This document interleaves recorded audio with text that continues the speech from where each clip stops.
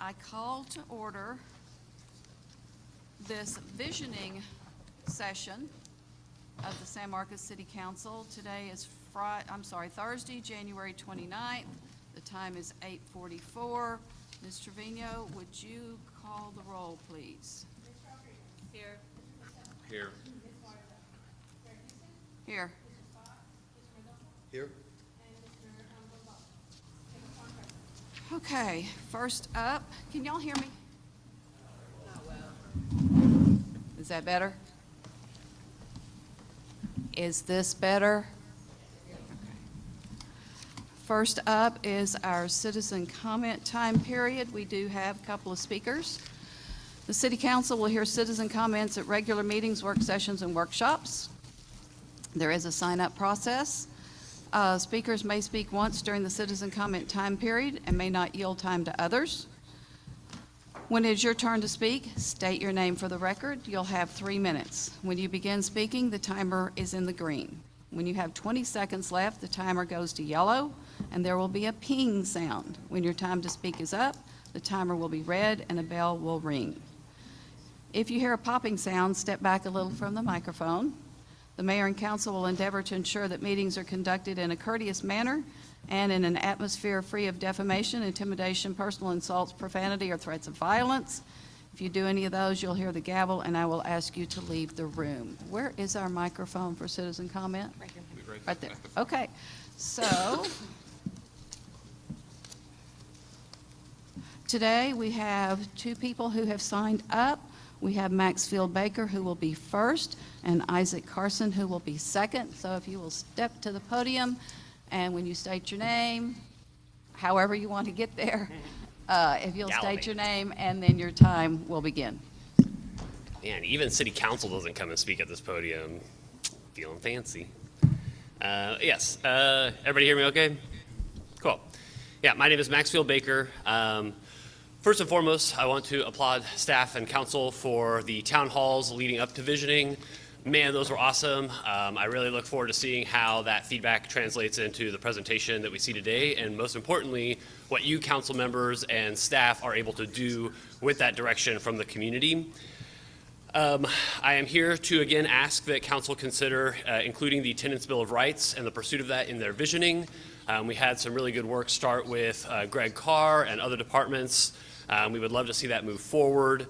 The Civics Club will not be kind of pushing on that as much because we are focusing on the environment this year, but we are still here to help out and have conversations and advocate alongside the Tenants Advocacy Group and other organizations in town. We also ask that you consider posting the draft agendas to the city's website. We've been consistently asking for that, and the process for that has gotten very clear and clean, so it'd be nice for that to happen. Also, in the vein of access and transparency, it'd be good for city council committees to actually report at city council meetings what's going on. It was kind of frustrating for us to learn that our Tenants' Bill of Rights issues were kind of directed towards the Workforce Housing Committee, and that Workforce Housing Committee was not meeting regularly and had attendance issues, is what I understand. And so it would just be nice for the community to know and add some weight to what's happening in those council committees. A lot of community members feel like things often get sent to committee to die.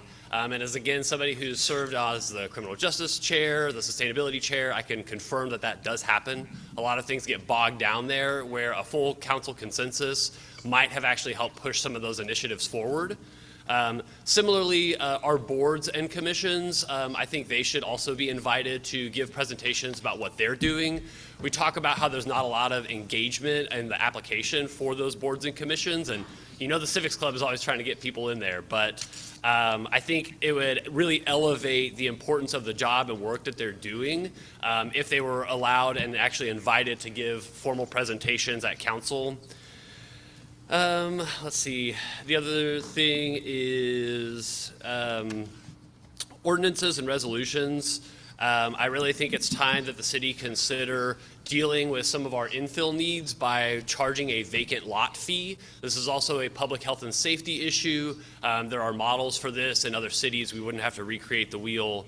And then the last thing is in light of our budget constraints, it would be really nice to, in participatory budget in mind, to have more of our consultant kind of fees and stuff and economic development, costs just in a more clear space where everyone can see it. I've emailed all of this to council and again included this in the town hall discussion. So if y'all have questions, you can follow up with me. Thank you. Next is Isaac Carson.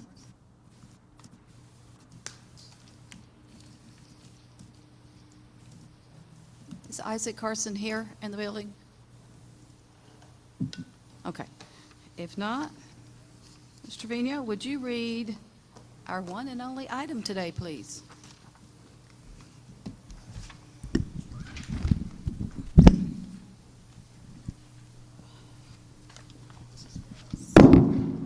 What the heck? I should have grabbed it for you.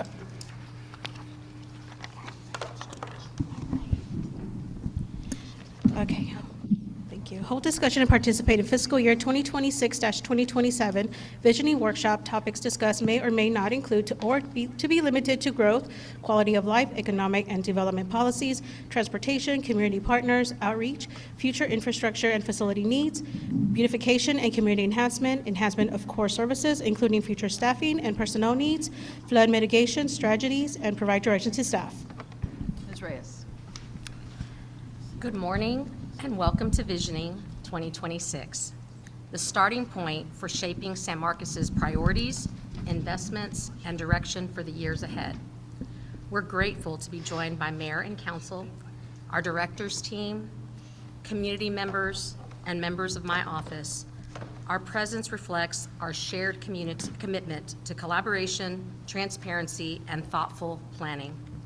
Visioning marks the official launch of our 9-month budget cycle. This is a deliberate, city charter-guided process that begins at the highest level, with your vision, values, and policy direction setting the framework for the budget that will come forward in subsequent months this year. These early conversations matter, and each step acts as a building block for each step thereafter. Visioning and budget policy discussions give council the opportunity to define priorities and expectations before staff begins detailed budget development. While we can't dive into all the specifics yet, particularly until certified property tax values are received in late July, the process is designed with regular check-ins so there are no surprises when the proposed budget is presented in August. Over the past several years, we've continued to expand opportunities for public involvement to increase community involvement around the budget process as it develops. Examples include presentations to the Neighborhood Commission, community town halls, online interactive tools, and the new participatory budgeting process that will help to tell our financial story in an accessible and meaningful way. The vision shaped over the next 2 days will have a lasting impact. The goals and outcomes discussed here influence decisions, investments, and services in San Marcos for years to come.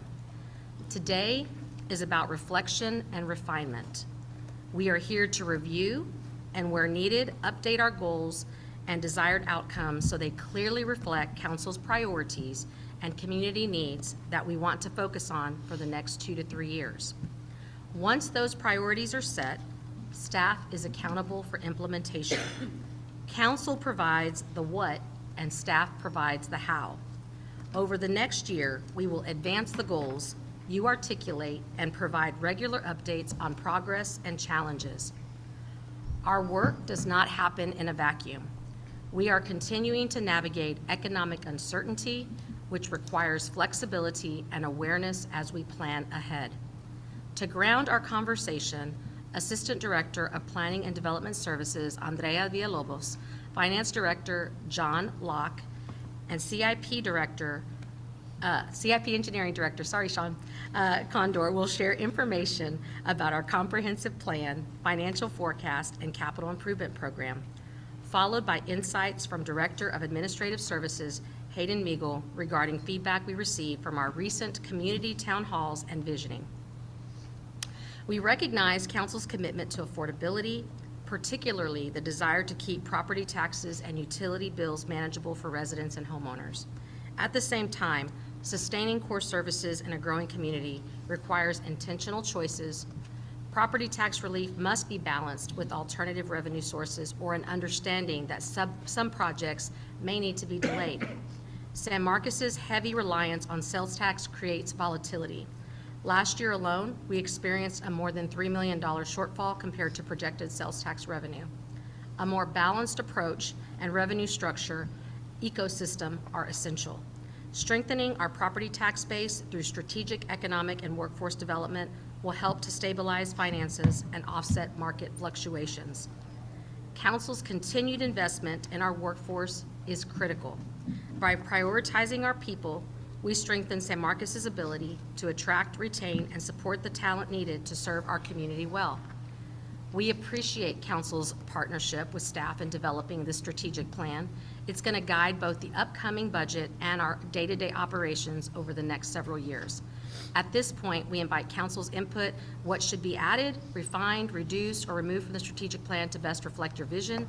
We are confident that these 2 days will help position San Marcos for continued strength, resilience, and success. Thank you for your engagement and participation. We ask that questions be held until designated discussion slides throughout the presentation to ensure a productive flow. Please use the Post-it notes or the copies of the strategic plan at your tables to capture key topics that you would like us to revisit. We'll return to these ideas after reviewing our strategic plan achievements.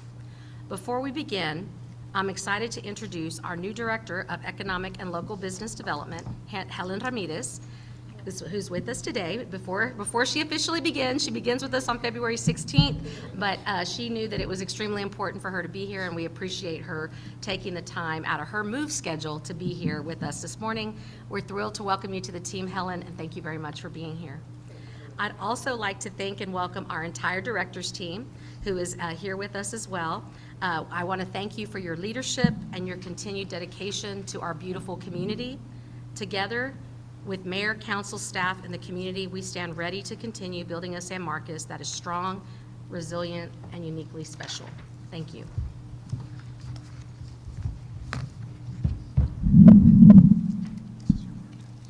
So now we're going to go to just through the agenda. So the first part of the agenda, just to let y'all know kind of how the flow is going to be. So we're going to first go through what is visioning. For our new council member, Mr. Paselt, just to kind of help ground and make sure that also it's a review for our existing council members to understand just kind of what are the expectations for the day, for the community to understand as well. What guides our visioning process? We're going to go through that. We're going to get a little update on our Comprehensive Plan Oversight Committee. We're also going to get some fiscal planning considerations, capital improvements program overview, community town halls on vision and priorities, the strategic plan achievements, and then review and revise the strategic plan. So what we're hoping is that basically either right before lunch or after lunch that we're done with most of this, so that then y'all spend the remainder of the day going through, looking at the strategic plan and really honing in on what things need to be changed or modified. Then day two, you'll get to sleep on it a little bit, and then day two, we would just go through more of that review and revision of the strategic plan, and y'all would be able to give us direction. So what is visioning? Visioning is the first step in the annual budget process. Council's able to review and revise the strategic plan, and this is what we use to actually guide and develop our 27 proposed fiscal year budget to ensure appropriate service levels are met in regard to specific areas. What shapes this? It's shaped actually through direction that you get from hearing from the community through the strategic plan, through the community survey, the community town halls, and any other citizen inquiries and input that you get. And it helps to guide and influence our strategies to deliver city services and investments in our infrastructure. The goal topics today have been provided were the things that council previously agreed upon, and those are quality of life and sense of place, economic vitality, public safety, core services and fiscal excellence, mobility and connectivity, and environmental protection. And I'm really thankful Mayor and Council worked on these goals about 4 years ago, just to try to make sure that this really captures, yes, all the broad visioning things and the things that are dream things are important, but it's also important to stay grounded in what are those core services. And one thing that I was very intentional about in working with my team members is ensuring that everybody within the city can point to something within the strategic goals, over here, Mr. Scott, and can say, hey, I help with that, I do that. We want them to see that they serve a particular little niche within this particular plan and know that they're part of the bigger picture that mayor and council and the community see for how we do our jobs and what we do for the community. So what guides your visioning? Well, we want to make sure that it's grounded in what is actually possible. So having the financial forecast is extremely important. We can dream all day long, but it doesn't help us get to where we want to get if we don't have it rooted in financial reality. We have to make sure that y'all understand what it is that we're looking at and what we're projecting and what we're seeing and the things that we're in tune to as we start this process. We also look at the Vision SMTX plan. We look at previously adopted plans, airport arts, downtown habitat conservation. And the reason these are important is because, remember, these are adopted through a very intentional process. You have citizen input, you have council adoption, so that has been something that we need to make sure that we keep at the forefront so they don't just become plans that are on the shelf. Instead, they are plans that we work on to try to realize reality, and that we keep that as our compass to guide us as we embark on whatever it is that we're looking at for the upcoming years. We look at current strategic plans and achievements. We also ask for community surveys, which Ms. Surley and her team just accomplished recently, and we delivered that to y'all. I want to say that the town halls were new this year, but the town halls were meant to provide more qualitative data into some of the feedback that we received from the community survey. So everything is acting as a building block. Nothing is obsolete. We are working really hard to ensure that people understand and can see and hear their voices and the feedback that they provide in what we're providing to you. We also have our 10-year capital improvement program that helps to plan for infrastructure needs throughout our community. And then we also want to make sure that we make you aware of unfunded department requests, because the things that we bring you are not necessarily a reflection of everything that is needed by departments. It's only what is financially feasible and what we can afford based on council direction and what we know that, that revenues are looking like. We also look at our growth projections. Us being such a fast-growing city, it's extremely important that we position ourselves as best as possible for that growth. Sometimes we do feel like we're behind the curve on things just because things are happening so quickly. And so we try to find out strategically how we can try to make some marked differences. We look at existing and future community needs, and then we also look at the city charter statement of goals to ensure that we're staying in line with basically what our community has said is our constitution and our guiding light for how we do our jobs as a city. When it comes to our visioning outcomes, as far as what we'd like to see and what the expectations are, we would like to again, get through this first step in the budget process. We want to review and revise those strategic goals and outcomes. And what are the roles and responsibilities? What is council's role as distinguished from staff's role? So council, you dictate the policy. You tell us again, you define the what. What is the vision statement? What are the things that you want to see happen? You define what are those 4 to 5 goals that we really need to focus on and hone in on as your staff for the upcoming years. You define what objectives, what are those desired outcomes that you would like to see. And then as far as what happens on the staff side is we tell you how we can do it, how we can achieve it. Those are the operations. And so we come up with what are the strategies to achieve these things and what are staff's plans to achieve those outcomes. And so what we do is ensure that we keep you apprised of what we're doing along the way. What's the progress look like? How are we going through this? What are the challenges that we may be, coming into and trying to do that? And we do that through our quarterly reports that are provided to you. We also do this through our progress on the website so that we make sure we let the community know what's happening so that they can see that at any given time. And then on our agenda request forms, those are the items that are the cover sheets to your council items, each item within the agenda packets, that those also tie to your strategic priorities. So you see how this is all coming together and how doing whatever it is, every decision that you're doing as a council is helping to support these goals. So I'm going to go ahead and turn it over now to Ms. Andrea Villalobos to get us through the Comprehensive Plan Oversight Committee top priorities. As you may recall, this was an item that was scheduled for your January 20th work session, and we had to postpone it just because of time constraints.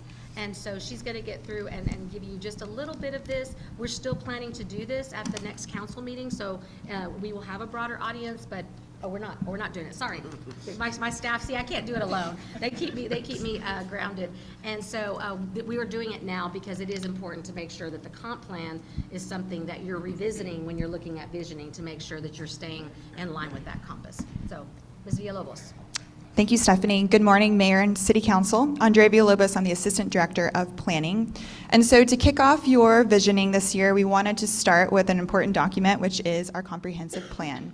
And so I'm going to briefly summarize the top 8 priorities that our Comprehensive Plan Oversight Committee prioritized this year. That is a council-appointed board whose charge is to review and actually prioritize the 130 action items within the comprehensive plan. And the committee developed a recommendation resolution, which was in your January 20th work session packet. And so it just gives a little bit more insight on their reasoning for identifying these priorities. And on your screen are just 8, again, out of the 130 actions in the comp plan. So the first 3 actions are related to updating the transportation master plan, which is something that we have currently underway now. And so as a part of the TMP discussions, the committee really wants to look at evaluating the need for a city staff position to manage transportation demand management programs and to ensure that we have safe crossings at a lot of our major corridors. And so this was a key theme that they talked about with both from vehicular bicyclists and pedestrians.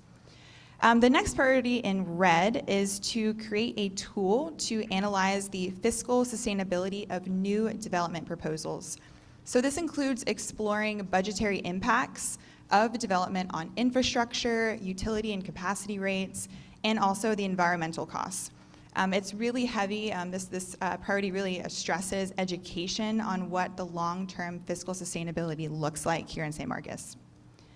So the next 2 items in blue are regarding housing, and that includes coordinating land use and transportation planning to work towards safe and convenient connections between neighborhoods and amenities, so making sure that folks have all of their needs in a close distance. And the committee also prioritized updating, reviewing, and adopting a housing action plan. The next priority in brown is to protect and promote land uses to implement green building practices and conservation-style development.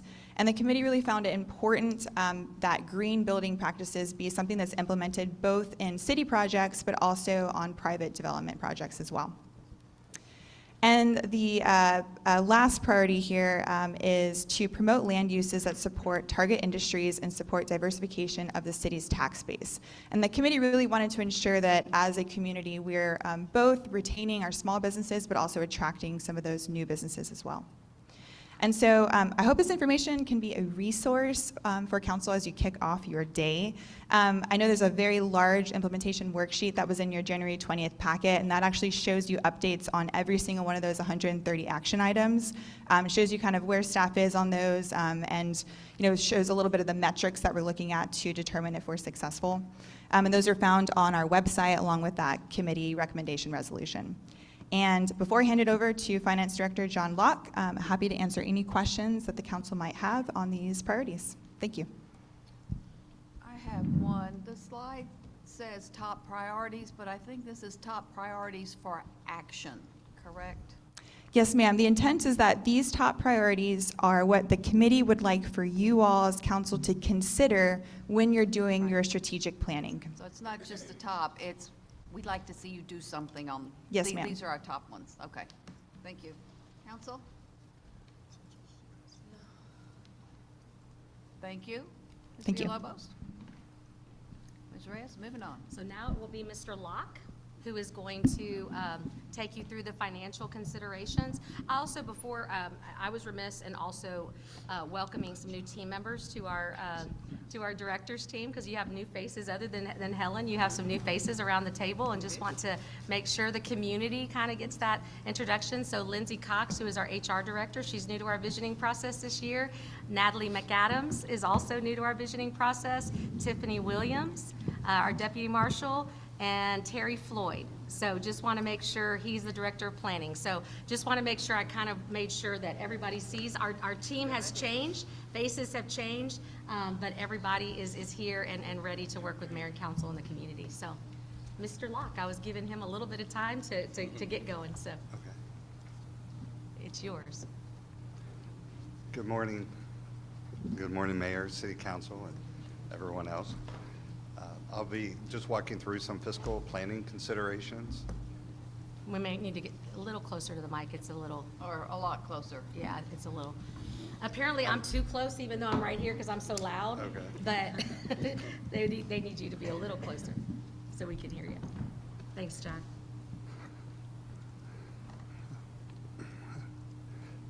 So when we look at fiscal planning considerations, we look at the financial overview of all the operating funds, not just the general fund. The general fund is the one that gets a lot of attention because it provides most of the services, or a lot of the services that that the citizens expect from the city. And also important, we have the electric, water, wastewater, our drainage fund, hotel tax occupancy fund. So it's important to consider all of the funds and their impact on the city and the residents. We also look at the unfunded department needs to adequately service our growing community. And it's important to keep in mind that the departments need more than what they get each year, because there's always supplemental requests. A supplemental request is something that the department requests during the budget process that is above and beyond their current budget. And there's many more requests than what there's capacity to actually fill. So there's I think in the current fiscal year 26, there was in the neighborhood of $5 million of requests just in the general fund that there wasn't capacity to fill. Along those lines too, keeping in mind that last fiscal year, the departments were asked to keep their budget flat, and they did. And in 2026, there was a $100,000 cut in the general fund, in aggregate across all the departments. And that's important to keep in mind, because as we move into the future, at some point, there will be an impact to service delivery. If our revenues aren't able to keep up with the cost of providing those services. We also keep in mind prior council direction, and Ms. Reyes mentioned this in the opening. As it relates to the budget, we look to the budget policy statement. The budget policy statement provides the guidelines that Ms. Reyes and staff will use as we build the upcoming fiscal year 27 budget, and it also provides some guidelines as we move throughout the fiscal year. We have the long-range planning and housing initiatives that Andrea just spoke of. We keep in mind our tax rate and also utility rates, and those need to be set so that we can provide services as well, and we have to keep in mind the impact on the residents. There's the Regional Animal Shelter Partnership, and as some of the partners begin to phase out, making sure that we're managing that and keeping track of that, because as revenues decrease from their contributions, we need to make sure we're staying on top of the expense side of it as well. We have the new City Hall discussions, the San Marcos, Hays County EMS, which, now that we have this study, we have something to start working towards. The capital improvements program that Mr. Condor will discuss, and then a future bond election. As Mr. Condor will talk about, there are a lot of annual capital improvement projects that keep getting pushed down the road into what we're looking at a future bond election, because there isn't enough capacity currently to be able to fund those projects.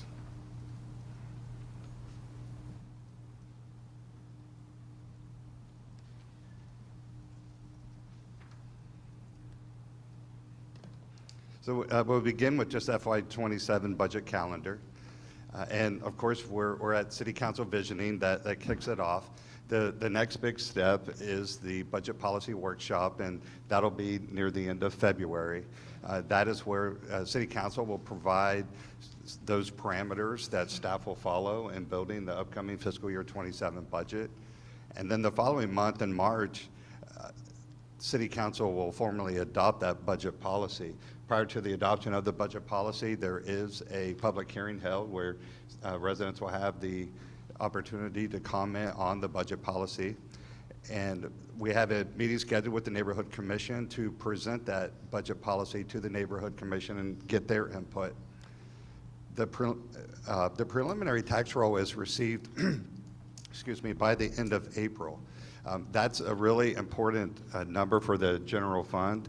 Up to that point, we're just working off estimates, and a lot of the estimates that we're seeing in year-over-year property valuation is following the same trend that we've seen over the past couple years, and that is that reappraised values are still declining as the market is correcting.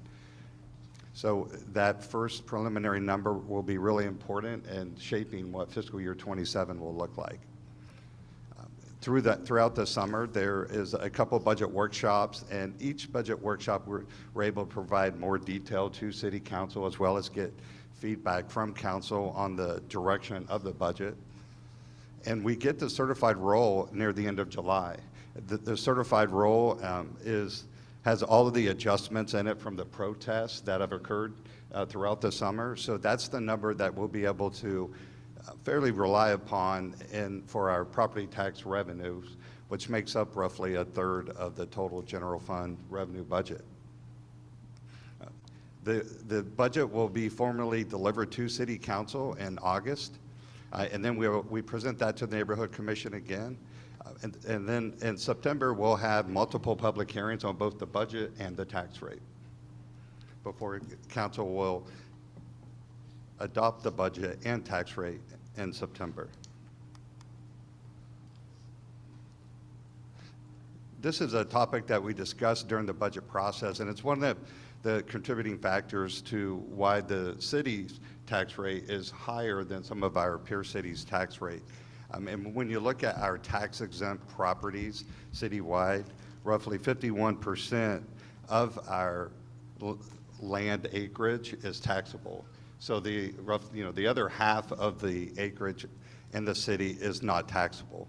And that's from fully exempt properties. With us being the county seat, we have a lot of county property that's not taxable within the city limits. We have our own value, or land that we take up, the Texas State University, as well as churches and the housing authority, entities like that. We also have partial exemptions, and that's the homestead exemption that City Council approved to give residents an exemption from part of the value of their homestead, and other exemptions such as the veterans exemption. And then we have the taxable. And what is taxable is the 51%, and that's all the commercial, industrial, multifamily, single family properties. One of the things that the slide doesn't show that we also discussed during the budget process is that in addition to this, we have over 17% of the city that's located in a floodplain. And properties in the floodplain have a lower value because you're not able to do as much in a floodplain. And of that amount, roughly 9% of that does not overlap with a tax-exempt property.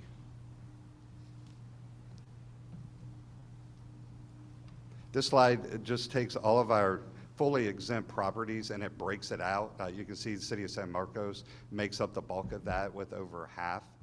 You also have Texas State taking up 16%, Hays County 6%, the San Marcos School District is 6%, and you can see churches and low-income housing tax credit, and then all the others, which I think there was a question on the message board, and that all others makes up the housing authorities, state and federal entities, the Hays Independent School District, and some nonprofits. So that brings us into what we will begin to just provide a brief overview of each of the operating funds, beginning with the largest fund, the general fund. The general fund is the primary operating fund of the city, and it accounts for all resources that aren't accounted for in another fund. The primary revenue sources in this fund are property tax and sales tax. Those two sources make up 2/3 of the total revenue source in the general fund. The general fund supports core services such as public safety. We can think of police and fire, parks and recreation, neighborhood enhancement, and capital improvement program for streets or fire stations and projects like that.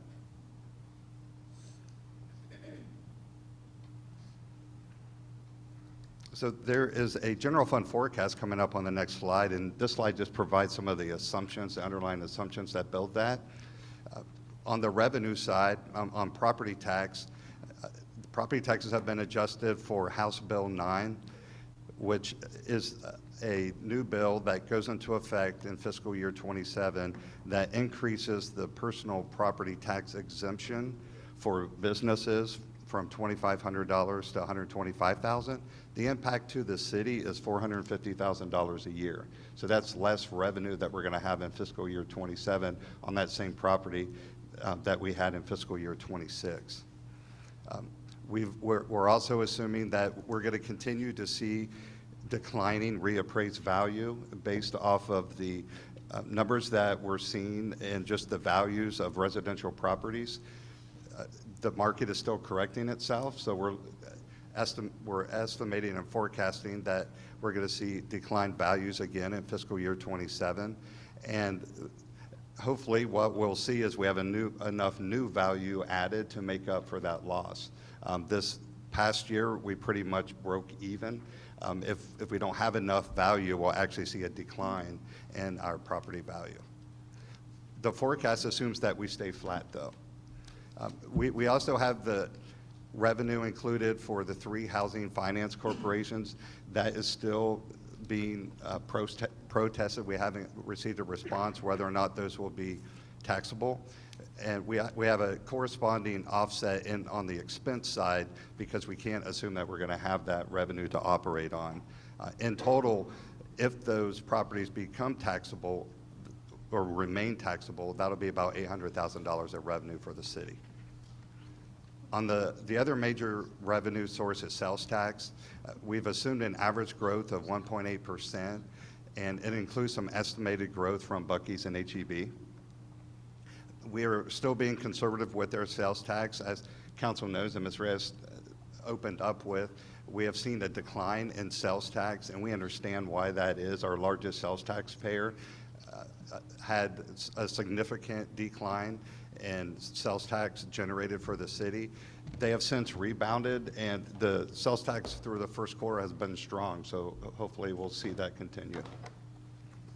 And then you have all the other revenues as directed by City Council. The miscellaneous fees that the city charges will be adjusted 3% annually to keep pace with, and staff evaluates those independently based on current trends. On the expense side, we assume an average increase of 3 to 5%. The 5% is just assuming for the meet and confer agreements that it will be closer to 5%. We also have to keep in consideration expiring federal funding. This is the ARPA funding that is being phased out. We have 2 positions and some operational expenses that are being absorbed in the forecast. And then we have some other miscellaneous items like equipment replacement. We talked a little bit about the radios that need to be replaced that multiple departments use, and the legacy software allocation. Just as a reminder, that is where historically software that is used across the enterprise has been split in thirds between the general fund, water, wastewater, and electric. And when you look at the benefit of each fund for that software, that's not the way it should be allocated. The general fund has been using those other 2 funds as a crutch, and that impacts utility rates. So we're trying to correct that.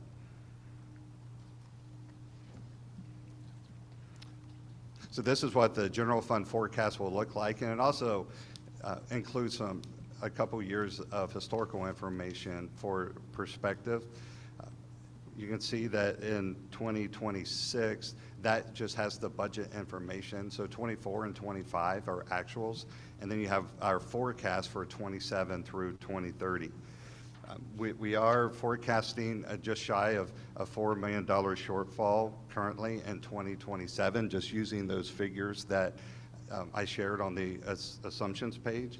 And as we progress through 2030, you would want to see the green, which is the revenues, higher than the blue, which is the expenses. And that's not what we're seeing, because our revenues aren't able to keep up with the expenses. Also, just to bring to your attention, there's some trend lines in there. The red is the expense trend line, and the black is the revenue trend line. And similarly, we would want to see the black to be equal to or greater than the red. And it's just showing that, again, that our expense, the trend of our expenses is they're growing at a faster pace than our revenue.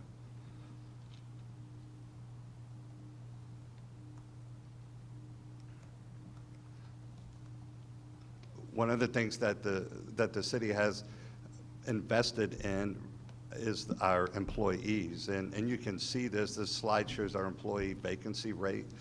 You can see it peaked in fiscal year 2022. There's a lot of different metrics. This actually shows police, fire, citywide, the non-civil service and civil service. Right in the center is the citywide metric. And you see in fiscal year 2022, citywide, the vacancy rate was 15%. That's where it peaked at. And since we began to invest in employees and, adopted the employee compensation philosophy the following year, you can see it's been almost cut in half. We're now looking in fiscal year 25 that's down to 8%. So we're seeing better employee retention by the investments that have been made in our employees. And Mr. Locke, before you continue, just one note that I want to do here. So I did send Mayor and Council a note, just letting you know that, again, looking at the assumptions and looking at revenues and expenditures, we're having to really, really make sure that we're looking at things very, very strategically and intentionally. And so one program that we've done is to offer an opportunity for people who would like to consider early retirement. And when I say early retirement, they're still they're eligible under TMRS, but they may be retiring sooner than maybe they had originally planned to do, because when you look at the budget and you look and see about $100 million worth of general fund, 85 million of that is personnel. The other 15 million is what it takes to run the entire city. And that's not much for a growing city when you take into account what all of that encompasses. So departments have had to work really, really hard at keeping their dollars flat, or actually providing services to the community with less money than they have available, because if you consider the inflationary factor. And so that's just not sustainable. We can't continue to do that. And so that's why we've said, well, we're going to get the biggest impact is when we look at people. I've been very clear that I don't want to do a reduction in force. That is not, it's a very painful thing. So if there is voluntary attrition that can happen, we have made that offer so that employees can take advantage of that and get some, some one-time payouts on things that we can do that will help us save money in the long run while if we restructure things. But I want to be very real, and I'm bringing it up on this slide because this may change our vacancies and our retention rates, just because it's going to be inflated because of this one particular opportunity that we're doing. But the goal ultimately is to make sure that we still stay competitive with wages. I can't afford to have that be on the backs of employees and not be able to pay them and compensate them well, but we may have to restructure how some of the departments are structured and the services that they provide. And that's going to come with also doing some talking with council and getting your buy-in and your support to understand that service levels, while it's easy to keep asking us to do more, we're going to have to just have a reality check of prioritizing what things we focus on and what things we don't. And so it doesn't mean we have to continue doing everything we're doing now. Y'all may say, hey, this is more important than this if it comes to that. And we're going to need that guidance from y'all, but just want to let y'all know that that is out there We're working on cutting back expenses, but it may not necessarily be what best positions us to serve our growing community in the way that we would all like to, but we've got to stay realistic and we've got to make sure that we're continuing to be financially prudent. So just wanted to mention that while we're on this slide, because that will probably change based on how things go with this incentive. Mr. Locke? Yes. I know we're supposed to, I just have a real quick question on this slide. I should have put it in the message board. So the non-civil service numbers that we see with the statement you just made, obviously, we've been holding some of these budgets flat, leading to non-increases in the amount of people we have. But with that in mind, are these numbers, do we have a version of these numbers disaggregated to show how much of this vacancy rate on each individual section is attributed to that policy versus just either not being able to fill, or high turnover? Do we have numbers like that? This doesn't reflect this new policy that we just did. That is something that's a new program that we just put out, so it doesn't reflect this But yet. the manage hire policy, how long have we had that in place? We've had that in place for about, since April, I want to say. Of 25? Of 25. Of 25. And so, but the thing with that, and we've been working on getting all of our vacancy savings, because vacancy savings goes to cover a lot of things. Any overage that we have with anything, and vacancy savings, and this is something that we've talked about very directly as a team, is just that's a stopgap measure. You can't rely on vacancy savings and have a managed hiring all the time. I have positions, and departments will attest that they have positions that they can't continue to work without. The only way we're going to get to a place where we can remove the managed hiring, and actually when we have vacancies, is to be able to reduce FTEs. Sure. And so that will help us, because what we're looking for, council member, is a structural change. And managed hiring, all it does is gives us a stopgap to help us meet the bottom line for that particular year.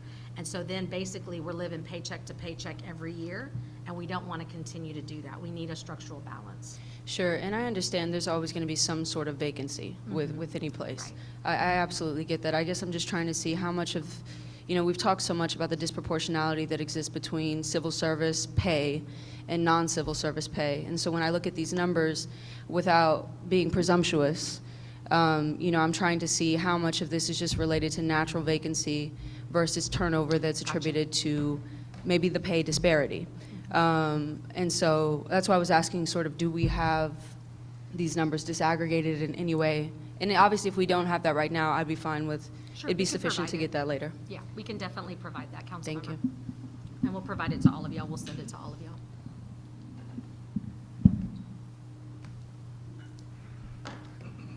Okay, so that is all we are going to cover on the general fund, and now we'll just go through some of our other major operating funds, beginning with the electric fund, which is our largest utility fund.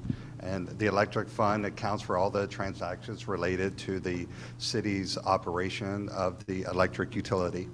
The primary revenue source of rates charged to customers for the electric service within the city's boundaries, or convenience and necessity boundary. And it supports everything related to the electric enterprise. Some fund considerations for the electric fund. There was a rate adjustment in fiscal year 2026, and as we discussed over the past couple budget years, there was a downgrade to the electric bond rating in 2022. We have been addressing that with some of that prior council direction, focusing on our fund balance and our debt service coverage ratio. That's addressing some of the concerns that the rating analysts brought up. With fund balance, the current direction is we want to maintain 150 days of operating expenses and work towards 180 days. At the time of the downgrading, we were closer, just under 120 days, so we've definitely made some improvements there.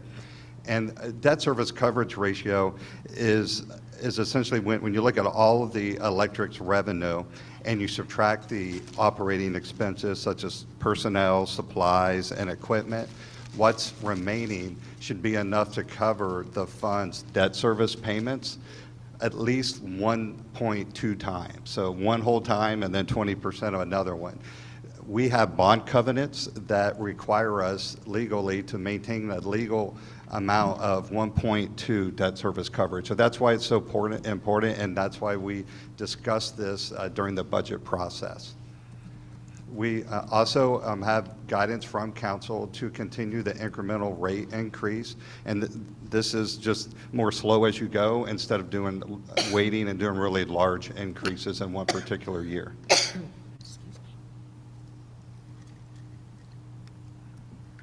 And our wastewater fund accounts for all the operations and activity of the water and wastewater utility system. The primary revenue source in this fund are the rates charged to customers for water, wastewater use. It supports everything related to the water, wastewater utility system. Some considerations in this fund: there was a rate adjustment in this current fiscal year. The Alliance Regional Water Authority issued debt in fiscal year 25, and the first principal payment will come due in fiscal year 27. That is $600,000. It's a higher dollar amount, so we just bring that to council attention for consideration with this fund. And it's something that Mr. Condor will probably discuss. There in the fiscal year 26 CIP program, we're going to issue $80 million of debt for the water wastewater treatment plant. And the reason that we're bringing this up to mention it to council right now, Mr. Yorth has identified different developments and made this a regional plant so that we're going to receive payments from the developers to make the debt service payments for the first 10 years of us repaying these bonds back. After the 10-year mark, then there may not be those payments coming from the developers to make those payments. It's possible that as the city grows and we get other developments, they may come online and extend that past the 10 years. But it's just a consideration, and it's something that staff is aware of, just that we need to be planning for. It's possible in 10 years that the city will need to absorb that service. On the prior direction for fund balance in this fund, it's maintaining 150 days of recurring operating expenses. Similar to the electric utility, the debt service coverage in here, we issue bonds, and the water wastewater fund has its own bond rating and has a strong rating of AA, just as the general fund. And we have covenants in those bonds that we issue that will maintain a minimum amount of 1.2. We work towards a 1.4, as our financial advisor has shared. 1.4 is viewed as a healthy coverage ratio. And we'll also continue with the incremental rate increases.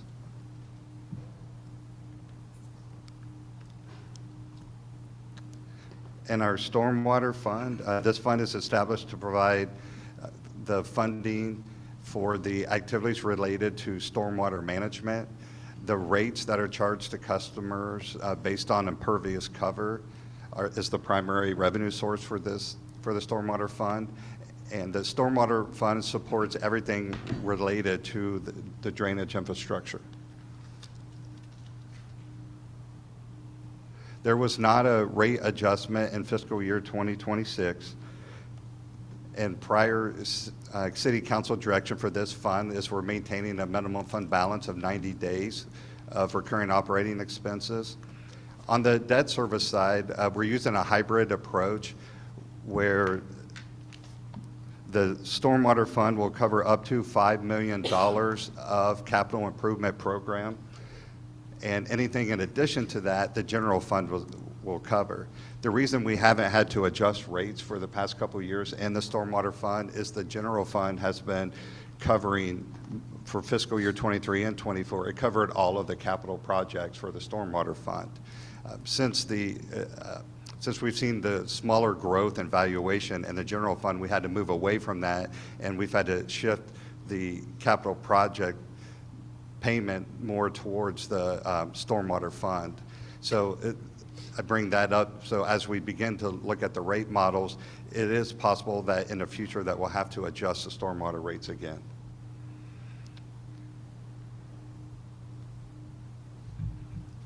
Our next fund is the Resource Recovery, and it was established to account for all the activities related to the solid waste disposal system. The primary revenue source are the rates charged to customers for solid waste services. This fund supports a lot of different things, from the residential trash to recycling, green waste pickup. It also has some recycling and brush drop-off, household hazardous waste. We have a reuse warehouse and a mattress removal program. There was a rate adjustment in fiscal year 26, and prior council direction in relation to this fund is to maintain 90 days of recurrent operating expenses, and that any excess fund balance is reserved over that 90 days, is reserved for a new resource recovery facility.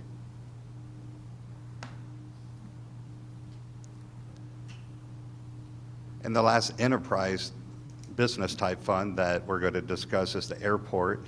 It's established to account for all the revenues and expenses of the regional airport. The primary revenue sources are commercial and agricultural leases, hangar rentals, and fuel flowage fees, and it supports all the operations at the airport. The Texas Aviation Partners manages the airport, and their contract is currently scheduled to end in September of 2030. They were receiving $90,000 a year from COVID funding that the city received for use at the airport to help fund an extra employee, and that funding ended in fiscal year 25. So this is the first fiscal year that the Texas Aviation Partners has had to manage without having that $90,000. Prior council direction with this fund is to identify an appropriate time for utilizing property tax revenues generated at the airport for airport operations. This is something that has been somewhat on the back burner for the past couple of years because of the slow growth that we've seen in our property tax valuations. So we'll have to see, once we do get the preliminary and certified rolls, if it is viable for us to start investing those property tax revenues generated at airport back into the airport.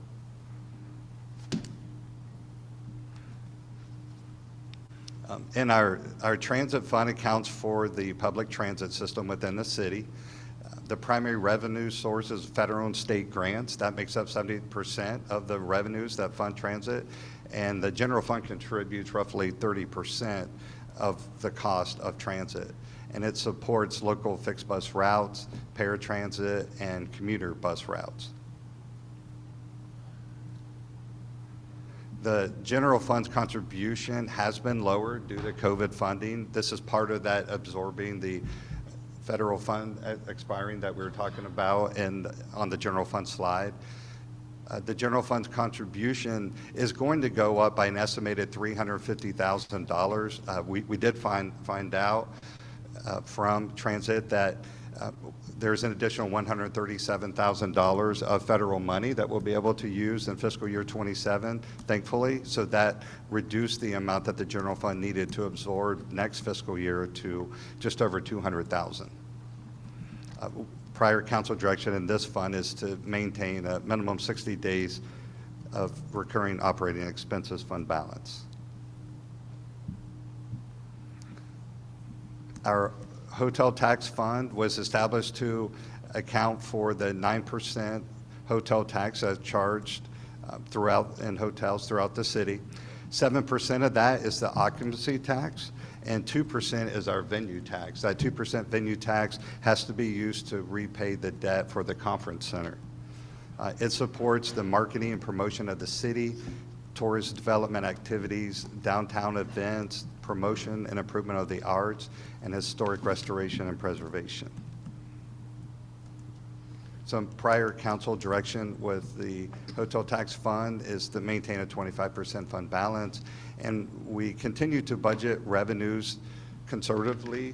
We always budget revenues conservatively. We go above and beyond in this fund just because of the impact that COVID-19 had on the hospitality and tourism industry.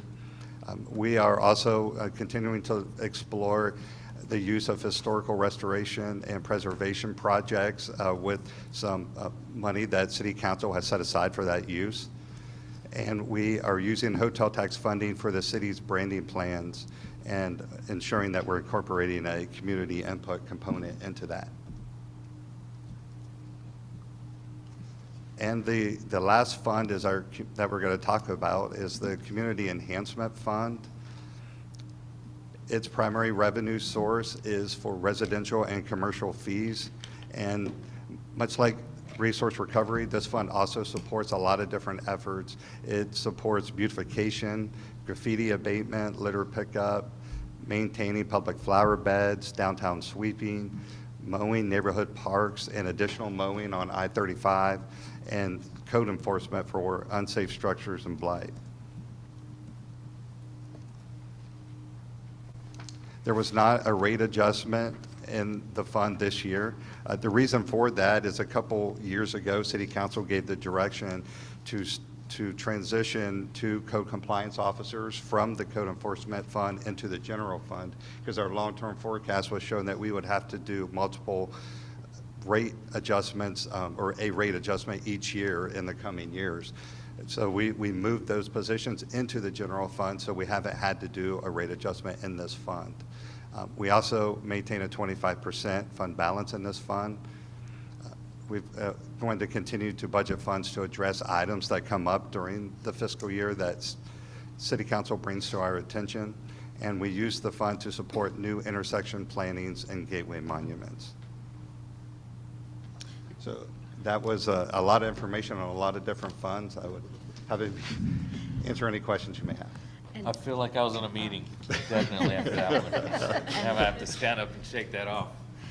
And Mr. Locke, just for the public's benefit as well as for the mayor and council, it's just a reminder, when we look at our funds, when we look at revenues and expenses, obviously those have to be balanced. We have a fund balance that basically equates to a savings account. It cannot be utilized for recurring expenses. It can only be used for really one-time expenses. You want to make sure in your electric fund in particular, because we have a lot of infrastructure that's overhead, you want to be sure that you have enough, because one ice storm, one windstorm tornado could come and wipe out our infrastructure. And so we have to make sure that we are prepared for that. So when you hear people say about excess fund balance, and because we have financial policies that say how much of a minimum we have to have for our bonds and our debt rating, but anything above that you cannot use for recurring expenses. That's the equivalent of using your savings account to live on as day-to-day expenses, and that's not sustainable. Eventually you'll wear that out. So anything we do, like for EMS and all that, you cannot use fund balance to use that, to sustain that. All you can use it is for like one-time setup of infrastructure or things of that nature. You can be first, then I've got a couple of questions for Mr. Locke. Just a quick question. You talked about 51% is the only developable area here. What's that in comparison to, like, say, Kyle or Butte, just any city really? That is a good question, sir. And we are, I don't have the numbers today. That is something that we're currently looking into because we do want to compare that metric to our nearby cities. So more than likely at the budget policy, we'll have that information to share. It's not 51% that's developable, it's 51% that's fully taxable, that doesn't have some kind of exemption. Right. The developable was the floodplain, and that's a whole different computation. You do have to look at it not in their taxable value and their assessed value. You have to look at it in terms of their total acreage within each of those cities. And so that's the part that we're trying to just take things a step further. We can see how much of their appraised and their certified appraisals and things, how much of it goes to tax exempt, all that kind of stuff, but that's not necessarily an apples to apples the way that we need to do it. It needs to show on total acreage how much of their property is developable and tax exempt versus ours. So that's the metric that we're looking at doing for comparison. Yeah, To me, that just means like it's a premium here in town, and eventually you can run out of that taxable area as well. So like long-term planning would state that like we need to be ahead of the game by the time we get to that cap, right? And then what's that, 10, 15, 20 years? Yeah. Cap on what? Well, just the max amount of area that you have to, that's taxable to use, you know? I mean, there's plenty of growth in the area is what I'm saying, but we can be really wise about what type of growth we're grabbing, because you may grab growth that's ultimately just not sustainable, right? Or look at density. Or density, yeah. Is that all you have? That's all I have. Thank you. Okay, Mr. Locke, if we could go back a slide, because I was not following something that you said about the community enhancement fee. You said something about a couple of people in the code fund or something. I'm aware that we're taking 2 code compliance officers out of the community enhancement fund and putting them over in general fund, but then you said there was going to be a rate adjustment here, and I didn't follow that part. Oh, I probably didn't explain that clearly. Doing that prevented a rate adjustment in this fund? Oh. Yes, The need for a rate adjustment. correct. Okay. And then I have a question back about software use and not sharing that cost across a couple of the utilities. Explain to me why, and then my next question will be, what about the other expenses that are shared? HR, payroll, purchasing, all those things. That was my first question. The first time I looked at a budget, I'm going, what the heck is this transfer for? And then it was explained. I went, oh, okay, that makes sense. So 30 years later. So as it relates to the to that software allocation, and this isn't unique to the city of San Marcos. I've seen this in other cities. When the general fund has funding issues, there's a tendency to rely on the utility funds to help the general fund. And one of the ways that is done is through allocation of expenses. So that these software costs are, like for a payroll system and, software that's used for all the city departments. Historically, what has been done is just allocated a third to the general fund, a third to water, wastewater, and a third to the electric fund. When you actually look at the benefit that each one of those funds receive from this software, that allocation is probably closer to 70% should be in the general fund, and Yeah. then the water, wastewater, and electric fund share, the other remaining 30%. So what we would like to work towards is correcting that, because ultimately what it does is it puts pressure on the utility rates. Okay, so I get that, and I've got my note here that says ratepayers versus property taxpayers, because it's Yes. coming out of our pockets, either the left pocket or the right pocket. Yes, ma'am. But I do understand making it more equitable instead of just going the one-third, one-third. I Yeah. get that, but it sounded like you were talking about not charging them at all, and that's No. where my ears kind of perked up. No, they would still pay for their fair share. That's all I need to know. Much like to your second question, the city manager, finance, human resources, we have information technology. We have, those costs are allocated across the funds based on their use of all of those departments. So it's not just a third, a third, a third. Right. So we're just trying to get the software based on that, following that same Like I methodology. said, that makes sense. Yeah. We do a cost allocation study Yes. to determine those amounts every year, just to make sure that we've got that. Yeah. Because, and I want to also state that the retirement incentive that we have offered to all employees, we didn't just limit that to the general fund. We also are offering that to our utilities, because again, staff also translates into overhead costs, which then translate into rates. So Mr. Yorth has been great about saying, hey, we need to look at it all across the board. And so he's working with that as well, understanding how important it is to mayor and council and to the community for us to have things be as affordable as possible when it comes to property taxes as well as our rates.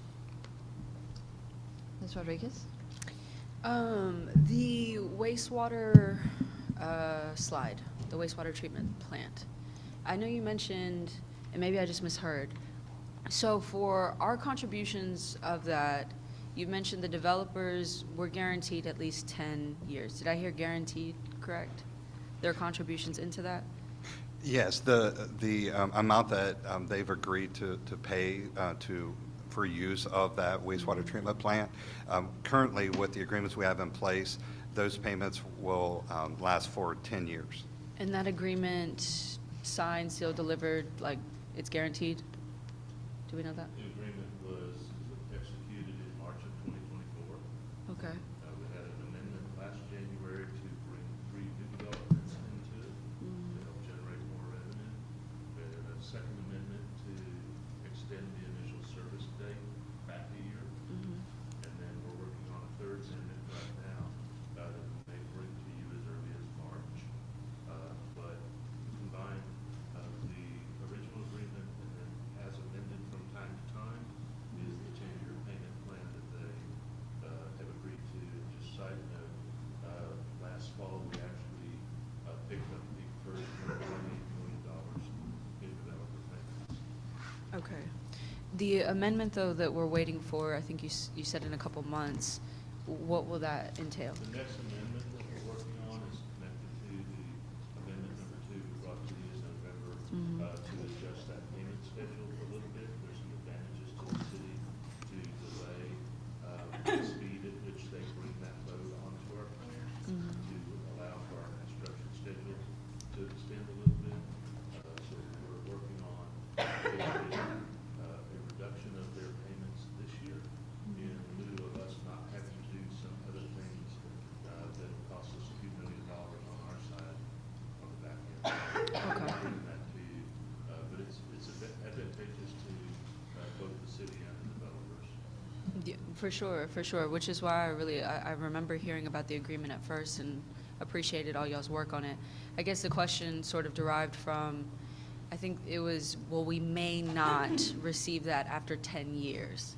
And so that was where I got confused, is if there was a set of term agreements that, included a certain time period, I guess I'm asking, why would we anticipate them to do anything outside of that?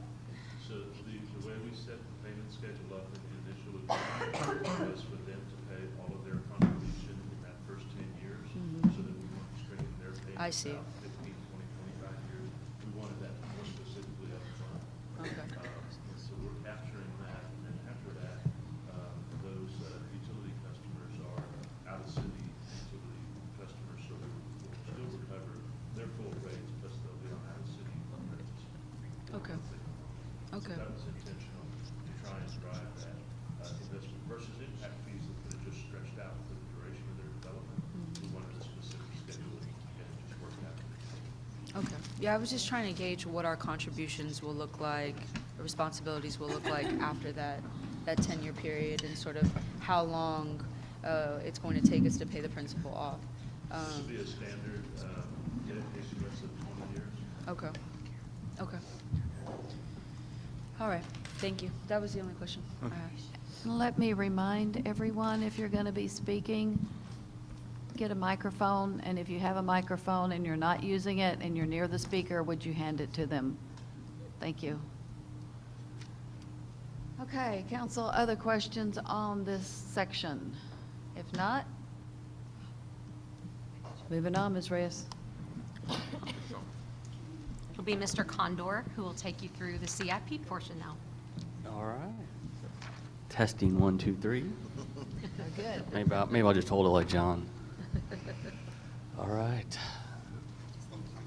All right, yeah. Who's running the I slides? guess I'm driving it.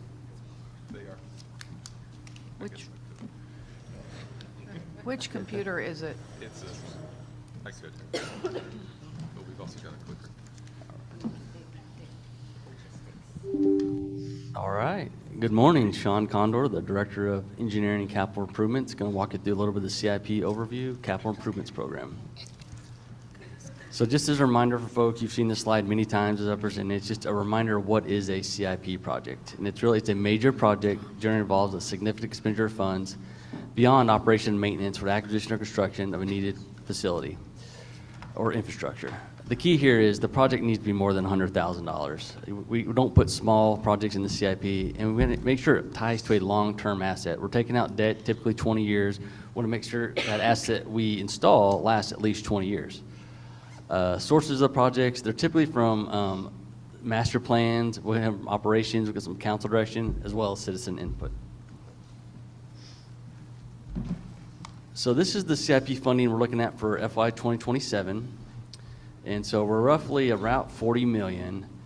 And that number, if you look over the years, it hasn't really changed much. I've been here since 2012, and our CIP has remained relatively flat. But I can tell you our construction costs have not remained flat. And so we're in a situation where we are doing less projects because our funding hasn't gone up.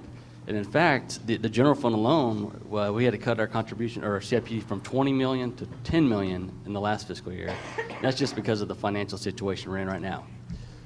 And so, but we're not stopping the work. We're doing other things. What do you do when you don't have enough money, right? You divide the projects into smaller phases. It does delay the project a little bit. It makes it smaller chunks, but we can afford it.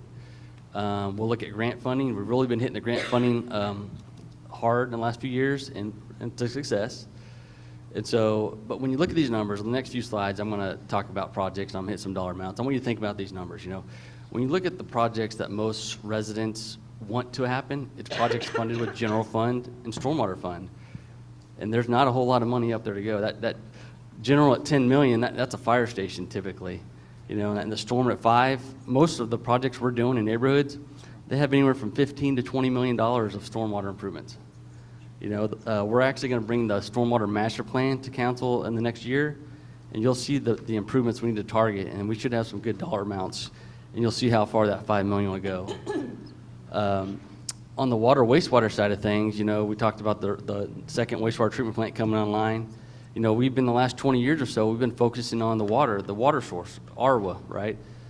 Now that we got that in motion and we're making some good strides, we need to shift our focus to wastewater treatment. And then after that, we're going to shift our focus to reclaimed water. But these treatment plants aren't cheap. And we are making improvements at a second plant, but the existing plant is old and it's going to need some improvements as well. We've got to keep in mind. So there's going to be a big shift you'll hear over the next several years from wastewater projects in the CIP.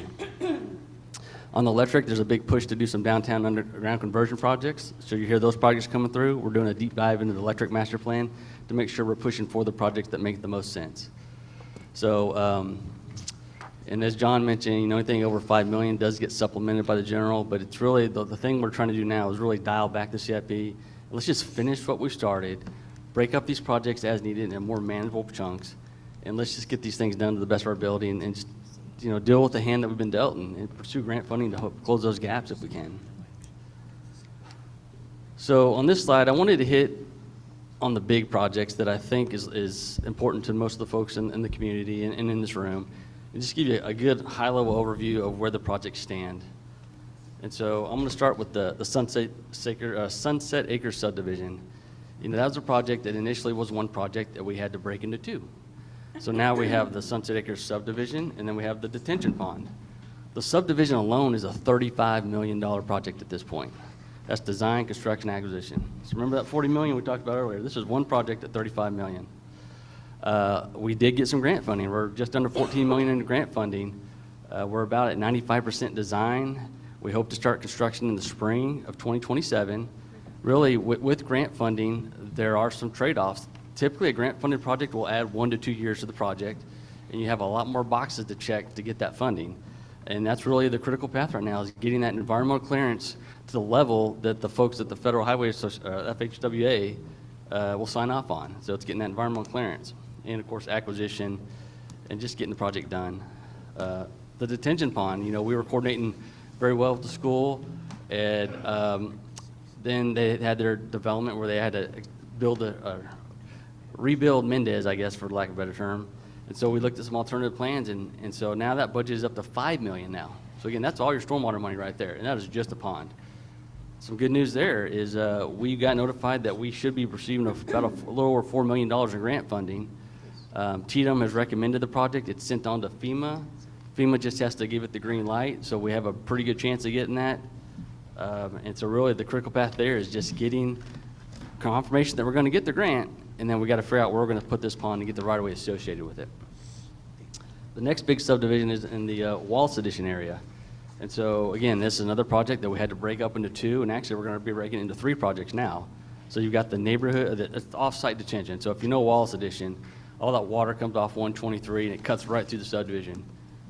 You can't just capture all that in the subdivision, so what we're gonna do is route the water around the subdivision. So we're calling that the off-site improvements. That's a $23 million project, okay?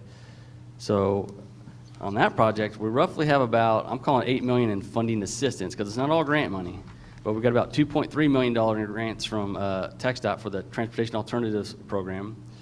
We have a Water Development Board grant in about $1.74 million amount, and then we have a water development loan, which is a 0% interest loan, which is about $4 million. We're about 95% design with that one. We hope to start construction in the spring of 2027. And the critical path on that is really acquiring the easements on that project. We're working with the state fish hatchery to get some easements through them, and that's just a little process to get through that. Then you got the neighborhood project. As I mentioned, the offsite addresses the water around the neighborhood. Now we're going to address the water in the neighborhood. We're anticipating that project to be anywhere from 20 to 25 million. It's much earlier in the process. We're only at the PER stage, or preliminary engineering phase. It's kind of before your 30% design. At this time, we don't have grant funding, but I'll be shocked if we don't get grant funding by the time we start construction. That's a good candidate for grant funding, and so we are pursuing opportunities, and we will continue to pursue that as design progresses. Then you got the Bishop Belvin improvements in the historic districts. That's about a $17 million project. That design is about 90% design, and we hope to start construction in the spring of 2027 as well. The critical path there is getting the easement acquisition and getting that gas line relocated through the neighborhood. Next up is the IH-35 Shared Youth Path Connection. That's really create that connectivity from the east side to the west side of town. That project budget's at about $3 million, and we have $2.2 million in grant funding. We got $1.2 million from TxDOT through their Transportation Alternatives program, as well as just under $1 million in congressional earmarks. That project is currently at 90% design. We hope to start construction in the summer of 2027, and the critical path is TxDOT review and environmental clearance. It's getting checking those boxes for that grant, basically. We talked about the FM 1978 water reclamation facility. It's a little over $100 million. We're about 60% design, and we will be starting construction in the fall of 2026. And what's unique about that project is the city's first progressive design build. It's really the only way we could have got this project done fast, but it's really, what's nice about that is we're getting these cost estimates firm up front, so we're not in a traditional project. We'd bid it and come back and say, oh, we're 20 million short, we're 30 million short, or we're over budget. Well, we're talking with the designer and the contractor as we do it, so we make sure we have the funding in place and we're not shocked when we get the final budget of the project. Next up is the Kissing Alley. We need to do those improvements downtown, and we're at $8.5 million with that project. We have a small grant from TCQ in about $200,000, but really what's helping that project move along is we have over $2 million, 2.2 to be exact, in TERS funding that would make it pretty much impossible to get that project done at the rate we are. We're at designed really 100% complete. We're just working through the environmental clearance as well as the temporary right of entries for those businesses. So hopefully the goal is to start construction in the fall. And then the Cape Street, this Cape Road improvements, this came hot last year when we had the, I guess the overpass situation. But we are expediting the project there. We hope to get the bridge repaired. It'll be about just under $1 million, about $800,000. We're at 60% design. We'll hope to start construction in the fall of 2026. And the critical path, not a shock here, it's getting environmental cleared.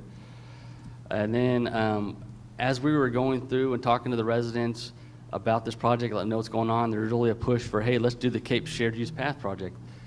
So one of the biggest problems to doing this in the past was getting across that, it's the mill race is what it is at this location. So we're going to actually, when we repair the bridge, we're going to widen it so we can get a true sidewalk through there.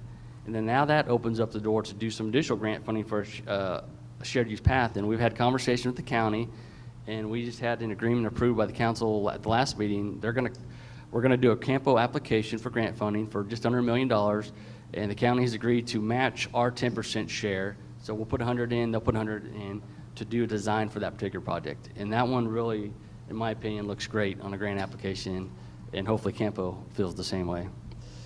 So really, once you get the design done, we'll continue to pursue grant funding for construction. So I don't really have a good construction time at this time. It's just, do those grants hit or not is really what's going to drive those schedules. So that's a quick update, a little longer than I intended, but I think those are some key projects that I know a lot of folks are really interested in. And Mr. Condor, I do want to give just a moment to give you and Sandra and Lauren kudos for working very aggressively on grants at the federal level, and also even with the Texas Water Development Board, just to try to bring money into the city to help achieve these projects. So just want to thank you and everybody for that. Yep. I didn't mention it, but we did just get confirmation of a $5 million grant from Texas Water Development Board on the Highway 80 project, and a low-interest loan for, what, $12 million. So we're doing pretty good in the grant world. Just it takes time, and it does extend projects, but as long as we let people know, they're usually good with that. So bond election, right now, if you look at the current CIP that we'll push forward in 2027, we're right at $165 million. And those are projects that we saw the $40 million a year. We can't afford these projects. So these are projects we're moving along, getting ready, but eventually we're going to have the conversation. If we're going to get these done, it's going to be a bond election, or we'll just keep pushing them because we just can't afford them. But really the timing, we were kind of looking at doing one in a few years, but due to the economic uncertainty, we're really just going to put that on pause for now. We just know it's not feasible. This is not the time to have this conversation. And so if you were to say go, the earliest we would do a bond election would probably be in 2031 at this time. But for now, we'll just put it on pause, and we'll bring that up over the years as the economy looks a little bit better for us. So here's the CIP schedule. We met in the fall. We got the draft CIP prepared. We're in the process of preparing the CIP book, and then we'll start presenting it to the folks. We start with the Neighborhood Commission in March, and then we go through in March to April. We'll meet with P&Z 3 times, and then we'll present the draft CIP to council in May. We'll go through the budgeting process through the summer, and then we'll come back with a final CIP in August, and it'll be formally adopted in September. So with that, I will leave you with the location of the CIP. The draft one, it's not up yet. That you'll be able to find the 26 CIP. With the 27 CIP, it'll get uploaded when we start that neighborhood commission meetings in early March. So I'll pause for questions. Questions, council? Ms. Rodriguez goes first. Thank you for all your work, Sean, or Mr. Condor. I know Mayor doesn't like us. So as we talk about the schedule, can we go back to that slide? I just had some general questions because I can't remember from last year.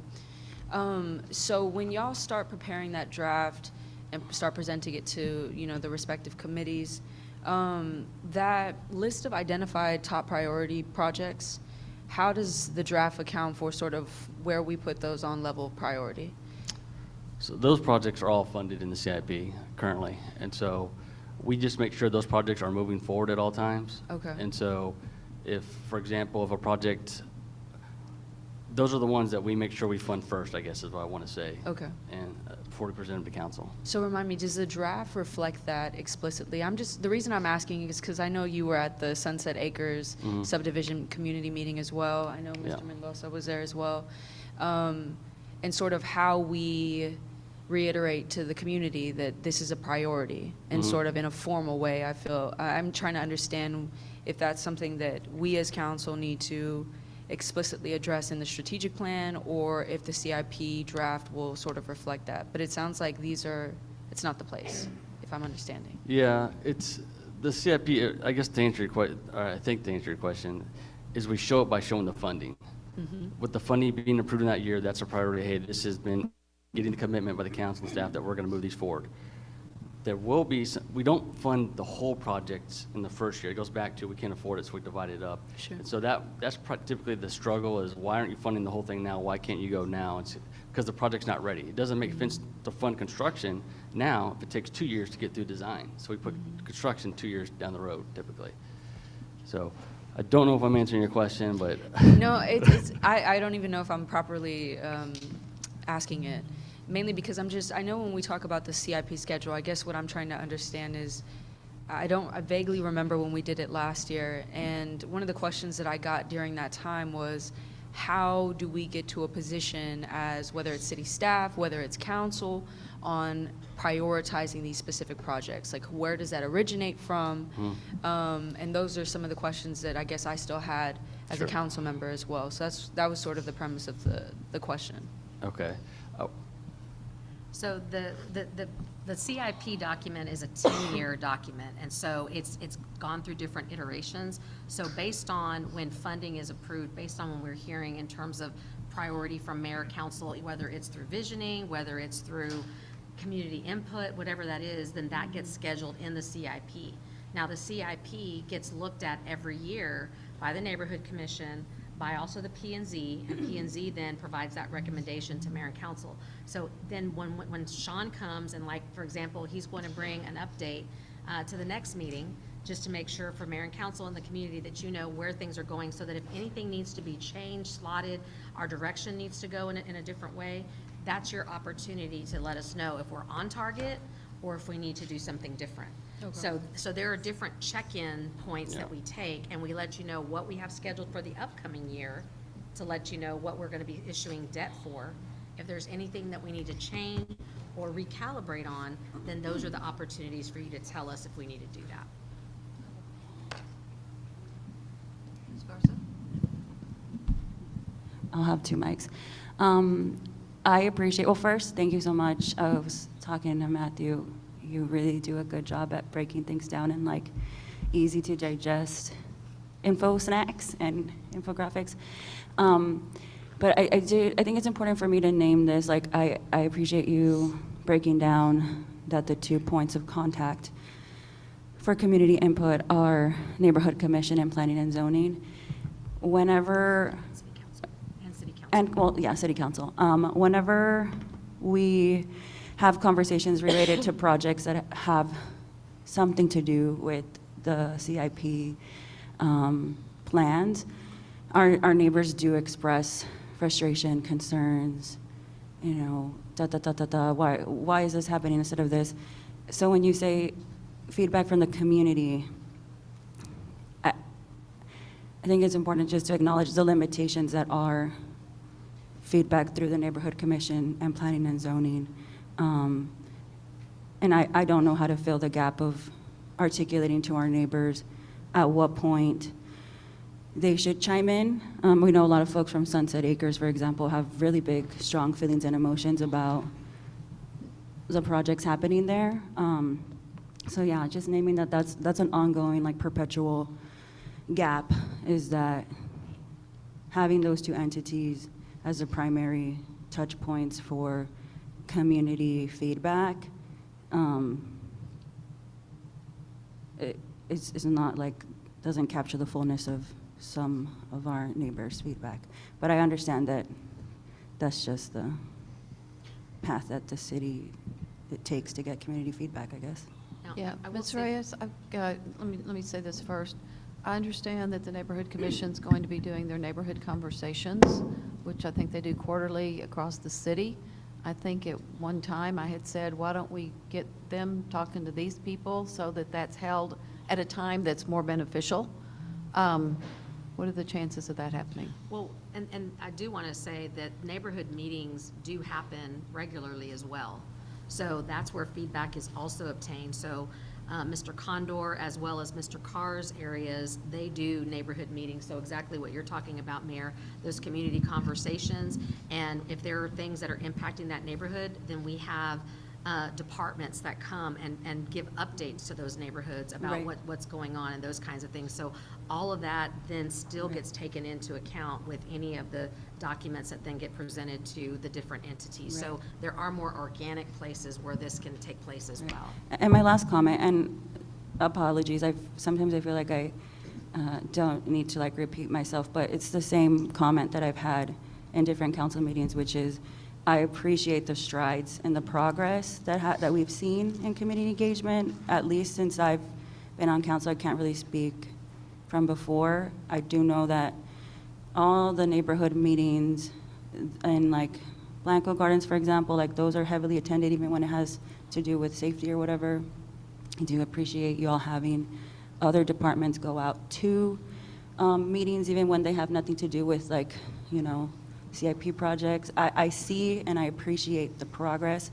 I just feel like my neighbors want to still be like with the, the glows and the grows, right? Where it's like, thank you, we want to see more of that. But I do recognize the efforts. So thank you. So I will clarify.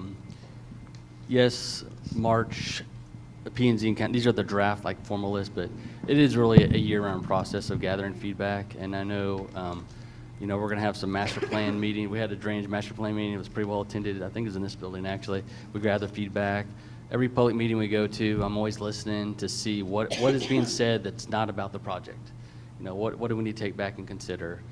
I get a few residents call me every once, where's this project? So it's an ongoing process. I hear it from you guys when I see your presence at public meetings, that tells me this is one I really need to pay attention to as well. Not put a little extra not efforts forward, but pay close attention to this one, if you will.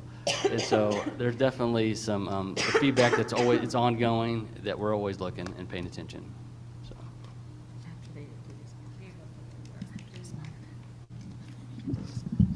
Are there any more questions regarding capital improvements or other things for Mr. Condor? Mr. Rousseau? Oh, sorry. What's the oldest CIP project? They obviously came in some type of chronological order, and I get design, timeframes. There's all types of timeframes attached to these, but I will tell you, for me, if you look at a project, I can do, we can knock out a project in about 2 to 3 years if it's a simple water line. But you talk about a project like Sunset Acres, that's easily a 10-plus year project. It's not uncommon to have these bigger multi-million projects that have been funded, 10 years ago. And so, I don't know, the biggest one that's been worked on that I can think of is maybe the Bishop Belvin project. That one, I think there were I recall seeing a plan set back in maybe 2008 for just a water line in that neighborhood, and they said, hey, we have bigger problems than just drainage. So we put that back in the CIP to fund the drainage portion. So it's easily 20 years, on some of these older ones. Victory Gardens was one that took probably, if you look at the first time it was funded, I would guess 15 years ago. So it's a long process, and the issue is, particularly on drainage, we can estimate water, wastewater easy. Drainage, you don't know the full impacts till you do a study to figure out where the water's coming, how much, is it a 36-inch pipe culvert or an 8x8 box culvert?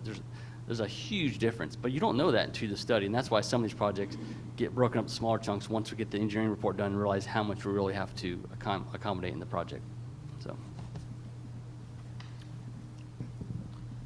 Other questions? Okay, we are at our 90 minutes. I was hoping we would finish the presentation section, but since there's been so much more information provided than what's on the slides, would have loved it on the slides so I don't have to write everything down. How long will this next section take? Not very long. It shouldn't take very long. We're hoping that we can get through all the presentations before lunch, and that way then y'all can spend after lunch going through the accomplishments. But it just depends on mayor and council as far as your questions, if you let us roll through, or if This you next have part is questions in two- between. It's 2 slides. I know it's It'll be 2 about slides. 5 minutes. We're going to take a break. Okay. And then go to the So accomplishments. it is 10:27. If you don't know, there's snacks back in that room back there. If you would, be back at 10:33. That's a 5-minute break. 6 minutes. Thank you.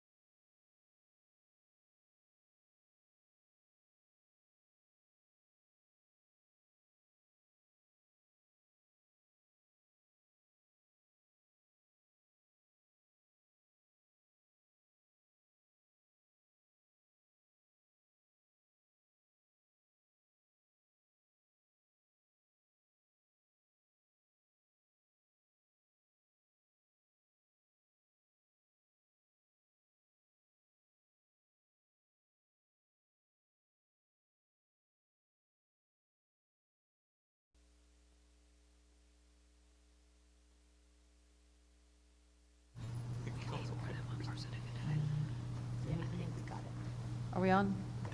Okay. We have returned from our break. It's 10:38, and on to our next section. And this will be Mr. Meagle. Hello, Mayor and Council. Hayden Meagle, Director of Administrative Services. And even though I have the privilege of presenting the next couple slides, I do want to acknowledge Ms. Grisel Paz-Carey, our Community Support and Resource Navigation Manager, who really led the effort on implementing these community town halls that we had on vision and priorities.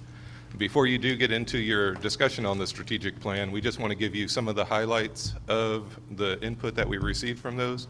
Now, just going over the highlights here and in the presentation, but we did provide all of the comments in aggregate, both to you by email and also in the packet for this session. So overall, we were, let's see. Overall, we were really pleased with the turnout that we had at these sessions. This was the first time that we had ever had pretty much any input sessions prior to visioning, and we highlighted that for the attendees, knowing that, you know, council members always came into visioning with what they heard from their constituents, but this was the first time that we were intentionally asking, hey, what are your top priorities prior to going into the council visioning session. So 3 sessions were held on January 8th and 14th earlier this month and attended by 85 people. We had unique participation from 61 community members because some people came to more than one, 8 staff members and 2 city council members. And that word cloud is just kind of taking all of the comments that we received and pulling out some of the words that came up the most.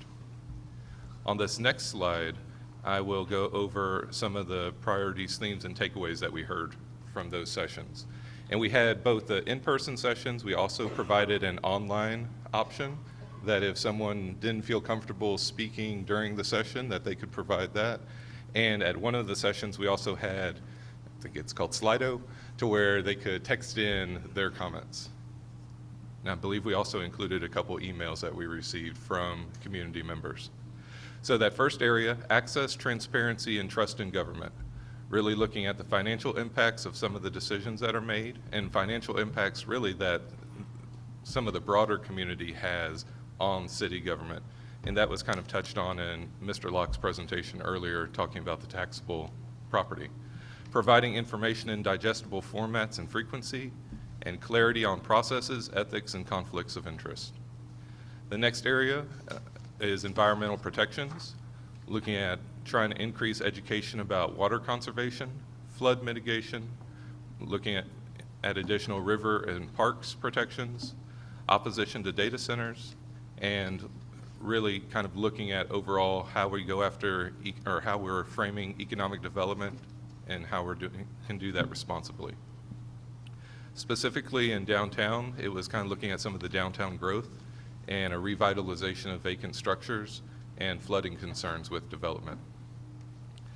Attendees also mentioned a few different community needs, really looking at mental health services, social service agency funding, affordable housing and childcare, accommodations and building community for residents with disabilities, and transit and mobility options and updates to those options. And that's including scooters, bike programs, bike lanes, microtransit, and also really looking at the overall transit plan update. And then there was also an interest in opportunities for education and dialogue on challenges or items impacting the community, such as the budget, economic development and incentive agreements, and growth of university enrollment and impacts to the city. Some of the comments in general were made, look, those presentations are really long, they're really complex. If you could pull out 4 or 5 slides and just give us some of the high points, that would really help the community. And I think there are certain slides in our presentations that would help convey that message. That's really what we wanted to provide ahead of your discussion. Now I'll take any questions you have. Council, questions? Saving them for later. All right, thank you. Ms. Thank Reyes, you. we can go on to the next slide. And Yes, thank you to those who held those sessions, the people who made arrangements for the good locations, so thank you all. And there were 3, so thanks. All right, and I was just notified that I get to go through the next, pretty much the rest of the slides on this before we get into the strategic plan. So the next few dozen slides have a lot of the achievements that we accomplished over the past year. And that was something else that I pointed out in the Visioning Town Hall at the beginning, because a lot of people might think, okay, what really happens with this strategic plan? And I can point to multiple times where something was included in the 2025 strategic plan and it was implemented in the budget that you passed in September. I mean, one of those beginning the work on the Tenants' Bill of Rights. Another one was the Office of Community Support and Resource Navigation. Another one was the Visioning Town Halls, because one of the strategies was look to see how you can include engagement with the budget process. So really trying to highlight, look, it matters what goes into this plan. In these next few slides, it has a lot. I'm not going to go through every single one because that would, yeah, nobody wants that. And you've seen it in the quarterly reports, but we just really want to kind of hit some of the highlights for any members of the public that are just looking at this presentation, that they can see, oh, here are some of the things that were accomplished over the past year. So these are broken up into the strategic goals, and then we also have the outcomes for each of those strategic goals listed underneath. And as City Manager Reyes stated earlier, the strategic goals are quality of life and sense of place, economic vitality, public safety core services and fiscal excellence, mobility and connectivity, and environmental protection. And we had also kind of asked if you could at least make a note of any particular areas that you want to revisit. So right now we're going to go through the achievements. After this is done, we'll really get into is there anything that you want to revise and get into that discussion. All right, so starting off with quality of life and sense of place. The goal statement for that one is cultivate a community that promotes inclusivity, equity, and belonging, has a unique sense of place due to our distinct natural, historical, and cultural assets, and commits to a healthy quality of life for families of all types. That next slide has each of the outcomes, and I won't go through them on here because they are listed on the list of achievements on the following slides. So under comprehensive planning, awarded the Texas American Planning Association State Comprehensive Plan Award for the Vision SMTX Comp Plan. Initiated an update to the Development Code and Design Manual, including a stakeholder survey, working group, and community workshop engagement. Began updating the Transportation Master Plan. Under strong community engagement, really looking at some of those area plans and progress made on those, including the North of Campus Area Plan and the South of Downtown Area Plan. Hosted 3 homeowner title workshops in English and Spanish to help residents legally document inherited property. Continued under strong community engagement, launched our inaugural Love Where You Live program in the Sunset Acres neighborhood, launched online budget interactive tools with the previous budget session, and then designed a participatory budgeting process for this fiscal year. Initiated the Dunbar History Walk project. And I said that I wasn't going to go through every single one, but I mean, there's so many good ones that I feel bad highlighting some and not going through all of them. Developed a neighborhood resource leader program to increase outreach. Really worked through the equity cabinet to hear some of their comments related to transportation issues, but also other issues. And then collaborated with the CDBG staff to conduct dream sessions in person at city facilities, and also via Zoom. Under Downtown Vitality, selected the Downtown Area Plan priority projects for fiscal year 26. Presented the draft historic preservation plan to multiple commissions, and it's going to City Council for consideration in early 2026, and updated downtown landscaping. Under Arts, Culture, and Special Events, created videos for the Legend Has It series, created an initial draft of the public art policy, promoted programs and events on social media, paid digital advertising, and the Visit San Marcos website. We awarded 30 different arts and cultural grants, for community, tourism, and spark projects throughout the community. Coordinated with downtown businesses to host a family weekend scavenger hunt, and the Dunbar History Walk project was approved by the Arts Commission and City Council. Under Parks, Open Space, and Preservation, implemented managed access pilot program for Rio Vista Park for weekends and holidays during the summer season. You heard a report about that in October. Implemented city park paid parking pilot. That is still so many P's. Continued community engagement phase for the Riverfront Parks Design Plan and Quail Creek Master Plan. And collaborated with SMCISD to provide field space for community recreation programs. Under Neighborhood Preservation and Enhancement, once again, we have presenting the draft historic preservation plan. Once again, we have the development of some of the area plans.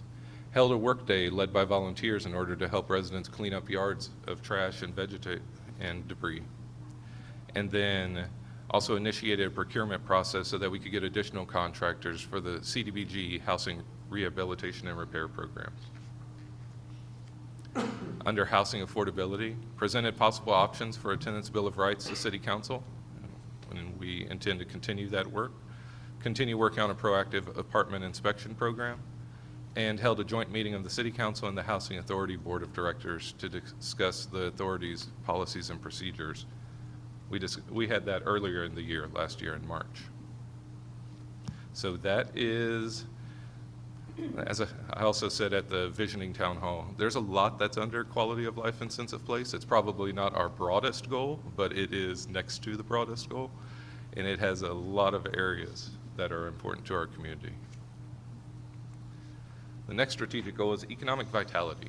Foster a vibrant economic climate for our community through new commercial and residential uses, education, workforce development, and support of new and existing businesses of all sizes. There are the outcomes within that goal. Under economic development policy, reviewing the economic development policy and identifying opportunities to integrate workforce development into jobs-based incentives. Launching the Sustainable Resources Grant and the Small Business Retention Incentive within that same policy. And review the Main Street Facade Grant and provide recommendations to Council in early 2026. Under education and workforce development, continued partnership with Workforce Solutions Rural Capital Area to host monthly multiple industry job fairs. Hosted a justice-involved job fair designed to connect people who have experienced incarceration with employers that have a commitment to second chance hiring. I'm particularly proud of this next one. Continuing under education and workforce development, held a ribbon cutting for the new workforce training space in the City Hall complex. The courses are provided through Austin Community College, and one HVAC course has already been completed, and we currently have a second HVAC course in there and an automotive maintenance course. So anytime, you can go by there pretty much any evening, and there's a course being taught in the Old Fleet Bays area. We also met with Texas State's continuing education program to discuss possible collaboration efforts and community needs for their certification programs. That was kind of exciting because the certification programs that they're talking about aren't necessarily the same ones that ACC provides. So really being able to expand those opportunities for our residents. Continue to host regular workforce programming such as cover letters, resume, job search help at the library, and a planned collaboration with St. David's Mental Health Grant to provide supportive programming that addresses the stress and anxiety that is seen among the job seekers who come to the library for assistance. Under responsible growth, we continue to work through the Economic Development San Marcos Board to vet potential incentives for development projects. Under business community, hosted multiple events, Spirit Squared and Mary on the Squarey downtown, and collectively brought 3,500 visitors into downtown businesses. Highlighted 2 new businesses through new biz alerts on social media for a combined reach of 39,000. Received Texas Downtown Best Business Award for the Sand Market. Presented Legacy Business Awards to the second cohort of the Legacy Business Program That included Mochas and Javas, Sunset Bowling Lanes, McCoy's Building Supplies, San Marcos Veterinary Clinic, Green Guy Recycling, City Bakery, and Bobcat Movers. Developed a downtown alley lighting plan as a priority in 2026. And visited 25 downtown businesses and approved 5 grants to downtown businesses for a total of $9,300. In the outcome of San Marcos as a destination, hosted a booth at Summer in the Park to highlight live music and music venues, promoted a deals and discounts program, coupons for participating local businesses, for visiting groups, conferences, and event attendees. Then had approved a few different requests for funding for FY26, continuing the landscaping project downtown, additional trash receptacles, additional bike racks, targeted sidewalk improvements. So we mentioned the lighting study, and then just really using our social media to promote the experiences in our community. Right, that concludes our economic vitality goal. Moving into public safety, core services, and fiscal excellence. Now, this is the broadest goal that we currently have. Deliver quality government services and improve community safety in a fiscally responsible manner with a professional workforce. And there are the outcomes. Under community safety, achieved accreditation through the Texas Police Chiefs Association after on-site inspection of adhering to best practices. Certified eligible frontline personnel as mental health peace officers. Achieved all goals on the police department 5-year strategic plan. Implemented a downtown police unit in response to violent crimes. Hosted a lateral entry process for fire earlier in 2025. Completed design of Fire Station 3 remodel. Worked with Matrix Consulting to conduct staffing studies for the Marshal's Office, Emergency Medical Services, and the Police Department. And conducted a tabletop exercise to simulate a tornado event, covering the response and recovery, and also conducted a cybersecurity course for 30 attendees from around Central Texas. Continuing under community safety, established the Office of Community Support and Resource Navigation, and that included holding an introductory meeting with the internal work group and starting to look at tools such as risk terrain modeling, and held active attack classes and a drill for all employees at the City Hall complex to increase preparedness and identify areas to improve security.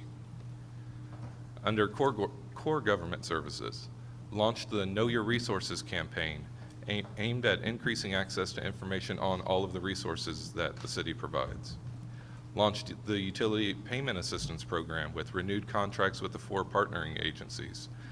That's another one that Ms.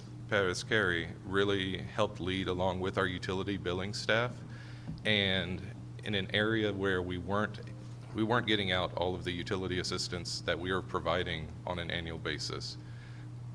Expanding that program and working through these nonprofits, all of that assistance was provided over the last year.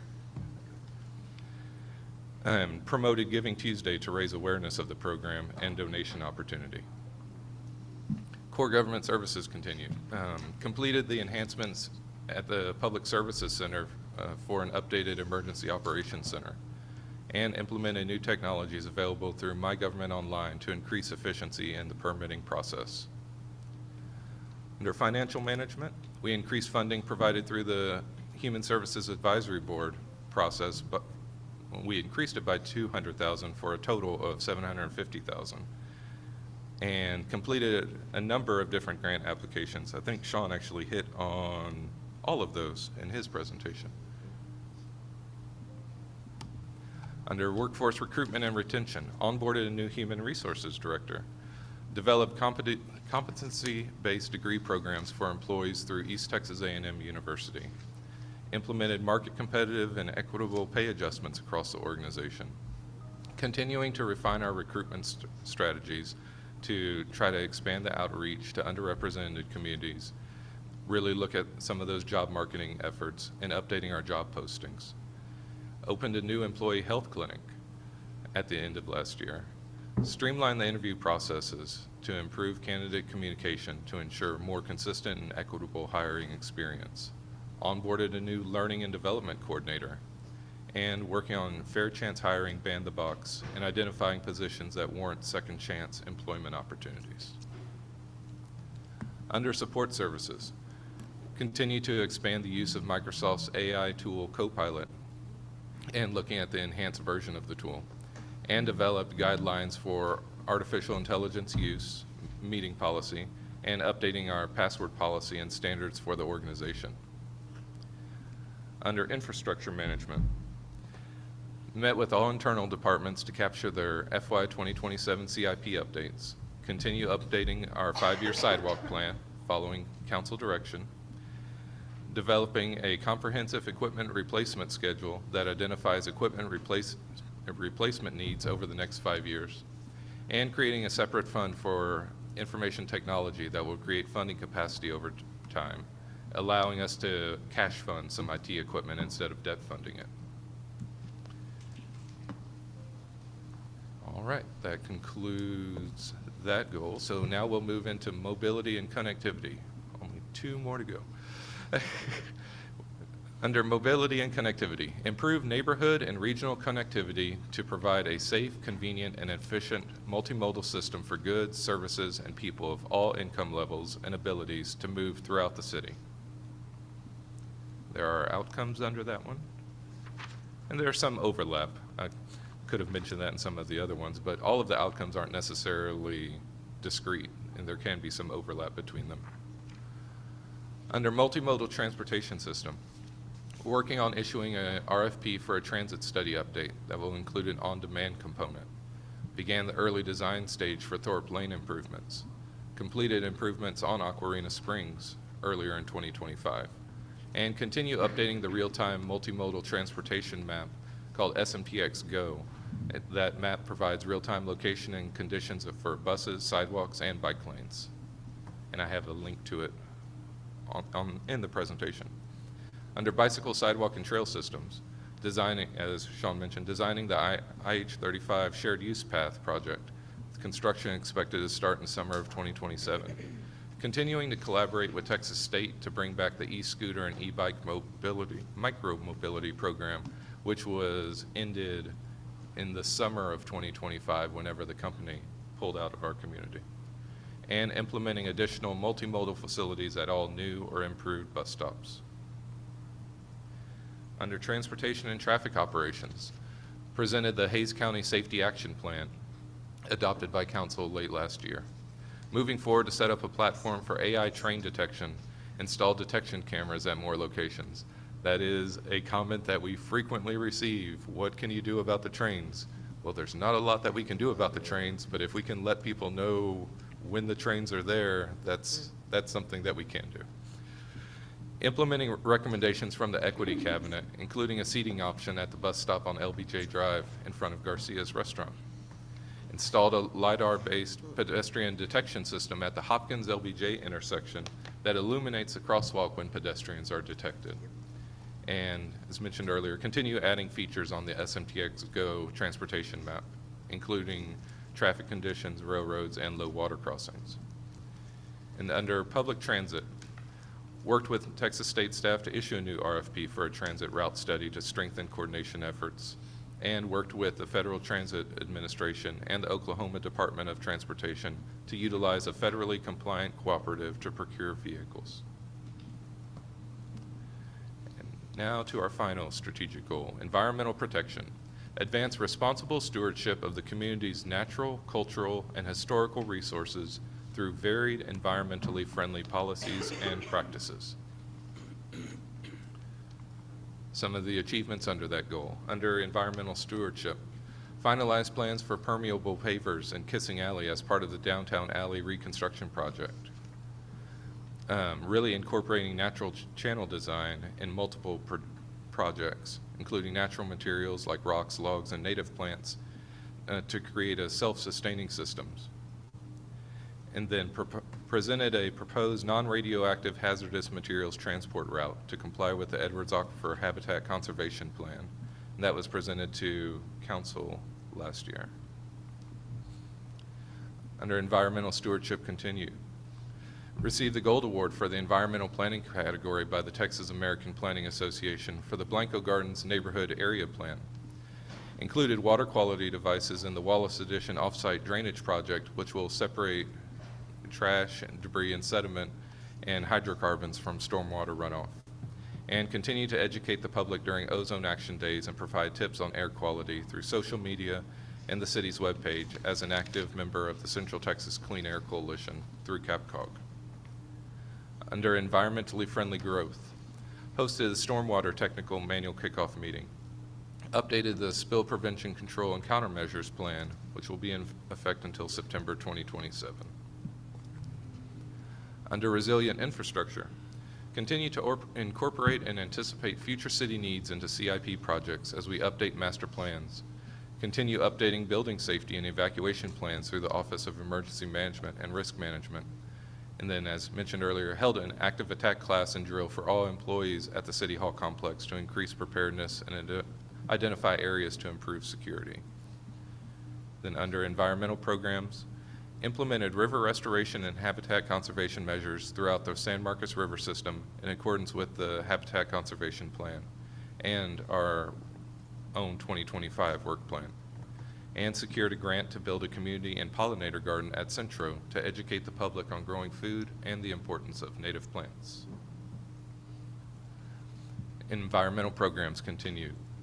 Submitted a grant application for tree planting and restoration of city parkland adjacent to the San Marcos River and the shared use pathway between Interstate 35 and Cape Road. Continued working with Texas State's River Education and Stewardship Alliance to promote environmental education.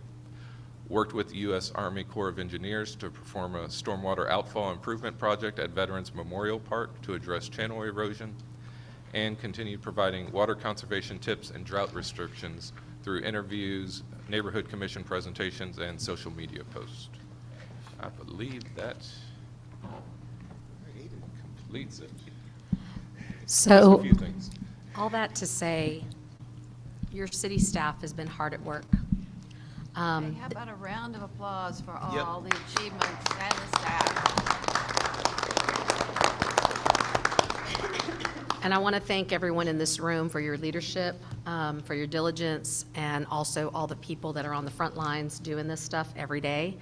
I know that council and staff, we hear a lot about the things that people want us to do differently, better, but we don't often hear the celebrations of all of the stuff that's going on day to day to make this city go round and round. So it's important to think about how we can grow, and it's important to think about how we can improve, and those things are important, but not to focus on that. It's important to focus on the things that you are doing, that you are accomplishing, that you are getting done in this city to make sure that the quality of life is better for all of our residents. So I just wanted to take that moment to think that, because public service doesn't always feel as gratifying as you get into it thinking that it's going to feel, and it sometimes can feel very, very debilitating, and I say that even for mayor and council members who do your service every single day to try to wade through all of your constituent concerns and all the constituent things, but we are working on great things together, and I just really want to take that moment to acknowledge that. So thank you all very much.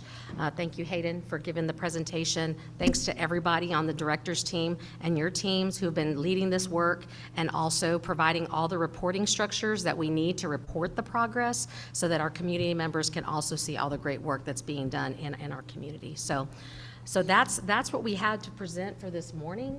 I know that lunch will be here soon, but what we want to spend the remainder of the time is looking at the current strategic priorities and the current strategic plan, and understanding what do we want to refine, what do we want to change, what do you want to modify, and so that's how we'll spend the remainder of the day. Obviously, staff will be here to answer any questions if there's anything within their areas that they want to provide any context, clarity, or any of that kind of thing for you. They're here, your subject matter experts are here to provide that context. So Mayor, if you would like, we can go ahead and get started with that, or we can wait until lunch gets here, whatever is the prerogative of mayor and council. Well, the first question is lunch here? And if it's not, I wouldn't expect it to be quite yet. Not till 11:30? 11:30, okay. So we will start conversation. I see hands raised over here. And if y'all would Ms. Rodriguez, if you would pull that mic, so, because there's only one down here, I guess I can share mine over here. Thank you. I appreciate all the work that's being done towards all these, I guess the work towards trying to be more engaged in the community.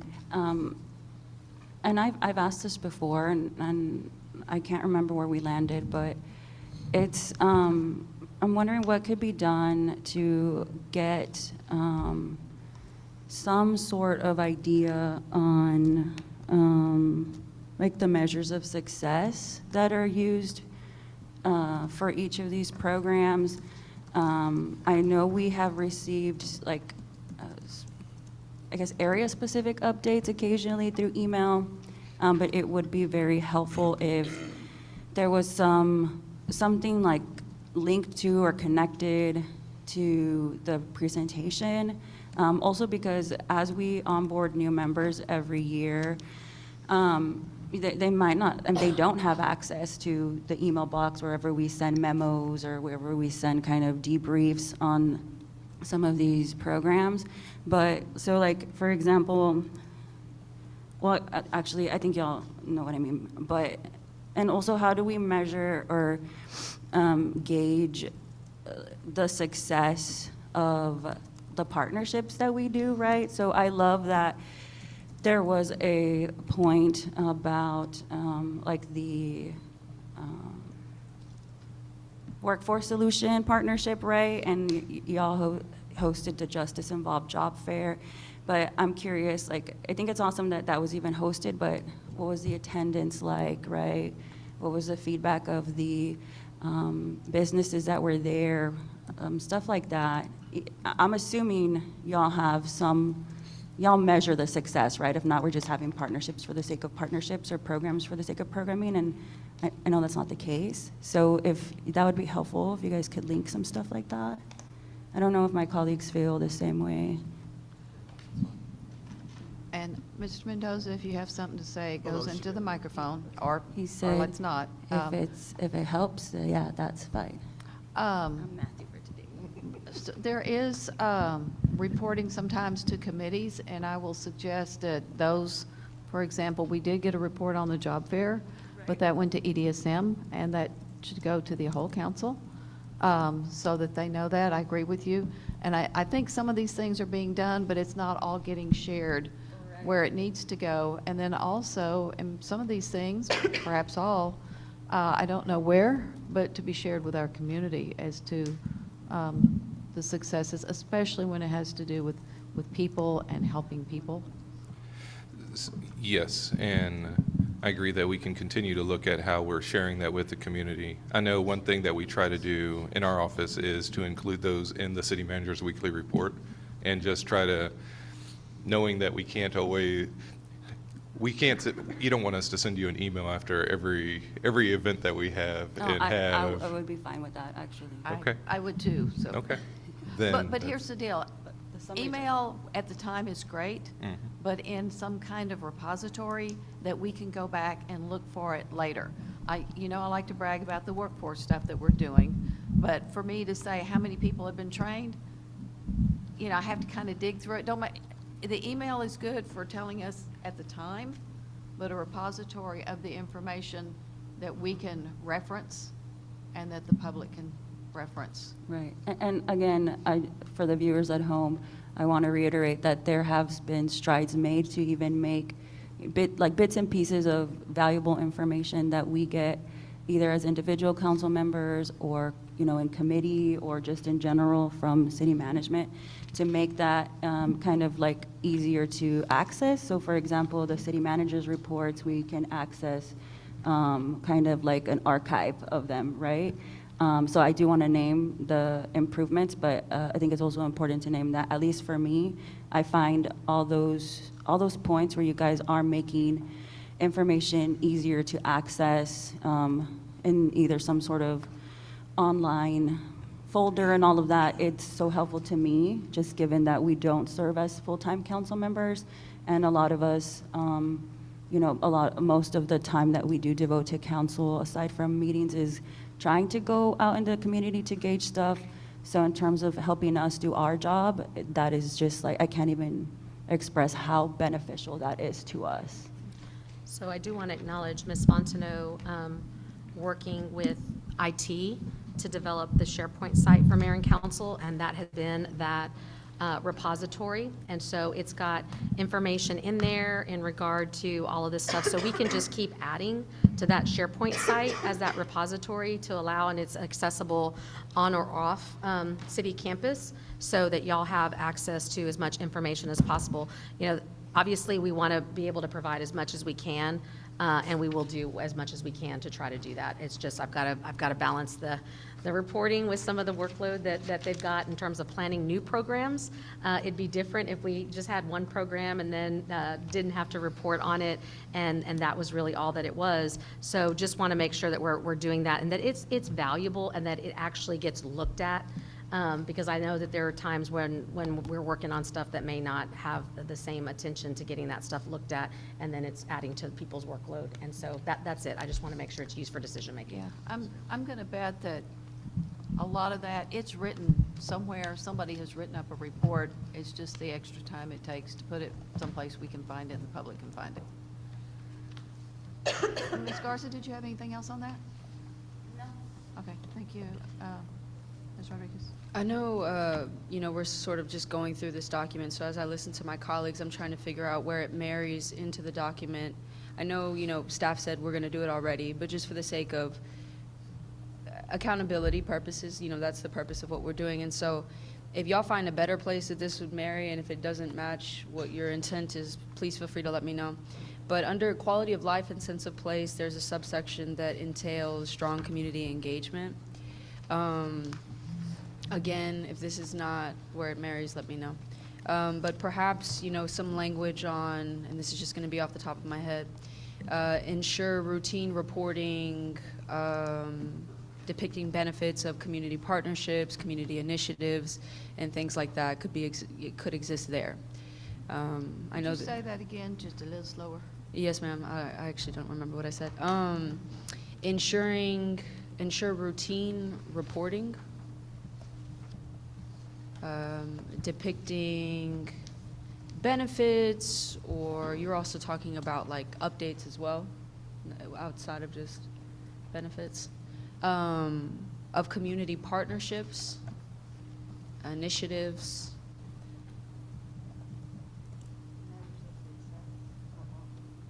And that focus on measuring success and outcomes of efforts. You like that? And I hear you with the whole managing reporting versus the workload as somebody who has to deal with funders who want, it's like, do you want the report or do you want me to do the work, right? I feel that it's difficult to be able to let our community know their strides being made when I have to take 45 minutes to track it down. It's gotten so much better, and I appreciate that. But I do also want to say I appreciate that every time, at least my perspective, one of us names like a particular area of interest or area of concern, we do get that memo or we do get a debrief. So perhaps that's something we can contemplate, like what system can we have so that, yes, that might be like a broad goal, right? But maybe like a more achievable goal to get there would be having some kind of mechanism for council to kind of express like which, a more narrow focus, either if it's like individually or collaboratively. As even when I've had things that I'm very interested in, going to the mayor with like her institutional knowledge, she like guides me, to where to ask or what to look into. So I think what one of us is particularly passionate or concerned about ends up being like a team effort. So yeah, just something to kind of contemplate. Okay, council, are y'all good? And if we could make that a little bigger on the screen would be Yeah, and grammatically, wonderful. let me address I was saying it out, let's see, ensure routine reporting depicting benefits of community partnerships and initiatives that focus, with a focus on measuring success and outcomes of efforts. Are we there? Yeah. And I don't know if that needs to be included in the exact language that depicts sort of the intent of the initial, or of the entire strong, what we mean by strong community engagement, or an actual item under it as like an item for action.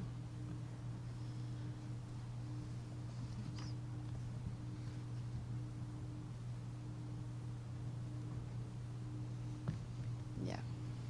Are we good with the concept, and staff will figure out where maybe the best place is and the quality of life section? Okay, council, I'm looking for this, or some sense that you're awake and paying attention. Everybody's awake? Okay. Okay, we're good on this one.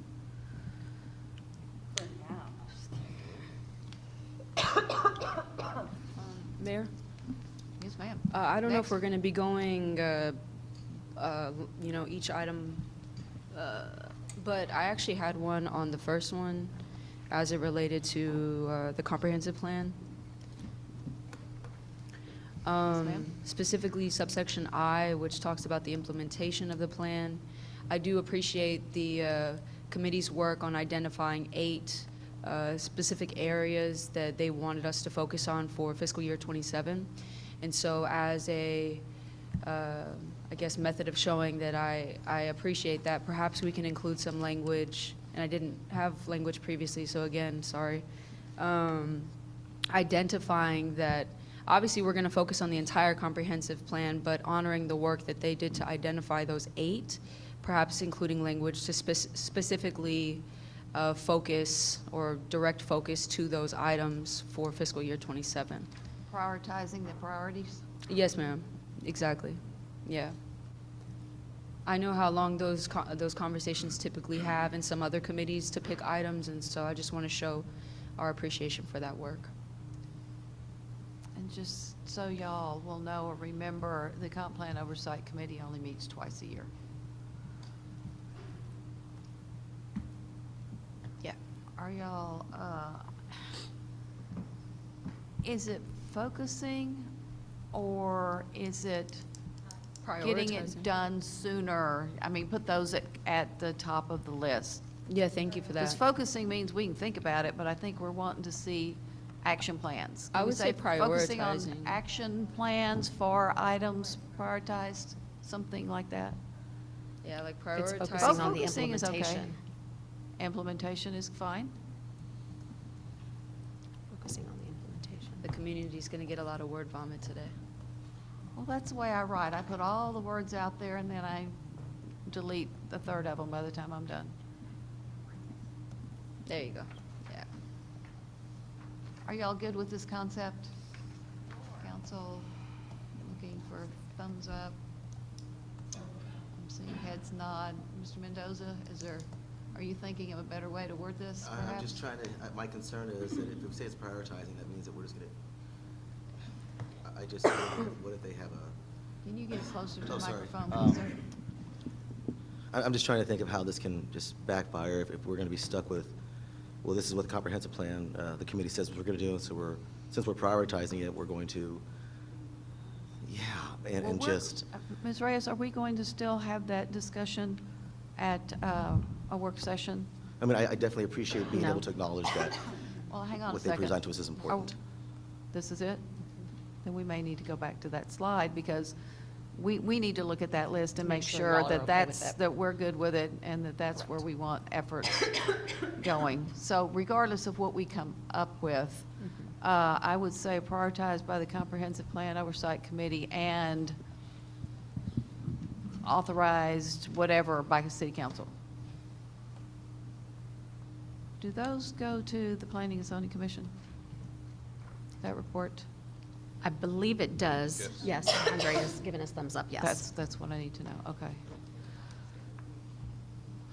Okay, are y'all good with this concept, and we can now go back and review that list in a discussion format? That's fine. Okay. this is the concept, and that's what they're giving us. That's a recommendation. We certainly can add our own items to that list, and we can prioritize that list of our own. Can we go back wanna to? go to it now? Yes, please, sir.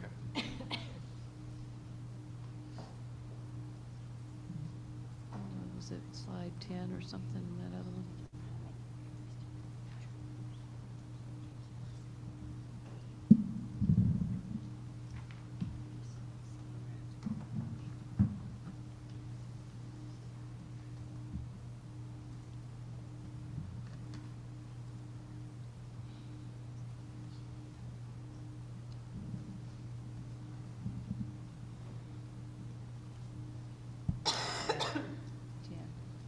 Okay, council, let's go ahead and at this time, let's go through this list. And I believe the transportation plan, is that about to become underway?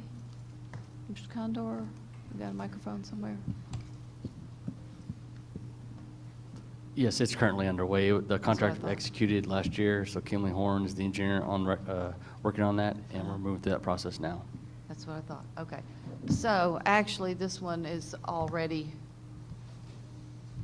and I assume that it will do this, I'm going to say integration with the comp plan, which includes a preferred scenario map, et cetera. That's part of the plan, part of the process?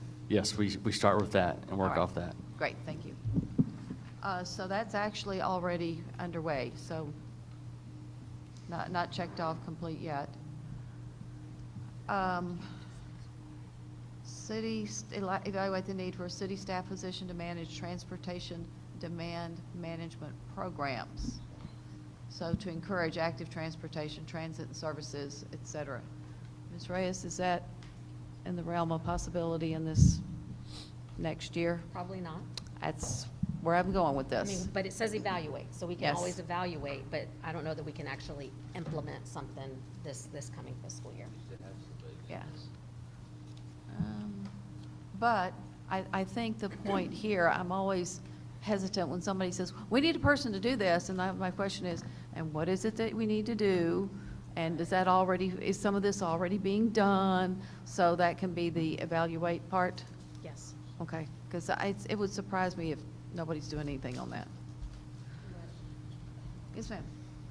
I guess my first thought there is to encourage active, like, transportation, transit, and services. What do you mean by that? To encourage, like, better, because, but not to encourage better? Because we have some of this, it's just they're kind of Well, we don't subpar. we don't have the robust bus system that we hope we're going to get there. I'm not sure what the encourage, such as rideshare, rideshares are rideshares, they're out there. And then the park and ride systems.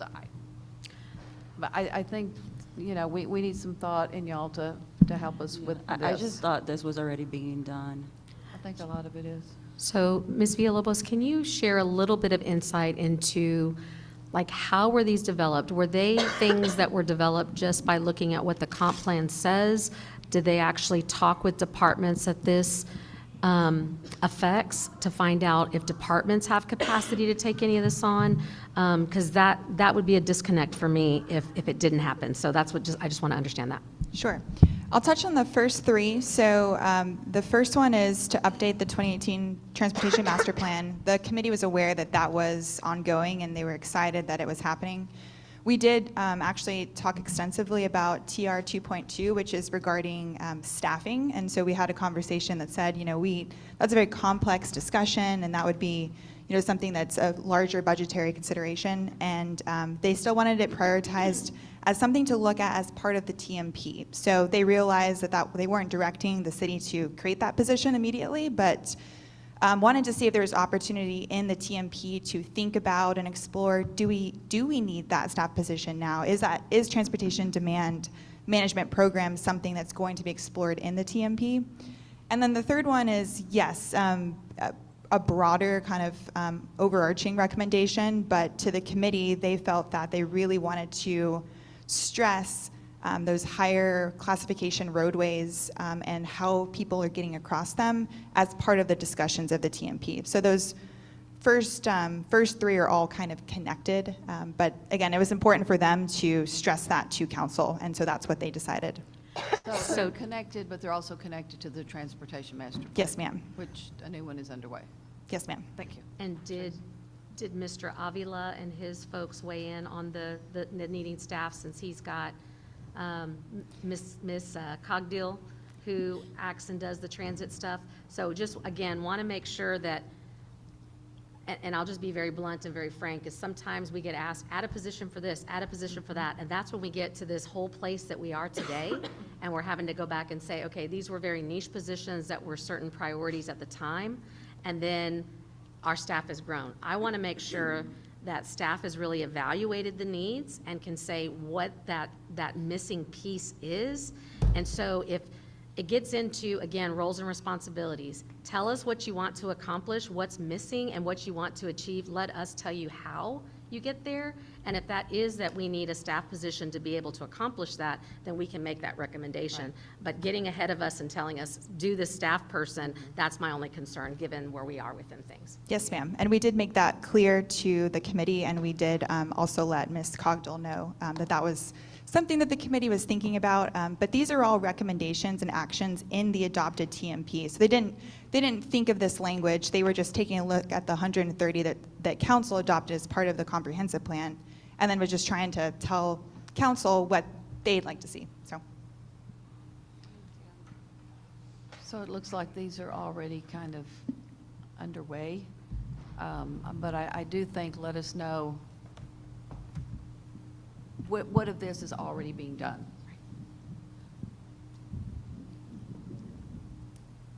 And council, let's look at the third one, which is related, as Ms. Villalobos just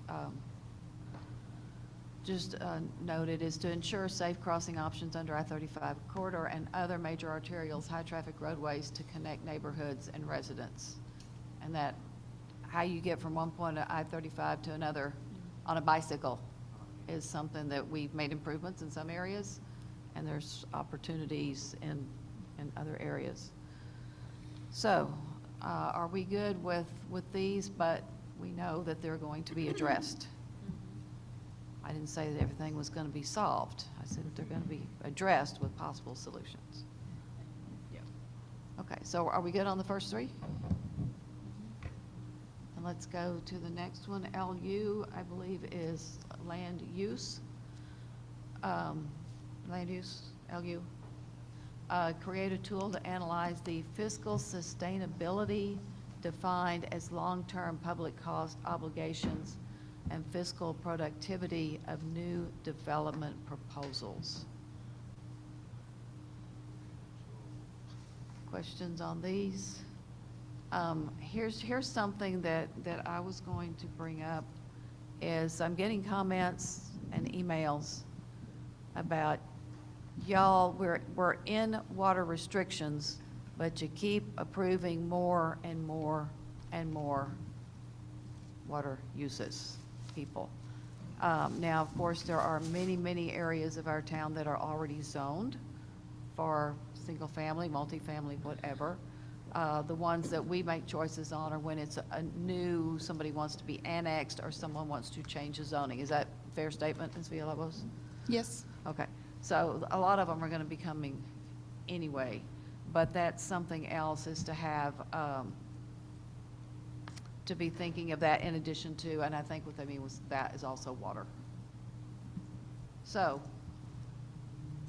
Mr. Paselk, I can see wheels turning, sir. I gotta be careful because I got a lot of wheels turning, but I'm the new guy here, so I'm just trying to be patient. With in regards to development proposals and being fiscal to sustainability, cost obligations, all the things. I don't know where exactly to put this here or anywhere in the strategic plan, and I have looked it over, but water conservation just in whole, within regards to the regulation to water conservation, because I know we have a lot of practices in place. So I don't know if this is applicable for this area or not, but, Well, hang on a second. Ms. Councilwoman Reyes, is it time for my annual, this is what residential costs, this is what business costs, this is what? Yes. You want to give it this time, or I can go through it again? Okay. Generally speaking, residential development, do you want to do it for me this time? in regards to the comprehensive. Okay. Go for it, Mayor. Residential development does not pay for itself. The property tax that we bring on residential, that's for every dollar that we get, costs about $1.20 when you figure all the services. You figure public safety, library, parks, et cetera. For business, it's 80. For big commercial, like some of the ones that we've had for a while, it's 40. So the more businesses that you have and big box manufacturing, they're kind of paying more share of the taxes because they use much less of the resources. And the 40, 80, 120 may not be exactly right, but just in general, you get where I'm going. And I think maybe that was part of where they were going. Ms. Villalobos, can you tell us if this is anywhere intertwined? Yes, so this recommendation about fiscal sustainability and this idea of creating, a tool to analyze that is a bigger conversation than just the tool. So from the committee's perspective and kind of from professional planning, finance, economic development, there is a big link between how a city grows and the cost of that growth on different parts of the city's budget. And so this recommendation was really discussed by the committee as something that they'd like to see kickstarted because, to exactly your point, it would help us provide a clearer picture and really thorough understanding with the community and with council and with staff about what are the costs of development depending on where they're located or what zoning districts they're in. Ideally, there could be a tool to help us analyze development proposals from that lens, just like we do with other lenses, environmental lenses, access to goods. It would just be another lens for council to consider as part of your decision-making process. I'm thinking that maybe the words sprawl, density, and maybe a reference to strong towns may have been. Yes, in ma'am, this. you're right on the mark. I've been here a while. Okay, council, what do you think? Ms. Reyes, you to weigh in? We're talking about a new tool, then we may be talking about spending some money. Yes, ma'am. This recommendation would require consultant services, so just something to think about as part of your visioning process. I'm okay as long as it's just, when it says create, the tool, I think as long as it's more like an evaluation aspect of it versus it being something that is, Yeah. that we're actually or like we're married to doing it. Yeah. Because I want to understand what we have already. I mean. Yeah, it there's- would be an input into the decision. Correct, and also, I know Mr. Locke and them are looking at some software, to look at financial aspects too. So just want to make sure, whatever we do, that we're having a more collective effort and it has that broader applicability. I think Ms. Ramirez has some for us. Yes, I do have experience working on some tools, and they're when we were working at the city of Hutto, fast-growing city, I think we have to be careful with the hard and fast. It's every project is individual in itself, where it's located, where it's zoned, what's the return on investment, what impact fees you have to pay. So while I think a way to inform the process, that's good, but I think you also have to look at the whole picture, how many people are being employed, what kind of workforce. So if you kind of look at that all and then really look at the merits of the project, and if there's some impact, how are they going to remediate some of that impact? I think that would be a good way to kind of approach certain development projects. And I do have a planning background as well. Thank you. Okay. So, thank you. So, council, is this something that we're in agreement that should go on this priority list? I have a no here. I'm a yes. I'm a yes with, also, I know there were some questions on, well, it's just a comprehensive plan, oversight committee that's contributing to these things, but I'm sure my colleagues, when y'all reviewed the comments from the town hall, these were also things that were asked in those meetings as well.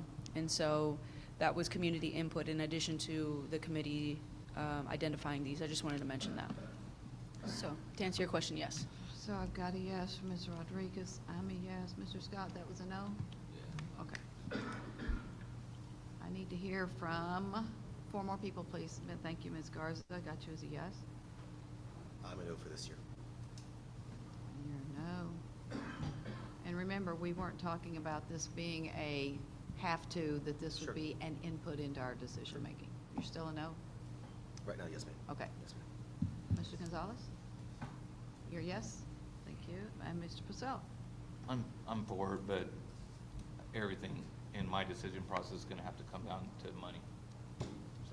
Well, this is to let him look at it and come back, and then we figure it out. When he comes back, I may be one saying, yeah, that's not gonna work, but I would like to see this, because I think this is an important concept. Sure. And that's my opinion, and I've got 1, 2, 3, 4. I've got 5 yeses. The next one, we're down the blue section. Oops. Remind us what HN is, please, Ms. Villalobos. So HN is coordinating land uses and transportation planning to try to ensure that our neighborhoods are connected to amenities and services. So some of the key ways that we're working on that now is you'll see the development code that's in progress now has a few recommendations and edits that are moving the needle on this a little bit more. And then also the transportation master plan is talking about land use and transportation planning, more broadly, as well as the transit route study as well. So there are some things moving on this, but again, it's really just the comprehensive plan oversight committee taking a look at it and saying, that's really important. I want to keep moving on that. So there might not necessarily be a program that comes out of it, but it was just a priority for them, and they wanted you to hear that.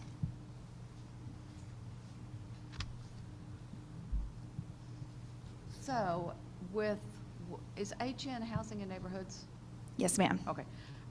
So we're already heading in this direction. Would prioritizing this change anything? Not necessarily, but all of staff looks at your strategic plan and uses that for our work plan, so in a way that stresses the importance. Good answer. Okay, council, y'all good with this one? I'm seeing all yeses. Okay. And then 1.1, Ms. Villalobos, is this the one that got stalled out? Not blaming anybody. And then when we brought it back, it was, oh my gosh, we've had a census, the numbers have all changed, and y'all were understaffed at the time and gonna work on it. Am I remembering that correctly? Yes, ma'am. Are we getting close? Yes, Terry and I have been extensively working on the work plan for this project, so we're excited to be kicking that off. Okay. So it's gonna be kicked off this year? Yes, ma'am. All right. Council, y'all good with this? Okay. I've got all yeses for this. That's great. And I assume this is economic development?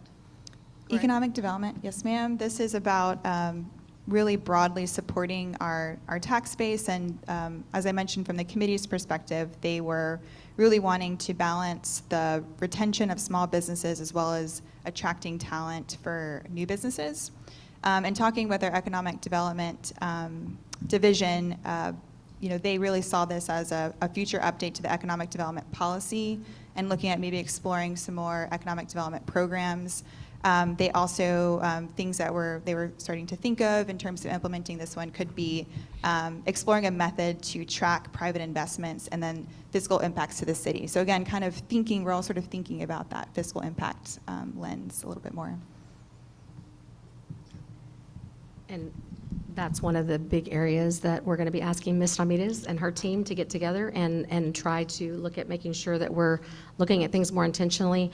I think that's the one thing that we're really going to work on is talking about community benefit when it comes to economic development, because I will tell you, it's a little discouraging sometimes when I see what our revenues are and hearing how much people may feel a certain way about economic development, but we have to figure out how do we bring to the forefront some of the things that are needed to have a thriving and sustainable community. Because people want a lot of things, and at every town hall that I went to, it was wonderful to hear all the great things that people want to see and things like that, but everything costs money. And so it's like, how am I going to pay for these things if you don't want us to grow and you don't want us to look at these things? Granted, we have to have the right kinds of growth, and so I'm not advocating that we should just open our doors and say anything, everything come. It's got to be good fit. But if we look at community benefits, and we look at, you know, livable wages, if we look at things that are providing for quality of life changes for families who can actually have those wages, then that'll be all important stuff. Also, things that help us pay for infrastructure within our community that the community would otherwise have to pay for. So those are important factors that we'll be working on with Ms. Ramirez to make sure that we're communicating those things and really looking at things comprehensively when we bring economic development incentive projects and things like that to council for your consideration. Is it fair to say this is pretty much a lot of this is underway? But in order to make sure it stays underway, good, not good. I got a yes, heck yes. Okay, thumbs up. So this is an all yes. Our next one, this is the environmental section. Yes, this next one is to encourage developers to implement green building practices and conservation-style development. So some of the committee's considerations were they really were supportive of cluster or conservation development, which is where you're kind of moving your density over and preserving a little bit more land on a particular site. And they wanted to, they explored thinking about implementing this through things like incentives or creating green building standards in San Marcos. From a staff perspective, you know, to implement this one would require, you know, looking at our codes in that lens, and potentially would, you know, require some consultant services or really a team effort to start to move the needle on this one. Ways that we're working on it now, though, are our development code did think through this, and so there are a few edits that are connected to this recommendation, such as our planning area zoning district, which we did tweak to really create more cluster-style development kind of on the outskirts. And then the draft historic preservation plan has some specific recommendations that are encouraging education around sustainability benefits of, you know, using and adapting older buildings. So, and that large implementation worksheet was going to show you all of the different departments' responses to where we're at with these and where we're looking to in the future of, you know, as of right now, what could be some considerations for implementation. The last thing I'll touch on this is the committee did have in their talking points that were going to be presented during the work session that they wanted to see this as part of both city projects and private development projects. We have more control over some than others. Council, I'm seeing some nodding. I'm not seeing any no's. I'm seeing one not responding. Okay. We're all good. So this rolls back to Number one, the first strategic priority.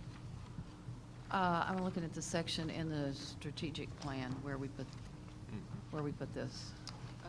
Comp plan, and it was the subsection I, It was A. or 1, I don't know if that's. There it is, right there. Yes. Okay. A. So, now that we know exactly what these are,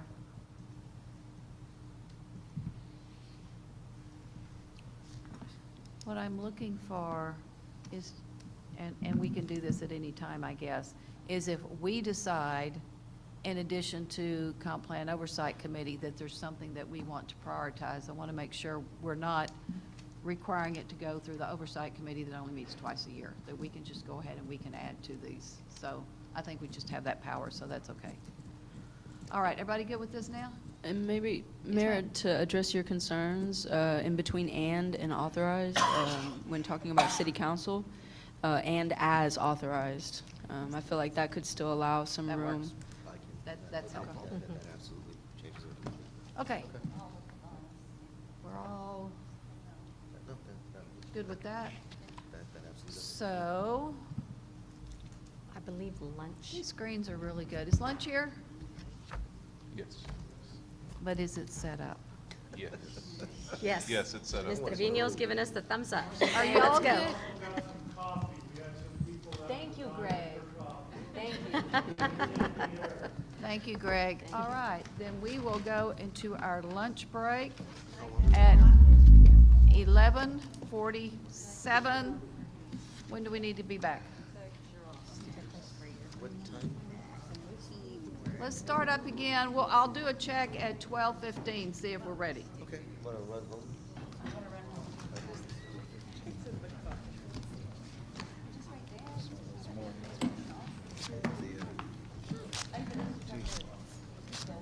And more.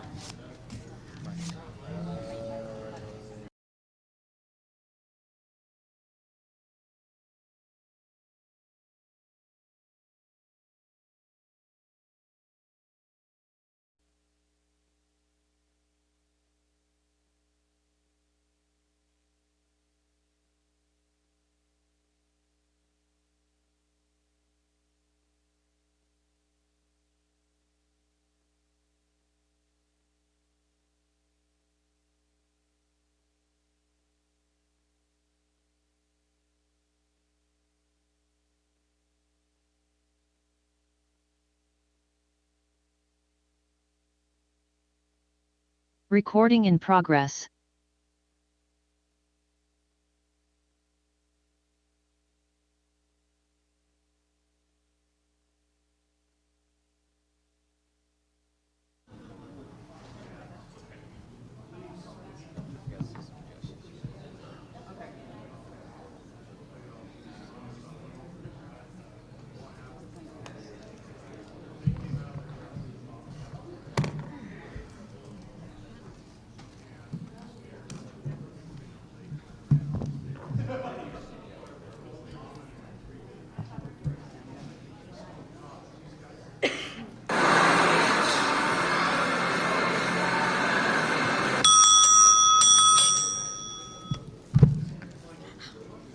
If everyone It is will not take your me. seats,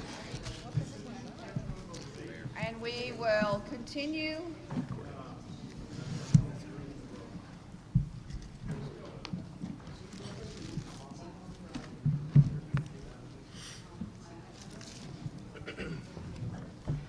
Are we rolling? Ready? Okay. Our recess is over. If conversations would please cease. And we are back from our lunch break. And I think we're in section 1, quality of life.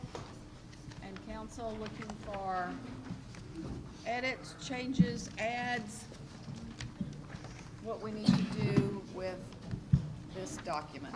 Yes.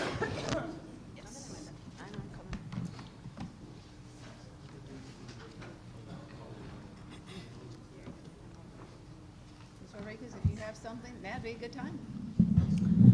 Yes, ma'am.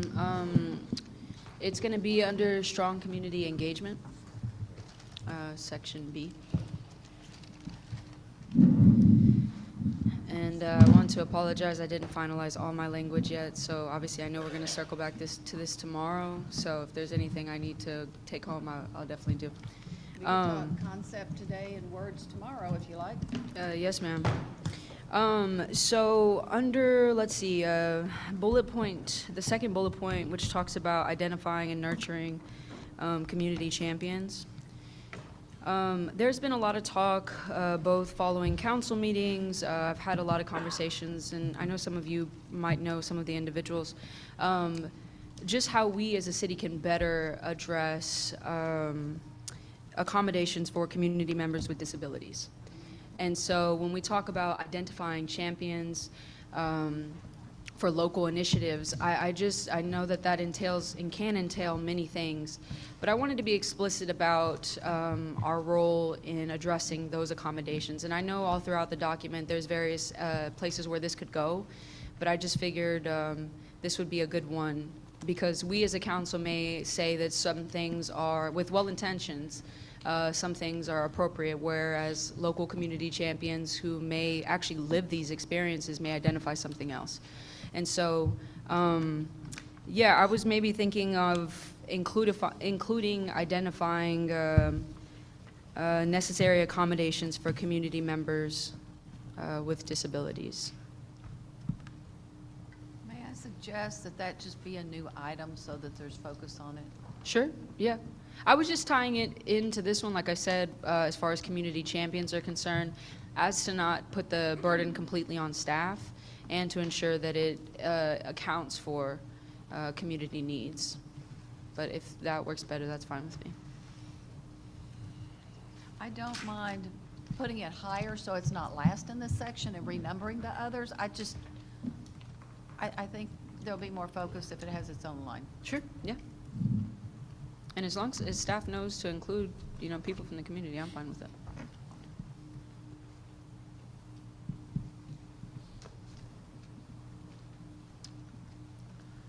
And on this one, where we're talking about accommodations, I don't think that you're talking about ramps at a city facility.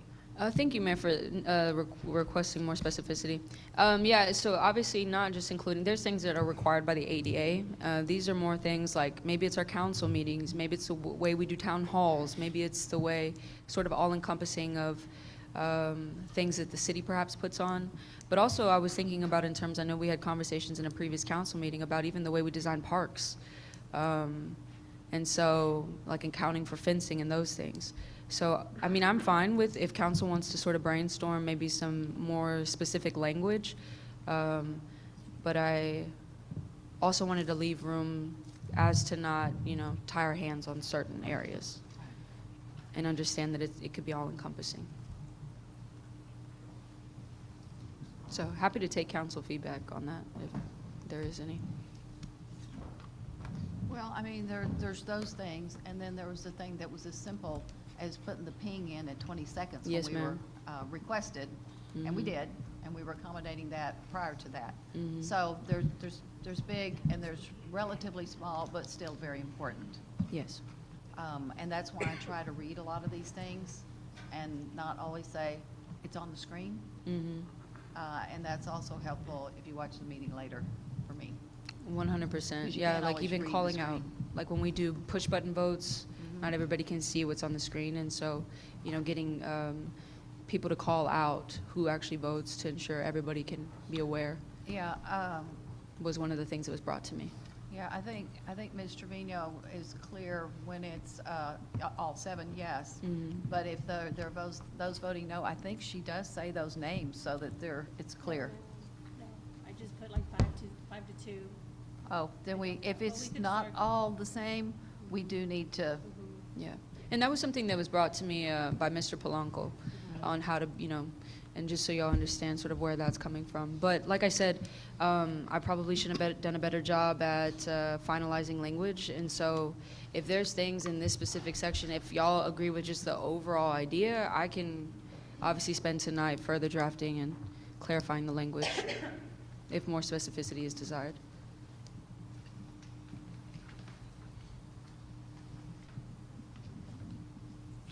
okay.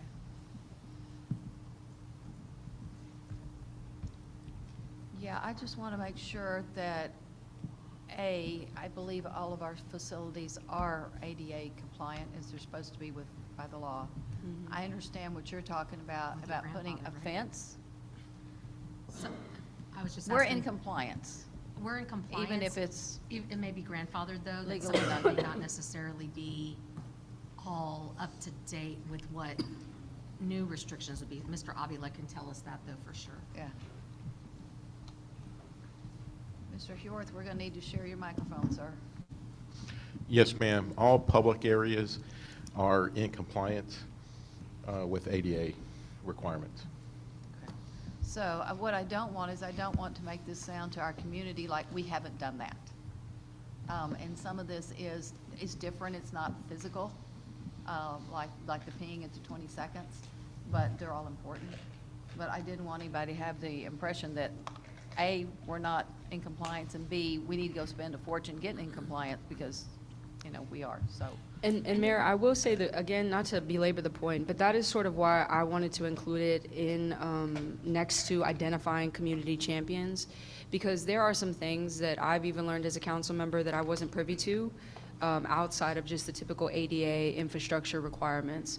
And sort of, I was just kind of, I guess the idea is that when we talk about identifying these things, that we find somebody or multiple people who can bring this stuff to us, versus us coming up with it off of our head. Maybe it's just like, how we have SMTX Connect and people identify things like that. Yeah, Something similar. we can add that as who's going to help us identify, Mhm. but I don't want to limit to this topic. Sure. And I'm afraid it's going to come across that way if we put them in the same. I think that's why I was going for including rather than, specifically saying it just has to be this, just explicitly saying that could be something that they account for. And maybe just to try to be clearer in terms of the expectations, if it's in regard to making government services, making community engagement, whatever, meetings more accessible to members of the public with all abilities, or something like that to that, because that's what I'm hearing you say, just to make sure that I'm tracking. And so maybe whatever the language is, if it's something like that, to making government services accessible to people of all abilities, that's the overarching that you're looking for. And then we can get into, is it a question that's at a future town hall? Is it something on SMTX Connect? All those kinds of things are things that we can then kind of brainstorm, as long as we know what your outcome that you're trying to achieve. You know what, I like that. I think it marries better in subsequent, the public safety, core services, and fiscal excellence. I know that there's a core government services section. I'm fine with putting it there to at least start there and explicitly say that's what the intention was. I think we can put the community nature of it here.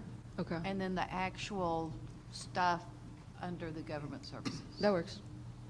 Yeah, because you're saying about community engagement here, and you're wanting to make sure if it's meetings or if it's town halls or those kinds of things. And so it does make sense to put it here, because you're wanting to make sure that we're providing opportunities for people of all abilities to have access to provide their input and get involved with their government through these different mechanisms. Absolutely. Okay. Yeah, because all of the things I brought to y'all have been somebody from the community saying that, like the fencing, like the calling of the boats, yeah. So I'm fine with that. Okay. Yeah, that was my point, is the way to get to the playground is compliant, but you have an excellent point. That was even a Leadership San Marcos project years ago between the railroad tracks and Children's Park. Exactly. Was Yeah. exactly what you're talking about. Okay. Council? Are we good? I like everything I heard. I do have a question. Are these in order of importance? No. Or just? There's no priority order in the strategic plan, not within the goals or the outcomes. And how specific do we get here, or are there action plans past this? I'm sure there are, obviously, but. Yes, and that's part of the roles and responsibilities. So y'all tell us, y'all are coming up with the Just outcomes, yeah. and then we will tell you the Okay. strategies that it takes to actually achieve those outcomes. The vehicle, the mechanism, how we get there. But this is the document that will come back, not at the first February meeting, but at the second February meeting for your approval. Right. Okay. At which time we may still have more Yes. or may refine wording at that point when we get ready to vote on it. Correct. Okay.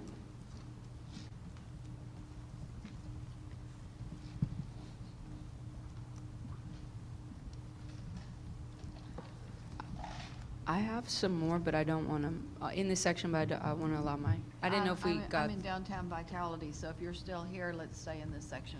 Yeah, for now. sorry. Okay. I know there was a request and have been requests on the publishing of our draft agendas. I don't want to assume as a newer council member that that is an easy process and that there may be some things that are all involved in that. And so because it's been an ask and because I'd like to utilize this time, I'm going to throw some language out there and Can I weigh in on that a little For sure, bit? for sure. And of course, Ms. Trevino and Mr. Aguirre can. So just to give a little context, when that request was made, the request was made and we actually asked an Attorney General's opinion on it. Because the draft agenda is a staff document, it's a planning tool. It is not something that was ever intended to be for the public. The Attorney General's office ruled that it was not something we had to release. In a good faith effort, I said, we will release this, even though we don't have to, minus the executive session. However, the reason that I have a concern, and of course, it wouldn't really just be my office, because if this is another thing, Ms. Trevino, because she's the one who is responsible for this planning document, there are changes that get made at the last minute, then you're putting a staff thing because somebody has to update it. If we're getting information out broadly to the public, there's a reasonable expectation that it's accurate. And if we're putting something out there that is outdated because things on the agenda change, then that's a problem for coming from us, because now you have somebody who has to update that, and that becomes their responsibility. So I want her to weigh in on that, because that's her staff that has to do that.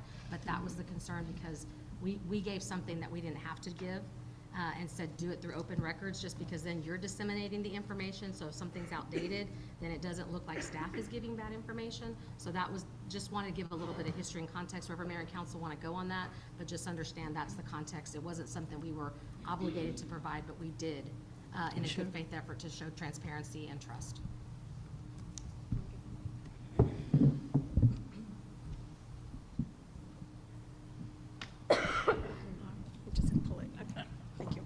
Yes, so per the Attorney General's office, any draft documents are withheld, but like Stephanie stated, to transparency, but that is a working document and it's constantly being updated. Items are being pushed to the next meeting, items are being added, so it's gonna be staff, taking it off the website, republishing it. I mean, it's just gonna be time consuming for us. Sure. So let me ask, because I'm not privy to when we send that out.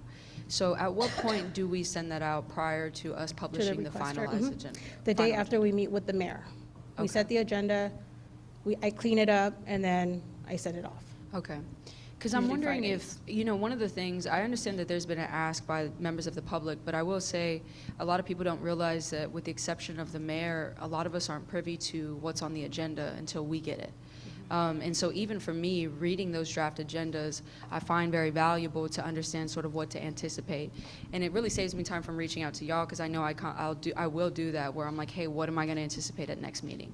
But I hear y'all on sort of it being the working document that it is. I'm wondering, though, if perhaps a disclaimer on there would be sufficient to sort of curb, expectations by the public on what to expect on the document that they're actually seeing in that moment. Well, I'll tell you what my concerns are, is because it does change, and then here's what's coming next. Well, you added something that wasn't on the one we were looking at, and there'll be criticism for that, or what happened to this, something that gets pushed to the next meeting. Well, what happened to this? Yeah. And we will be criticized every meeting for any changes between the draft and the actual document. Yeah, And I hear think that. that's additional aggravation that we don't need, and I'm just going to be totally honest about that. No, I appreciate the candor. Councilmember Rodriguez, we do have a notice on top and at the bottom of the rolling agenda that's red and bold, underlined, so they know that it's not the final actual agenda caption. It could change, it could be updated, or it could change prior to posting.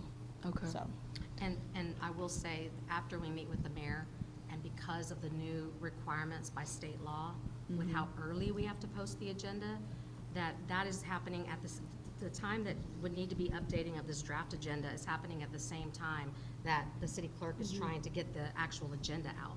So again, it's adding staff work for that. And because we're getting the agendas per state law out earlier even than what we had to. I mean, when you're talking about even with the holidays, that a lot of times she only has 1 or 2 days to get that stuff together to actually get the agenda posted. So then we're posting this document on top of her posting the agenda. So don't want to speak for you, but I know No, that that's that's how it Well, that's and how it I- works. By the And time we please- get there, the actual one is out. Exactly. Yeah, and please correct me if I'm wrong. The current request comes in through an open records request, correct? That's So correct. it's routinely made month after, or meeting after meeting, or whenever it's made.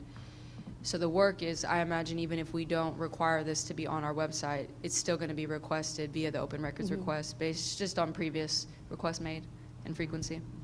I think that's where I'm sort of getting at is I don't foresee that request to stop coming in. And so I don't know if there's a way where, and that's what I'm saying, I was trying to, come up with some sort of language that at least has, it doesn't promise that it's going to be done, but it'll at least like allows staff to explore the feasibility of doing so, of just posting it on the website. If we're sending it out already, and it's going to obviously continue to be sent out, and obviously I promise you the intent is not to put more work on you. You know I care about you very deeply. And so I wanted to also leave room in this suggestion for you to say, hey, it's just not possible. And for me personally, I don't mind having a conversation with members of the public if it's just not possible. I think y'all know I will do that. So, Well, I think part of the question is, where do we want her efforts to be on finalizing the agenda Sure. and getting that out there? Like Ms. Reyes said, when there's a Monday holiday, when do you have to have that posted? Sometimes, like for Christmas, it was Monday before the Christmas holiday. Right, but routinely, if there's a Monday 3 business holiday, days. it's Wednesday? 3 business days It's before the meeting. Wednesday. I know the 3, but let's talk. Is it Wednesday, Tuesday, Wednesday. Thursday? Okay, so it's Wednesday. Wednesday that she has to have it out. I don't know how quickly y'all promise that open records request, because I know it's processed, you don't wait the 10 days No. that you can. We even do that. So I know that y'all are giving the accommodation of doing that quickly. There's and not a Mayor, lot of time in between. for the sake of time, let's just see if like this is even something the council members are interested in. If not, I'm happy to move on. I have other items, and so. Let's ask. Shane? I've got Shane as a, Mr. Scott as a no. No, I'm not interested. Mr. Paselk is a no. I'm a no. No. We're not voting, but we're giving our preference, and then I've got another thing to mention on this. I need to hear, Ms. Rodriguez, I'm gonna put you down as a yes. I'm interested in exploring this. I just don't think it needs to be in the strategic plan. But I will say, where the Hellington are those elusive council meeting minutes that allegedly exist in outer space but have never been published or shared with the community, allegedly? Like, I've been asking like meeting minutes for several minutes. Right, we are working on them. They're under review right now. And so I plan to bring them back quarterly, so bring a big chunk of them on a quarterly basis, Mayor, so. Partly, they're waiting on me to read through them, so I'll take the responsibility for that. Let me say something else about publishing the draft agendas.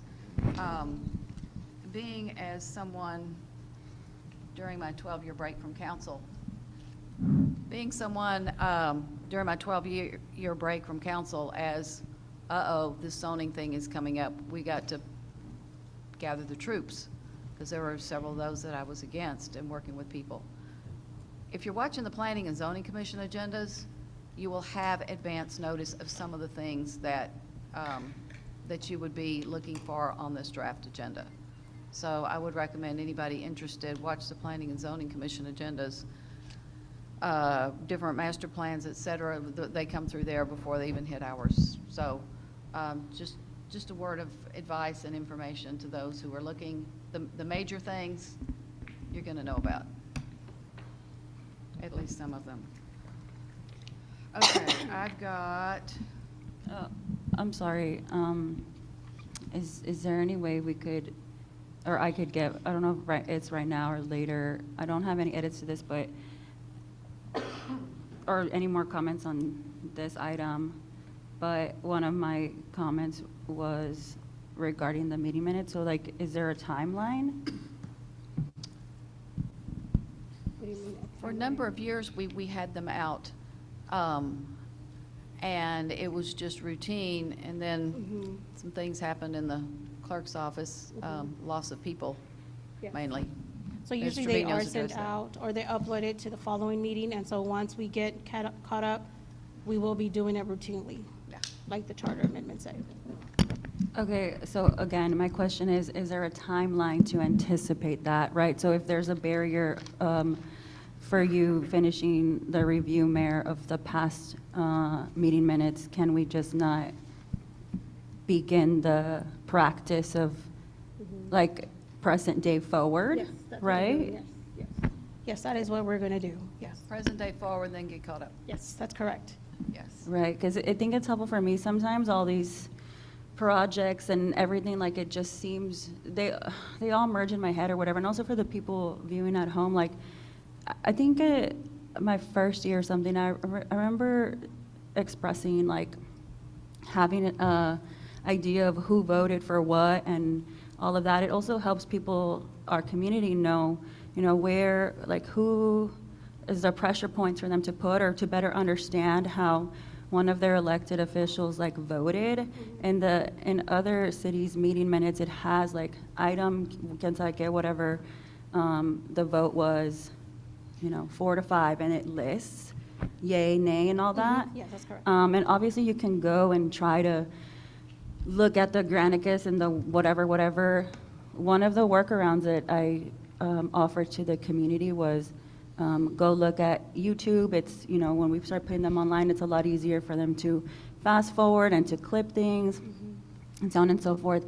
But apparently YouTube doesn't like long video, so even looking at the transcript and Control F, it's just put it in a meeting minutes. Yeah. And we will get that done. But if you use is it Granicus? It opens up that little agenda underneath the video, and you can scroll through that. And if you're looking for item 12, you click on 12, and it jumps you straight to item 12 in the video. It's just not a super user-friendly website. I know that there's features. I don't know why it's such a not user-friendly system, given that so many people across the nation use it. Maybe somebody's just like not asking for feedback, but that thing is a piece of. What I do is, if I'm interested in how people voted on number 12, I go to 13, and then I back it up about a minute, and that's how I catch the votes. That's we will too much have minutes. wato. We We'll look will into have it, minutes. Ms. Garza. Next topic. Or did we finish this It didn't one? get sufficient interest, so that's why I kind of can read the room, so. Oh, I'm sorry. On the draft agendas, I was back making sure we finished this one about the accommodations and disabilities. I think we finished that, at least until we see it in the government section. Yes, ma'am. Okay. Yes, ma'am. All right. This next one is from many of the town halls that were hosted. The request is that people want to see more town halls about a variety of topics. I know council members, y'all got the notes of that, and so I won't belabor that. And so just to show that we're listening, when we talk about, and Mayor or anybody, if y'all feel this needs to be its own separate point, let me know. But when we talk about continue to identify and implement participatory budgeting initiatives, there was requests for a town hall related to the budget. There was also budget in general, or just that participatory part? no, the budget in general. Okay. And I think given, let's just be frank, given the financial situation that we're in, given the fact that a lot of people may not be privy to the regressive tax system that we are under and the decisions made by the state, I think oftentimes when people see the budget, they don't understand it from the perspective that we all do. And so, and like I said, I can come up with language, but the idea is that ensuring that there are town hall opportunities, and we continue this process as it relates to the budget. Another item that was requested was boards and commissions. People. Can we go back to the budget one? Mm-hmm. And you've been here over a year, so you will recall our budget workshops. Yes. And to explain the whole budget takes, I don't know how many slides and how much time. So to just open it up and say, what do you think about the budget, I don't think is fair to the public without letting them know at least a high level, you know, the different funds, et cetera, where money comes from, that kind of thing. Absolutely, and I think, Mayor, when we passed the charter amendment and the people of this city agreed that they wanted to see less jargon and more easily accessible information, That too. I kind of just presumed that that was something that we would continue if we did host a budget town hall. Also, that was reiterated within the request by the community members at the town hall, that if you're going to give us something, make it like 4 or 5 slides of high-level things. And so I That's would, what I said, yeah, I would smaller expect that version, same. but That same at energy. least explain the different funds and what our revenue sources are. Yeah, and that because kind of I thing. hear you on the workshops, but I can tell you, it's not always easy for people to come out to workshops. And Mr. Locke, I appreciate you deeply, because your presentations, I learned so much. But for some people, it can just be a little hard to follow, given all the jargon that's presented to us as council, so. And may I include acronyms with jargon? Whatever you feel interested in is fine with me. Yeah, and somebody said, oh, the mayor hates acronyms. I don't hate acronyms. Acronyms are fine as long as you define it in, before it's actually used. Then I'm good with acronyms. I'm probably guilty. I probably said that. I think also, though, I didn't want to just leave it there. There were other asks for specifically, as we go over our economic development policy, there was a lot of interest in what that looks like and what community input can look like. That was another item that was mentioned on wanting a town hall, as well as, like I said, board and commissions. Even if it's on an annual basis, like, hey, these are the boards and commissions that we have, here are their roles. I think it really could help people be a little bit more interested in serving on those when they understand the significance. Digesting? Ms. Garza? Yeah, so I'm in support of both of these. Again, it's important to name that the city's like budget, the documents that are uploaded to the website, like that PDF, you know what I'm talking about? Oh, first of all, props on the graphic design. It is smooth, okay? I don't know, is that you, Lauren, or they do their own thing, but it's nice. And I say that because it's easy to read, right? That the stuff on the website, I feel like the city already has like a great foundation of creating something related to our budget that is easily digestible by people. So that's why I'm supportive of this, because I feel like there's that foundation to pull for it. And I know that every year even since Maxfield has been around, we've been asking about, you know, those things and more, less jargony, define your acronyms, you know, whatever. And then with the boards and commissions, that's been one of my biggest sources of frustration, or has been in the beginning a lot, because of, you know, we always saw the same people applying, right? Love them, appreciate their years of willingness to serve, especially for free. We have increased the pool for people coming in, but I do think, and I've said this before, that a lack of understanding of the type of support, for example, for the Planning and Zoning Commission that is available for our neighbors might be one of the barriers, or something that's like not getting more people to apply. Like, the training is fantastic, you know, it's not just like a random committee where you're not going to be empowered with information on how to navigate those very complex topics. So I don't know, again, how that translates into what type of material can we put out there. If Amanda's saying a town hall, I don't know what the vehicle is to get that community education out there. I just naming again that I do think it's important.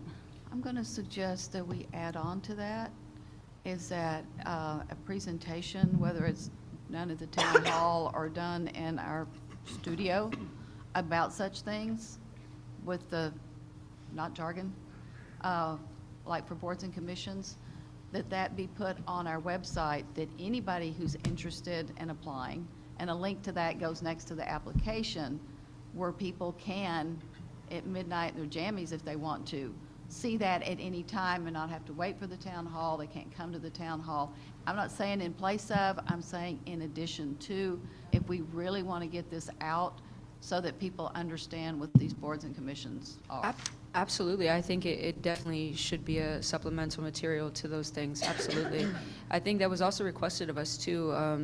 I know one of the ones was about the university program that we put on, the Citizens Fire Academy, the Citizen Police Academy, wanting those presentations available.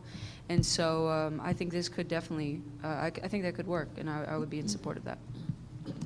Councilman Rodriguez and Ms. Garza, I spoke to Grisel, so with her town calls, I will be with her. We'll discuss boards and commission, have a table, applications, just information for the citizens to pick up or Perfect. discuss. Yeah, thank you. Okay, council, need to check, where are y'all on, I'm gonna say topic-specific town hall, such as budget, economic development, and I'm talking about the videos for those too. So if you miss it, you don't miss it. And then boards and commissions, and then also other things that we have, such as Citizen Fire Academy, Police Academy, and University. I'm not talking about a 30-minute video here. I'm talking And short. what I need to get some grounding. I'm going to look at Ms. Surley, because, again, these things are great. We've got one video person.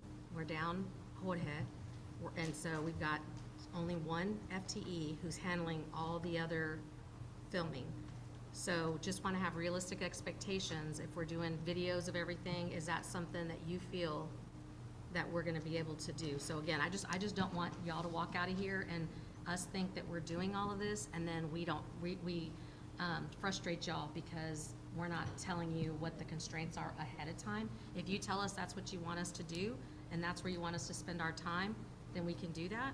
But I'm sorry, I didn't mean to say I'm sorry. I'm just wanting to understand how broad this is, because if it's Citizen Police Academy, if it's Fire Academy, if it's university, if it's budget, if it's all those things, all of that translates to somebody having to work after hours a lot. And we're gonna burn out one person Why having to after work out. hours?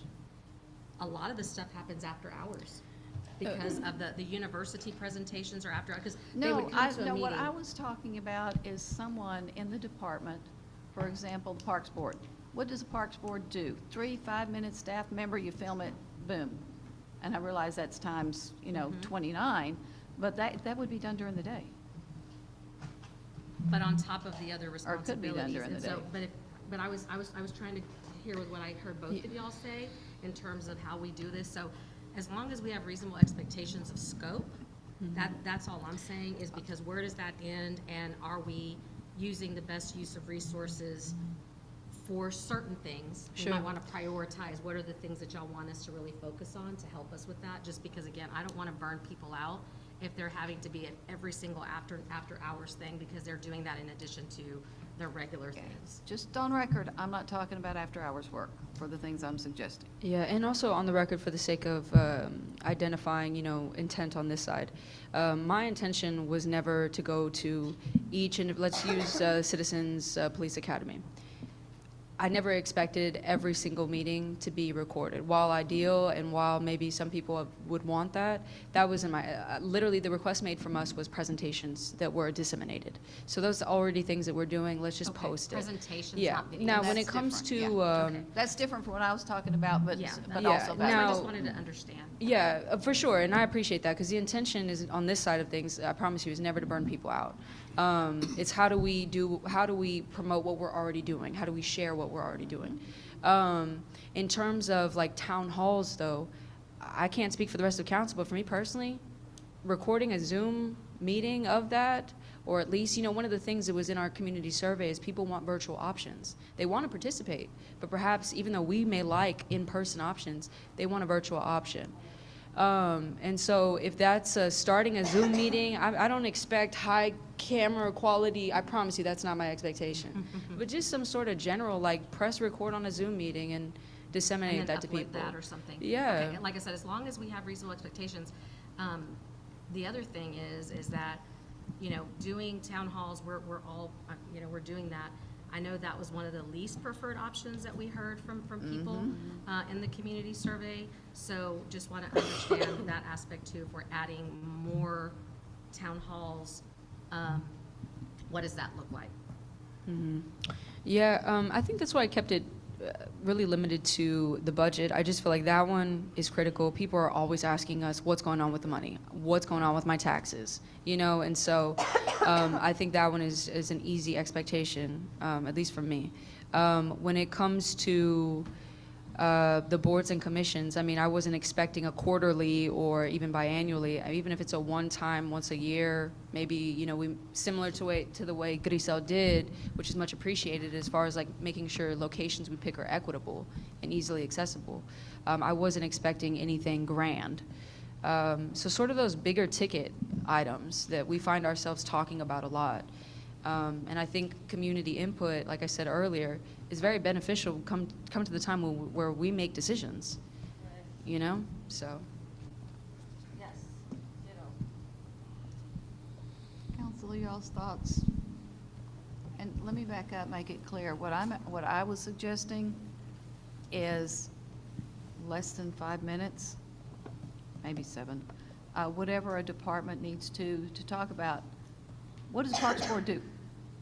What does the Library Board do? What does Zoning Board of Adjustments and Appeals do? Just what does the Ethics Committee do? And it's something that, you know, somebody's got to write it. Somebody would say it. And it's a video that I realize it takes more than 5 minutes to record a 5-minute video, but still. And then those go on the website so that when people are thinking about applying for different boards and commissions, they've got some information, because they're probably not going to go to our code and look up all that stuff. So that's what I'm talking about, and those could be done during the day. That's what I was talking about, which is different. I'm not undoing anything that they said, but it's different. Yeah, I think my general take is, again, I don't know what the best vehicles are. I do appreciate scaling the stuff down, to be more manageable. I mean, even something like putting on the website, obviously you'd have to run this by the folks on those boards and commissions. Their emails are on there, their information is on there. At least the planning and zoning, I think, or there's an email on the website that says you can contact The staff liaison. Yes. And so it's even saying if you're interested in this, this is the person you can call. I'm interested in the library board. What does it do? What's the time requirement, stuff like that? Because when we get Exactly. When they meet, and the time requirements is incredibly important. Yeah, but I mean, being able to call somebody, some people who have been interested in planning and zoning, for example, which is arguably one of the most important entities that neighbors can apply to be on. Me explaining this or that, I mean, I could explain with my limited insight, but referring them to current commissioners, I mean, they've always been down to take a phone call from a neighbor. Does that make sense? So maybe even asking the chairs, would you guys be down to, provide an email or something so that if somebody's interested in hearing more about the board or commission, they could reach out directly. I feel there's some ways that don't require a whole studio production to just make that offering to the community. I don't know. I believe on the website, I can't get into the boards and commission webpage, but when you click on a board, it does have a little small description of what they do, their charge of, and then it has a contact information, when they meet, the date, the time, all that stuff. Yeah. So it does have some information. I think it's but it's also this generation, they don't like to pick up the phone or whatever, but explicitly saying if you're interested in more information, you can reach out to have somebody unpack it for you. Because that happens in practice, right? People reach out to us and they're like, well, what are the vibes of the library board? Or, you know what I mean? Is it just y'all hanging out, talking about, or is it is there strategic goals, or is there a list of things that they're working on throughout the year? I just refer them to whoever's I know on the board. So before they apply, they have to click on that board and commission, and they could read a description of it, and then they have to click on that apply button. So they do get some type of information on there.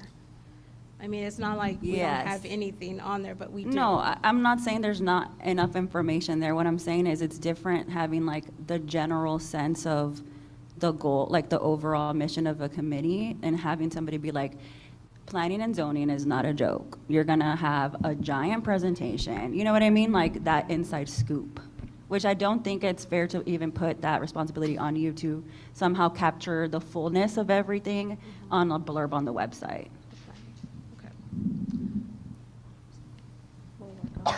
The basics are out here. Yeah. But like you say, what are they working on? Is it they're working on the master plan for that, whatever? That there's some extra, but that would be updating the website, and then when that project is finished, updating again. So I get where you're going with all that. Mr. Mendoza? So am I correct in understanding that most planning and zoning commissioners no longer have a city email address? They do not. They do not? No. Okay, so we were talking about providing personal email addresses unless we get them set up. We have to be again. careful with that because we do No. not want to violate the Open Meetings Act. We don't Mm. want to have a walking quorum. Okay. That is why. So that is why we put the staff liaisons information on there, so one person could handle that. But again, the concern is posting non-elected officials, personal, no, they're appointed. So, I mean, you're putting them, I mean, this is personal emails. I have no problem with it as long as they're provided city email addresses, or city phone numbers, but giving them personal stuff doesn't quite make sense. No. Hold on, go ahead, Ms. Garza. Oh, she's got her own mic. That, again, like, I don't know what the vehicle is, but it's already semi-happening in practice. I just think that it's like, I don't know if fair is the right word, but those people who have a direct line and the comfort to call one of us to give us a scoop are then empowered with, oh, might I connect you with Pancho Villa, who's like the person leading it? You know what I mean? Like, it would be great if all our neighbors were able to somehow get to the person with the scoop. And if the concern is, putting people's personal information out there and TOMA, then even just being like, you could reach out to the staff liaison or whatever. Because I'm sure we miss hella people who would be interested if they just had that inside scoop, Because, I mean, we've seen the increase in all the applications, and y'all are advertising it everywhere. You're reaching out to old applicants. You're encouraging other people to share the information. But I think a constant is those people who see that and then are like, ooh, let me call Alyssa, let me call insert whatever council member, right? But not everybody has that, like, connect. Right.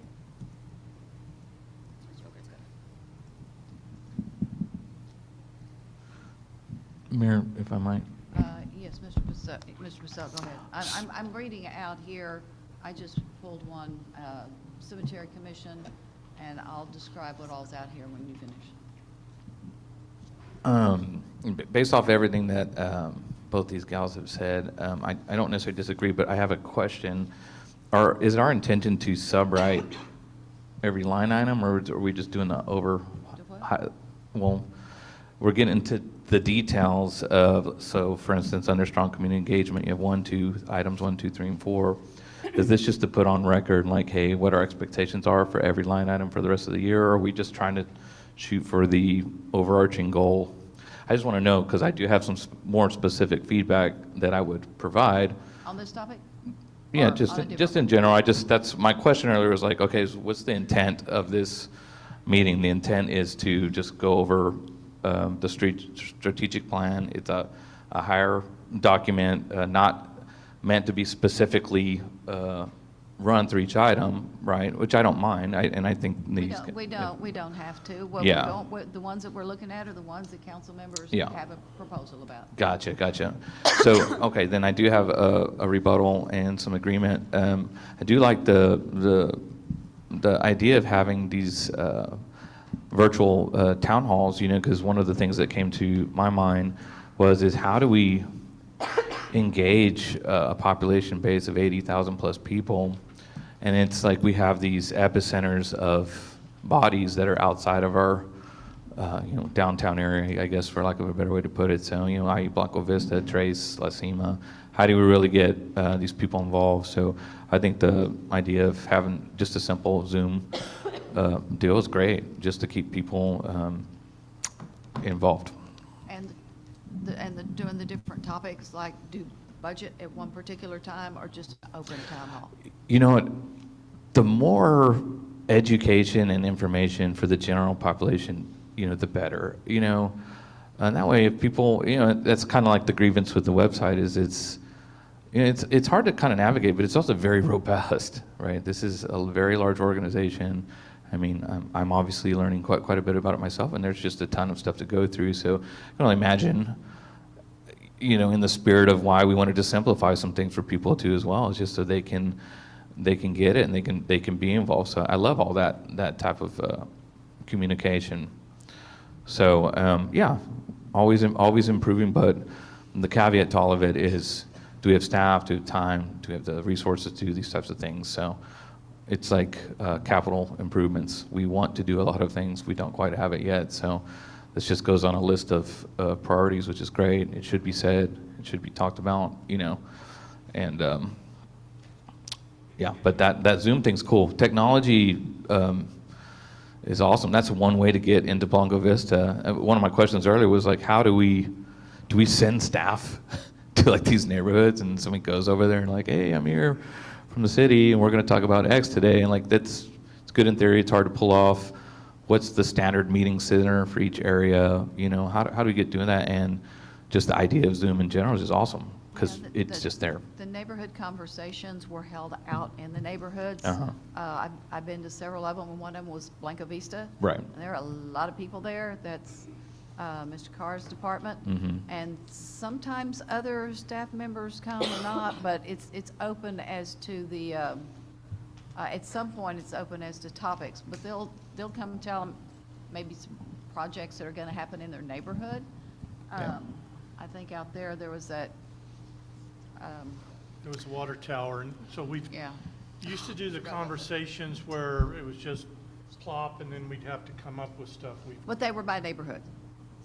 Right, so we've changed that to now where we focus where there's something going on. Right. Because if we just have a meeting to say, hey, we're going to talk and bring some people in, nobody shows up. Right. But if it's, and the one you're talking about in Blanco Vista, everybody's hearing about it, and so they're interested, and we did have a good turnout. So that's the model we've gone to. It's still kind of the conversation, but it's not, it's more neighborhood, because the true conversation is the whole district, the sector. And that can be from here to here, and you're not getting these people down here. So we focus and we work a lot with Sean's group and stuff, what's going in. Yeah. Or traffic or something, so that we have a topic that they show up. And they have held, I don't know how many different, I don't think we called it a town hall, but it was an information sharing session and in the neighborhood. And I'm going to give Mr. Avila, engineering and street people, credit for, I remember the one in Sunset Acres, and we were talking about Broadway, and the neighbor said, oh, wait a minute, no, that's not going to work, but this will work. Y'all came up with kind of a new circulation plan. We painted some stripes, got some people to slow down, and I think we ended up with maybe 3 on that topic when something was getting ready to happen. When people hear there's construction coming in their neighborhood, they show up to the meeting. Is that a fair statement? But a lot of progress was done in Sunset Acres. And I think that's the distinction, and that's where sometimes we don't call things town halls until recently. The dream sessions have been meant to do that. The neighborhood conversations have been meant to do that. So that's where I'm going is, if we need to rebrand stuff and call them town halls because that's what people are saying is missing, then we can do that. But there's a lot of stuff already happening, and just because it's not called a town hall doesn't mean it's not happening already. And so that's the distinction that I just really want to make, because I don't know necessarily If there are certain topic areas that y'all would like to see us focus on during some of these meetings, then we can absolutely do it, like the budget. I'm hearing that. Also, I've heard stuff about economic development.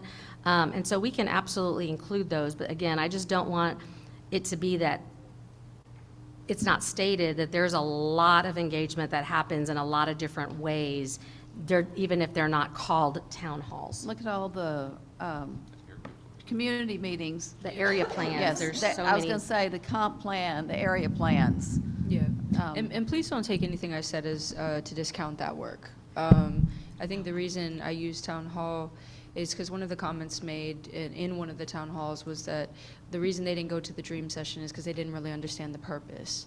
And so I guess people were more familiar with, the usage of town hall. But Mayor, I wanted to actually, my colleague asked a good question, and it was a question I had during last visioning session about sort of what's the expectation of us in this moment.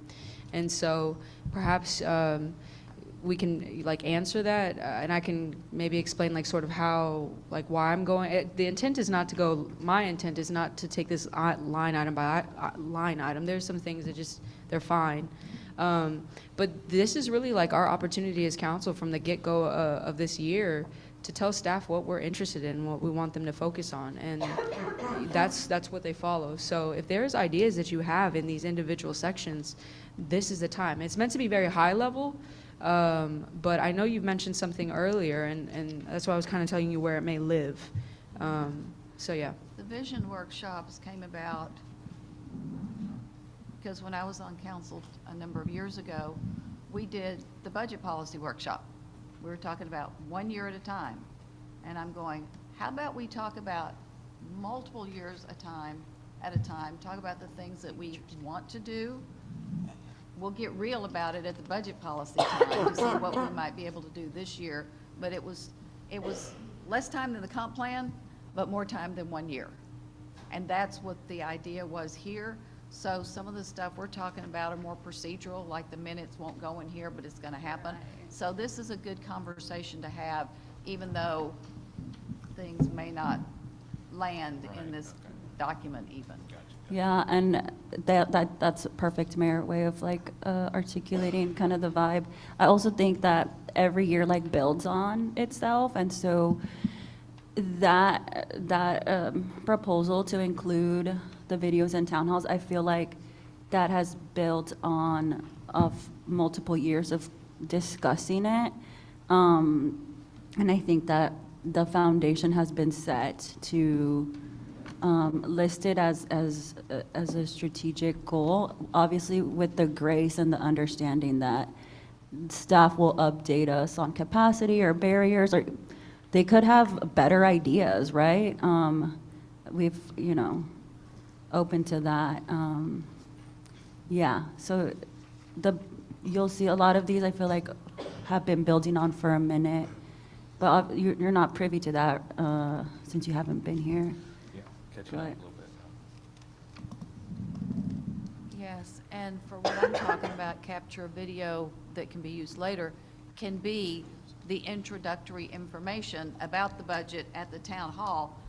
Capture that and make that available for anybody at a later time that they can watch whenever. Did y'all have anything else? I'll go to Mr. Purcell next if y'all are.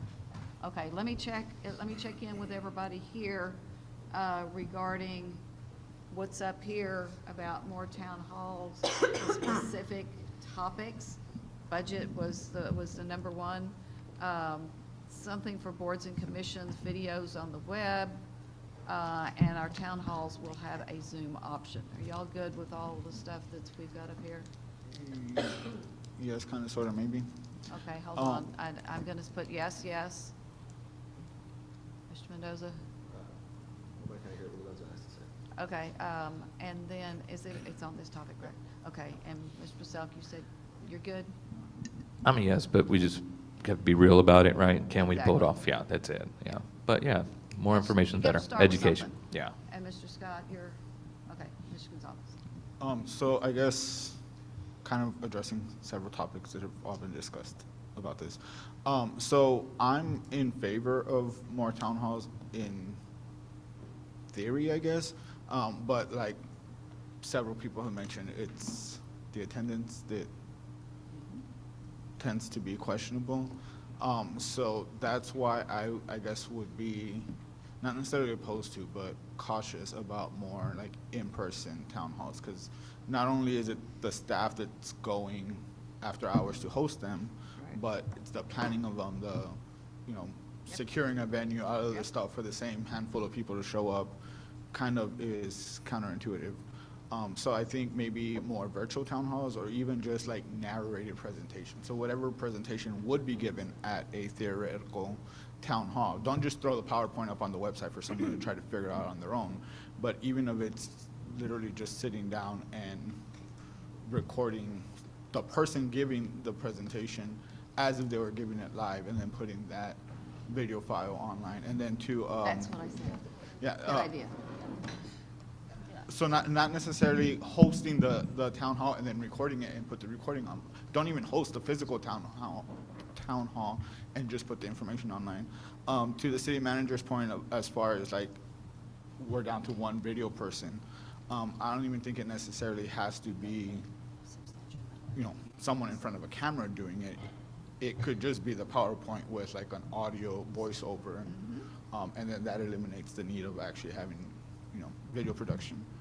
And then to the boards and commissions, I understand what Liz says, that there is like a description online, but I just picked a random board. So the description for CVB is provides advice on the promotion of tourism within the city. So that's not very descriptive as to what board members would do.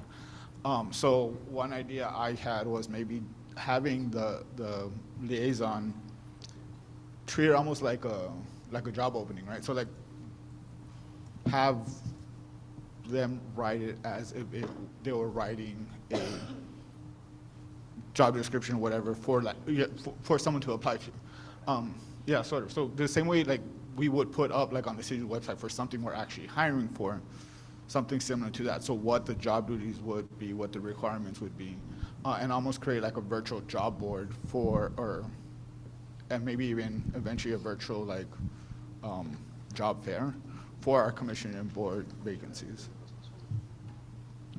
Mr. Gonzalez, I checked the Code of Ordinances, and a lot of that description was pulled from there to the website. Right. So I mentioned to Mayor a while back that we are going to be reviewing all the ordinances just to update and make it consistent with the rest and stuff and the flow.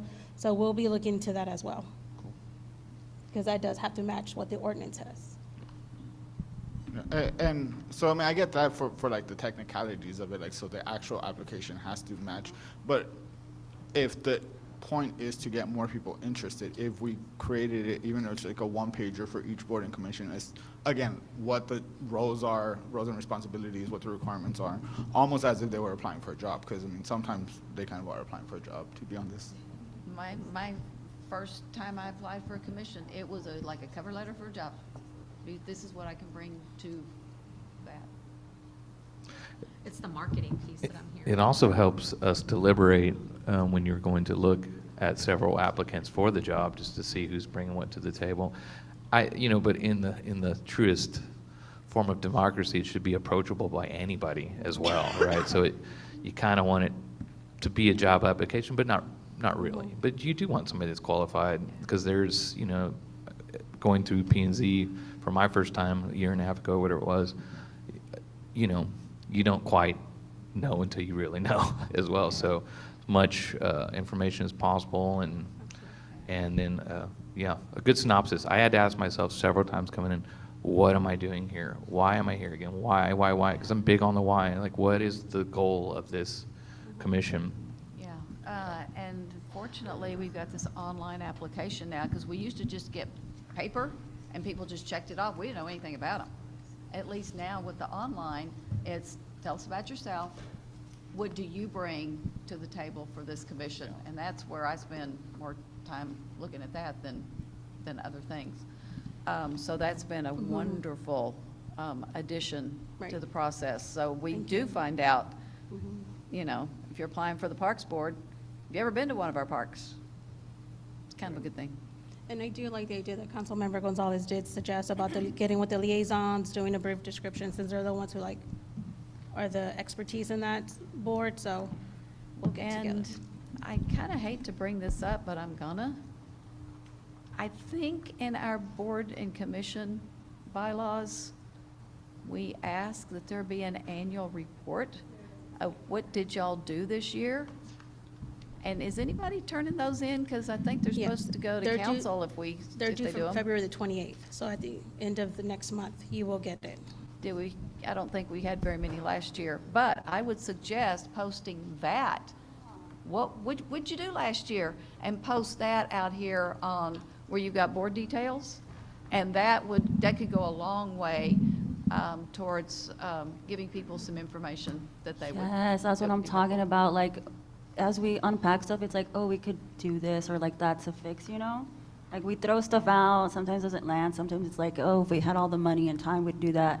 But it's like those little things that we can build on. I think that's a good idea. Because I didn't even know that, to be honest. Did you have anything else, Mr. Purcell? Okay. Mr. Mendoza, I'll come back to you. I'm okay. So we're good that it's a goal. It doesn't mean that we will get everything done this next year, and we will be relying on staff to assist us with what's reality check, especially given that we are limited on staff, which we're always limited, but we're limited a little more right now. Okay, I think we have closed these out. You will see these tomorrow. Mr. Meagle, might I ask that, as has been done the last couple of years, that we get this evening, and we have, thank you. So, and there'll be copies here tomorrow, printed copies? Yes. Fantastic. Okay. Did you have other things you wanted to talk about on here? Not in this area. I mean, if we all just want to kind of ride through it together as they come up, I'm more than happy to do that, but I don't want to Okay. jump all over the document. Okay, so I'll just say, we're still in quality of life and sense of place. Are there any more in this one? Ms. Rodriguez?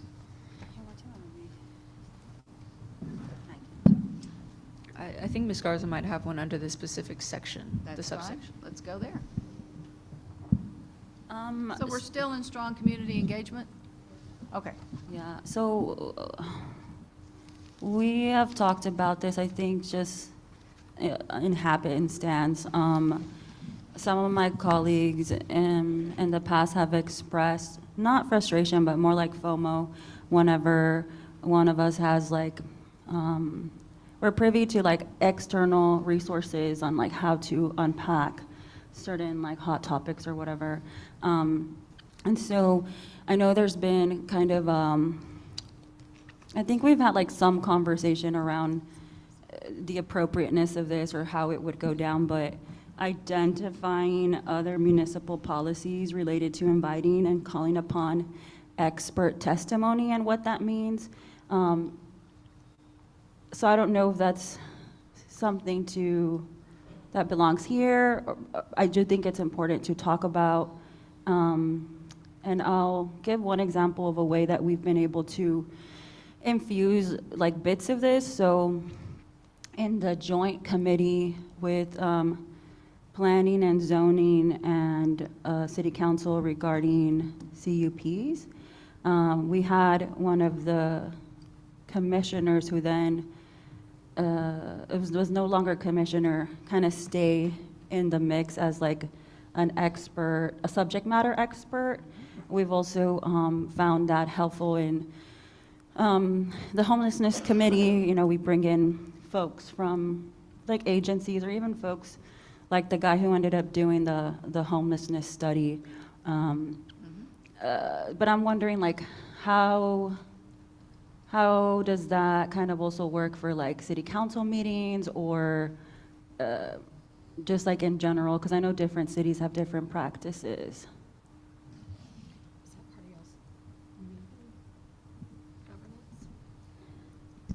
What because I think she's saying it's working for some council committees. How about bringing that to the city council level? Is that where you're going with that, Ms. Garza? We've talked about this. I don't know if you want to chime in. Or Ms. Rodriguez? And all I was asking, I wasn't questioning the ask, it was more about, is that a strategic because she was saying, I'm not real sure if it belongs here or somewhere else.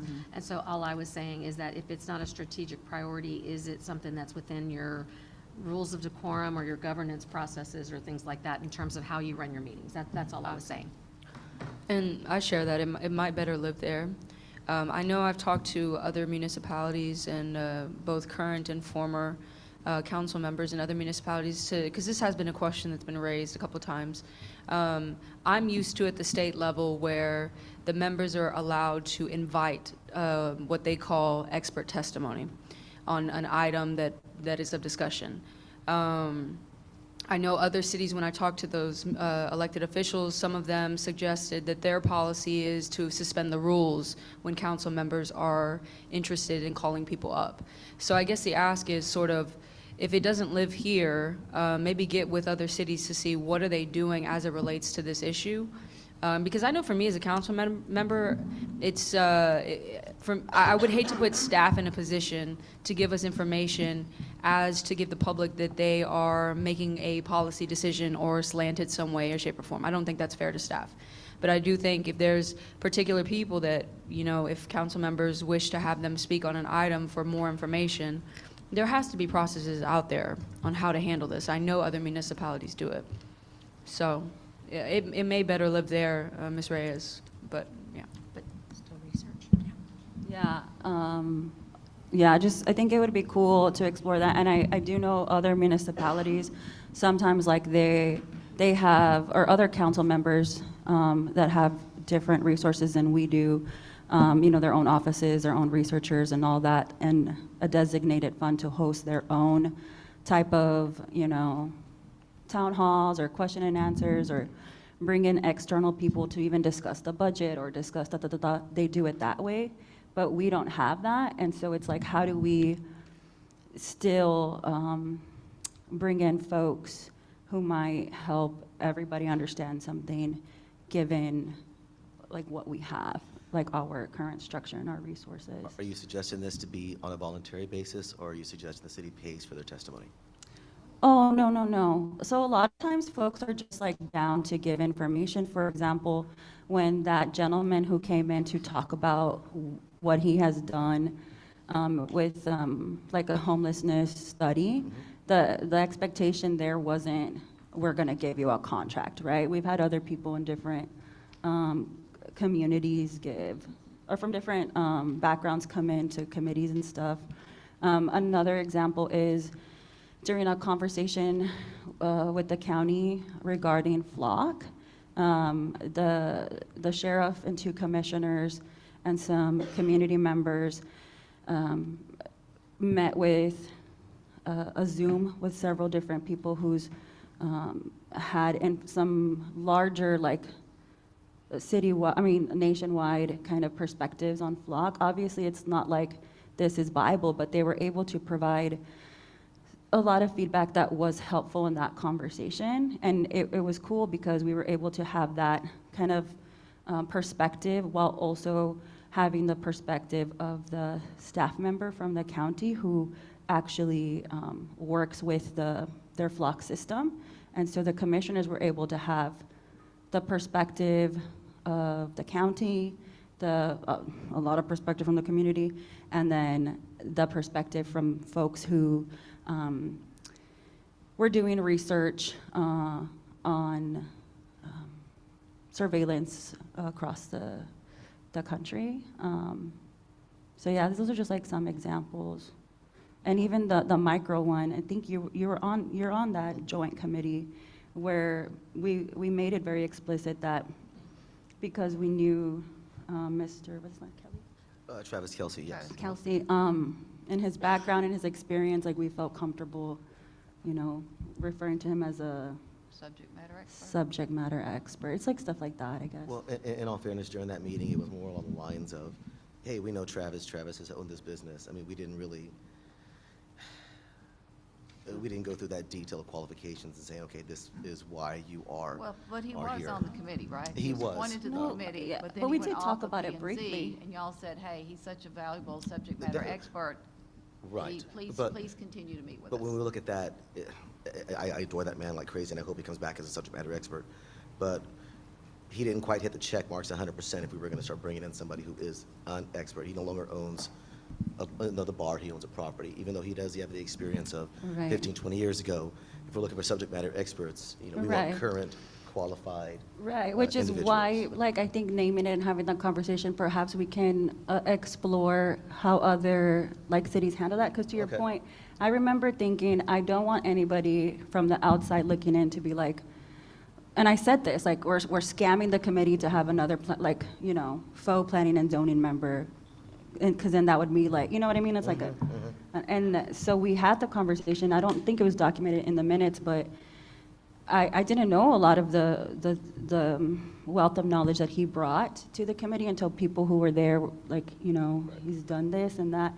But again, I think the conversation there was that at that moment, given the questions that we had on how to navigate certain things, he had a good scoop on the local perspective. But if we had if we started talking about this more, I think we'd come up with a better system of, check boxes or whatever. Well, he filled a role. He wasn't an expert on everything that y'all needed to know. He had the business owner, long-term business owner perspective. Yeah, but you still brought in TABC and other people, the experts of their area. My concern, and this is not the first time that this has come up, is to make sure that if we're going to bring people in, that they are providing accurate and current information, and they're not bringing in information that may not be totally relevant for us. And then the next question is, how many groups are you going to bring in, and how long are they going to get to speak? And so we just have to figure, if we're going to do this, and I don't know that I'm ready for this, how do we manage it? Because it's cool to say, hey, I think we should be able to bring in some folks. The reality is, it could get, I'm going to say, interesting in a hurry. Yes. Which is why this is just like evaluate what other municipalities do, right? It's not like we have all the answers, we want it in this specific format. And obviously what other municipalities do varies based on their resources and their capacity as well. So it'd be interesting, I think, to just be able to contemplate some options. Which cities should we check? I don't know from the top of my head, but Would it be okay if we leave it off of this strategic plan and let staff come up with that, since it seems like that's going to be something that, I think Ms. Reyes is right. This is our own governance policy. Right, I'm not okay. sure that this is strategic plan Okay. unless we put a mention in there. But I think this is more how we're going to operate. that's what I'm doing right What now. you So I'm not dismissing it. I'm just Right, saying it goes in no. a different place. What you could do is also, just one option, is we could have a discussion item at a future council meeting for y'all to actually look at this in particular, and then y'all can, that way it gives time and space for y'all to kind of think through it and really workshop it.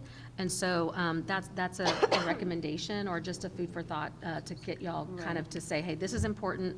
Y'all said y'all want to have a conversation about what are the guardrails, what are the things that you need to put in place in order to feel like it's what y'all have as a policy going forward for this. So just want to name that if that's an Right. option. no, for sure. I mean, I'm having to like work on some verbiage to broaden the scope. I feel like, and I've expressed these frustrations, is that there's just like a lot of tools that are not in our toolbox as council members.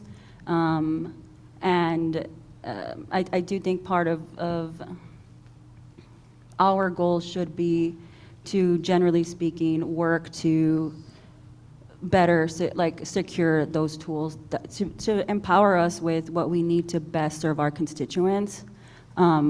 So yes, happy to talk about this in particular as a more micro level conversation at another time, but generally speaking, I think in order to foster strong community engagement, we also have to have a conversation about what resources we have as a council and what we need to get that done. Because I feel like we all have different ways of doing stuff, and I mean, it really is a DIY situation, and it would be great if there was more structure to expressing the needs and like how we can get those met. And I've got to add a comment to that, just in the spirit of that, as somebody, again, coming into this position newly, it's just a ton to digest. And even as a new council member, it's like, what's the expectation that I get through all that data? You know, is it a couple months? Is it 6 months? Is it a year? And we're also talking about council members that have full-time jobs, you know, so I like where you're going with that, Alyssa. The more tools, the better. Obviously, money is always going to be in the way, but yeah, I like that. Well, and something I'm thinking about also is the time requirement to let the council know you're bringing in this person, because I may go, well, then I want to bring in this person. Yeah. How are we going to manage all of that? Oh,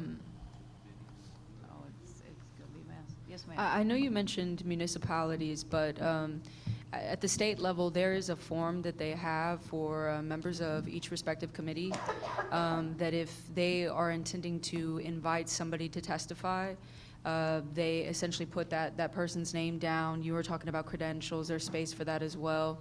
That way, committee members know beforehand on who to expect. That's what I'm saying. We need that, and we need what that time frame is. Yeah, and so I'd be happy to reach out to one of the committee staff members on the state level to see if we could have access to that form and maybe duplicate it to the way in which we need it Look to at be the form duplicated. and whatever rules that they have surrounding that Yeah, process would be yeah. helpful. And as far, I know one of the other things y'all mentioned was like, well, how much time are they going to be speaking in those things?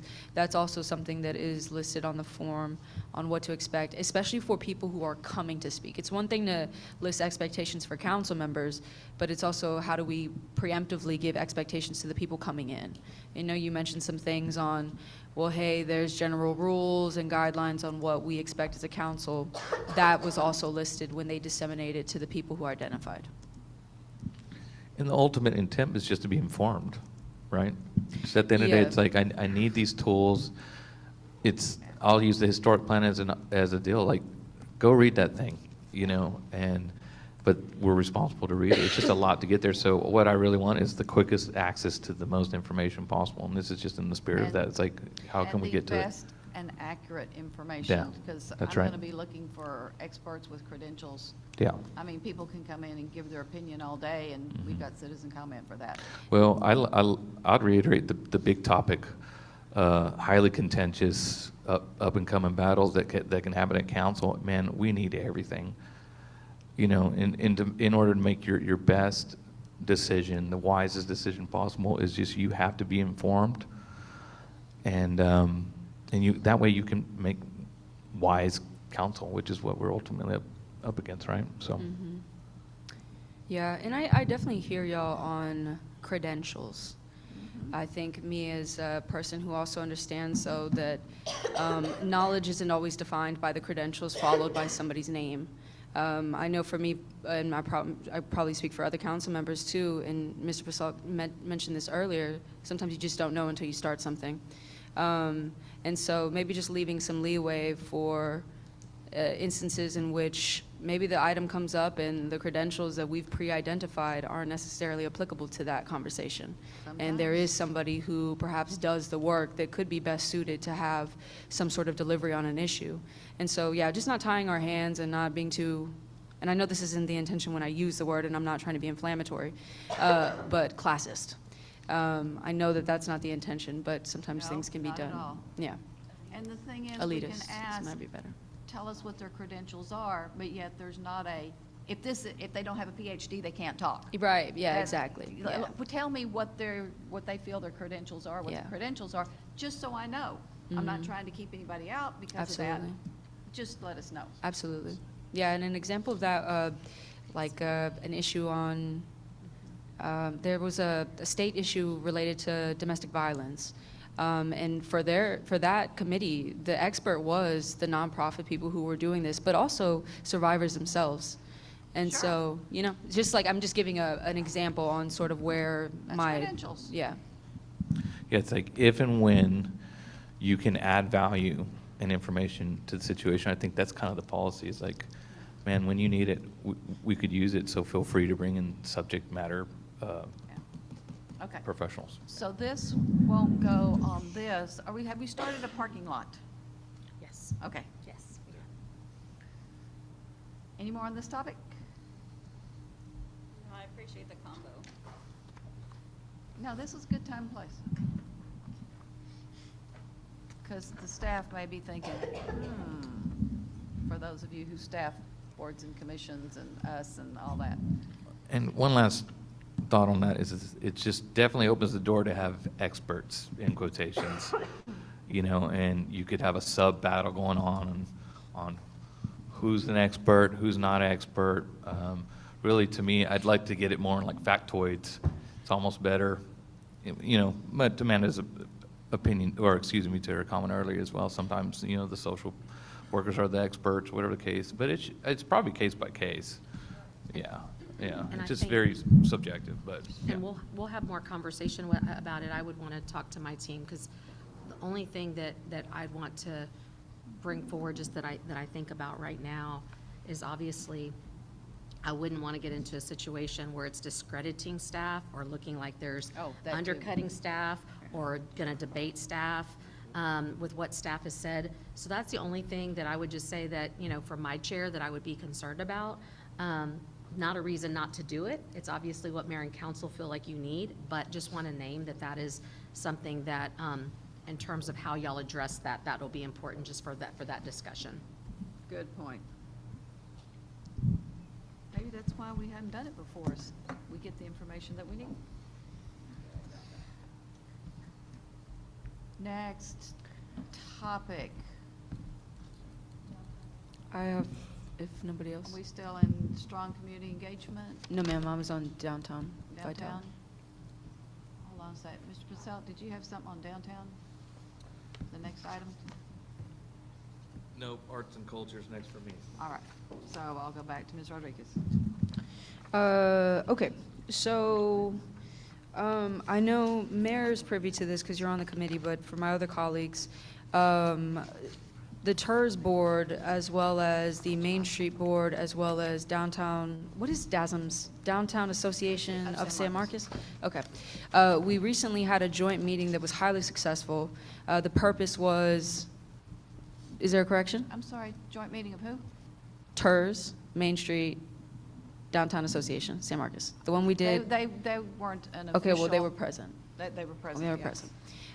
And the purpose was to make sure that the efforts done by both considering their intersection it's a cohesive relationship that we have.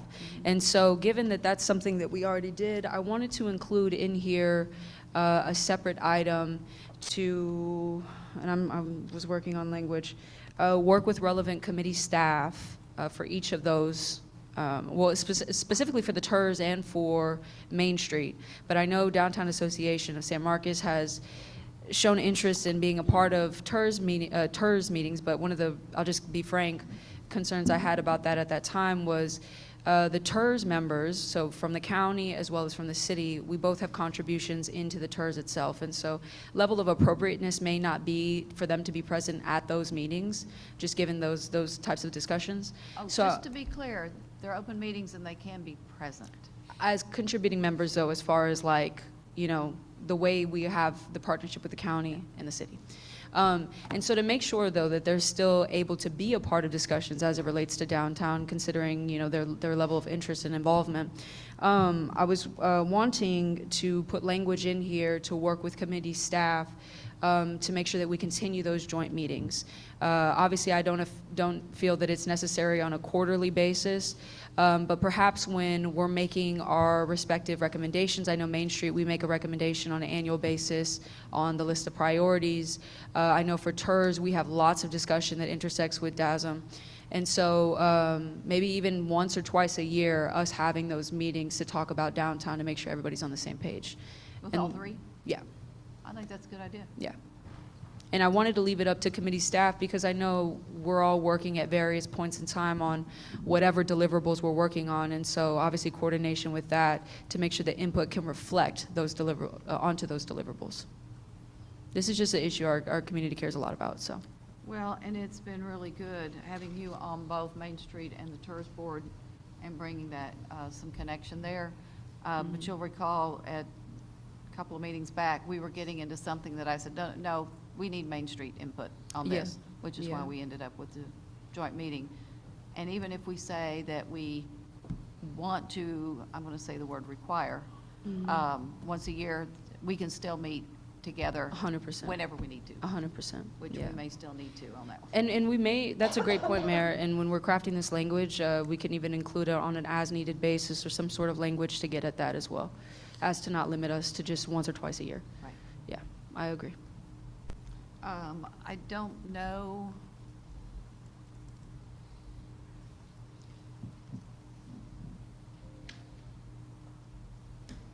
They're not a committee. DASM is an organization, a club, if you will. Mhm. So that's where I was not understanding where you were going when you were saying committees, but then Great you ended point. up talking about DASM. That's why Yeah. I was confused. Yeah, and relevant organizations. Obviously, I don't know if we want to just explicitly include Downtown Area San Marcos or Downtown Association of San Marcos. Well, if we don't, there will be other groups Yeah. that's a good point. And I think if we're talking about an organization specifically, we might ought to. Yeah, list them. just explicitly mention us. Name it. Well, it'd be Yeah. naming DASM, Downtown Main Street, Association. and Downtown TERS. Yeah.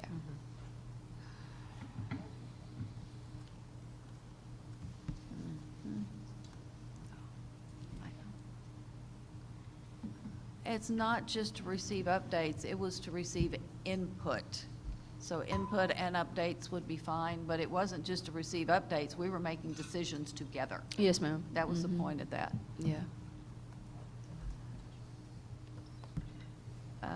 Okay, I would do the input first, because that was the big one. We get each other's reports. It was Mhm. making decisions together, so that would be. And that works. Project deliverables. An that's O kind of between limiting it to CNS. TERS. On San Marcos. I think if we just go with projects. I'm sorry, Mayor, what did you say? He's about- got project deliverables, and I'm thinking maybe just projects. Yeah, yes, ma'am. I think that's sufficient. It was And good, but on San Marcos, limiting. just the addition of the O in between the C and the S. Oh, You're doing phenomenal, Hayden. Thank you. I always look forward to this time of the year whenever I get to type in front of Type in front of everyone. everybody, yeah. Yeah. Okay, council, y'all good with this?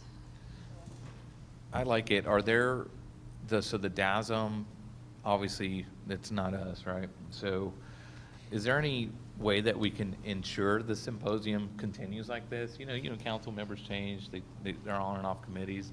I really like the idea of people working in symbiosis, all parties all the time. Each board and commission has their own set of bylaws. I'm thinking perhaps it could go well, for the ones that we have, TERS and the Main Street, and DASM does their own thing. I mean, we don't. Right. We don't get into their bylaws. But we could add it to our bylaws, because everybody gets a copy of the bylaws when they're new on the committee, and that's what guides the liaisons too. Yeah, when you find something that works, you want to hold it, repeat it, and ensure it for the future, so you have like good process, guaranteed process. And I love the idea of all working parties in that area being at the same table together. Anyway, just a comment. Well, putting in the bylaws, and it survives staff changes. There you go. Yeah. Better. Yeah. Are y'all good with this? Yes, I'm seeing it. Okay. And I just had one more on this one. So when we talked about our comprehensive planning earlier, that first subsection was the implementation of the plan. Mayor, I know you're privy to this, but just for my colleagues, Main Street also does something similar that the comprehensive plan does, to identify for that year, hey, this is what we're going to focus on. And so I'm just asking my colleagues that we implement similar language as far as this plan, because it's the downtown area master plan, correct? And so yeah, similar language as far as making sure that how we implement that accounts for the decisions being made by Main Street, or in this case, even the relevant committees here. I know TERS, I don't remember us going through that plan and pre-identifying, hey, this is what we want to focus on, but Main Street did that, and it took us like 2-3 hours. Yeah. So I think kind of like when we're talking about identifying priorities, because that committee does that, let's just do the similar language for this one. If I could offer some, sure. Councilor, if I could offer some input, Rodney Gonzalez, Assistant City Manager. We have had that topic as a TERS agenda item. Okay. However, we unfortunately, because so many other pressing items that have come forward, we've not been able to present that.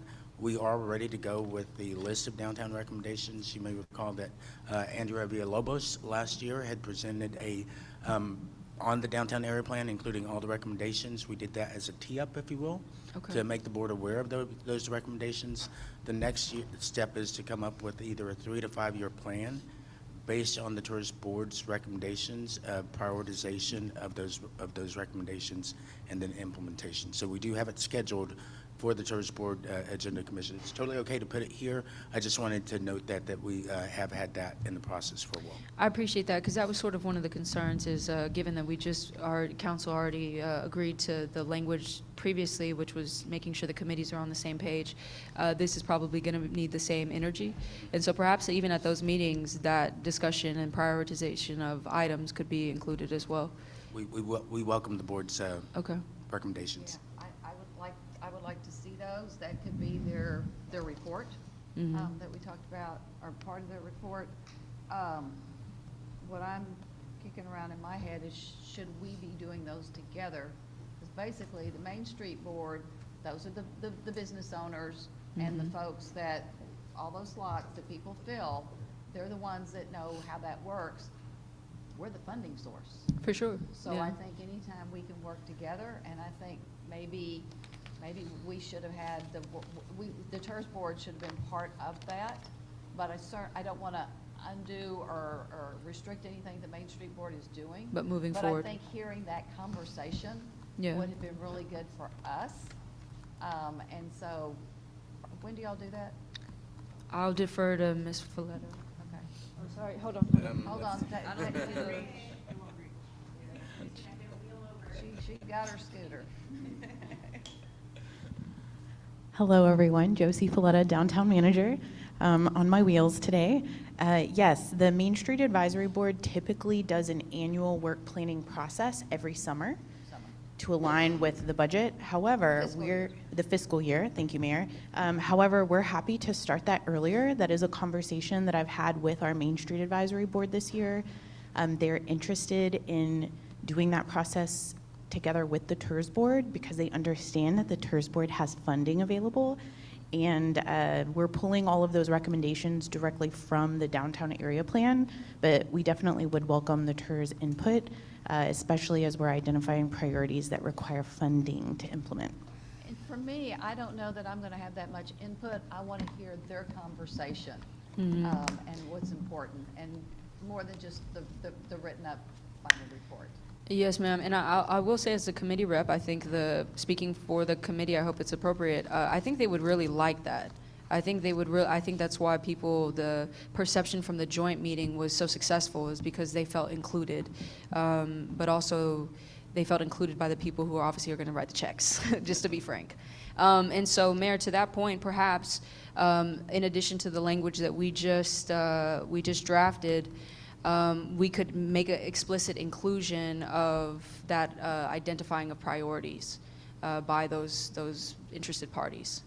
Obviously, with the inclusion of Downtown Association of San Marcos, one of the hesitations I would have, though, and just a general maybe parameters on it, is TERS and Main Street are actively, like Main Street through the city is putting contributions in there. Right. Whereas Downtown Association, I think what we're looking for is sort of the recommendations that they may hear in their own individual conversations, not necessarily Do they bring funding you a list? recommendations. Do they bring Main Street a list of what they would like to see?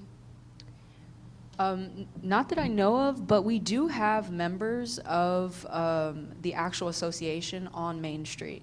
We have two members on that committee who do provide very frequently reports in those meetings on what the association is discussing.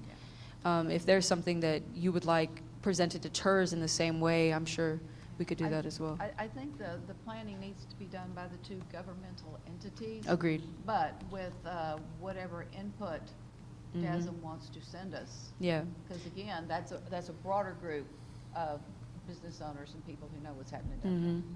Yeah, and I guess and we can put parameters probably as, staff is able to sort of work this out on timing and frequency and those things on what the contributions by DASM will look like.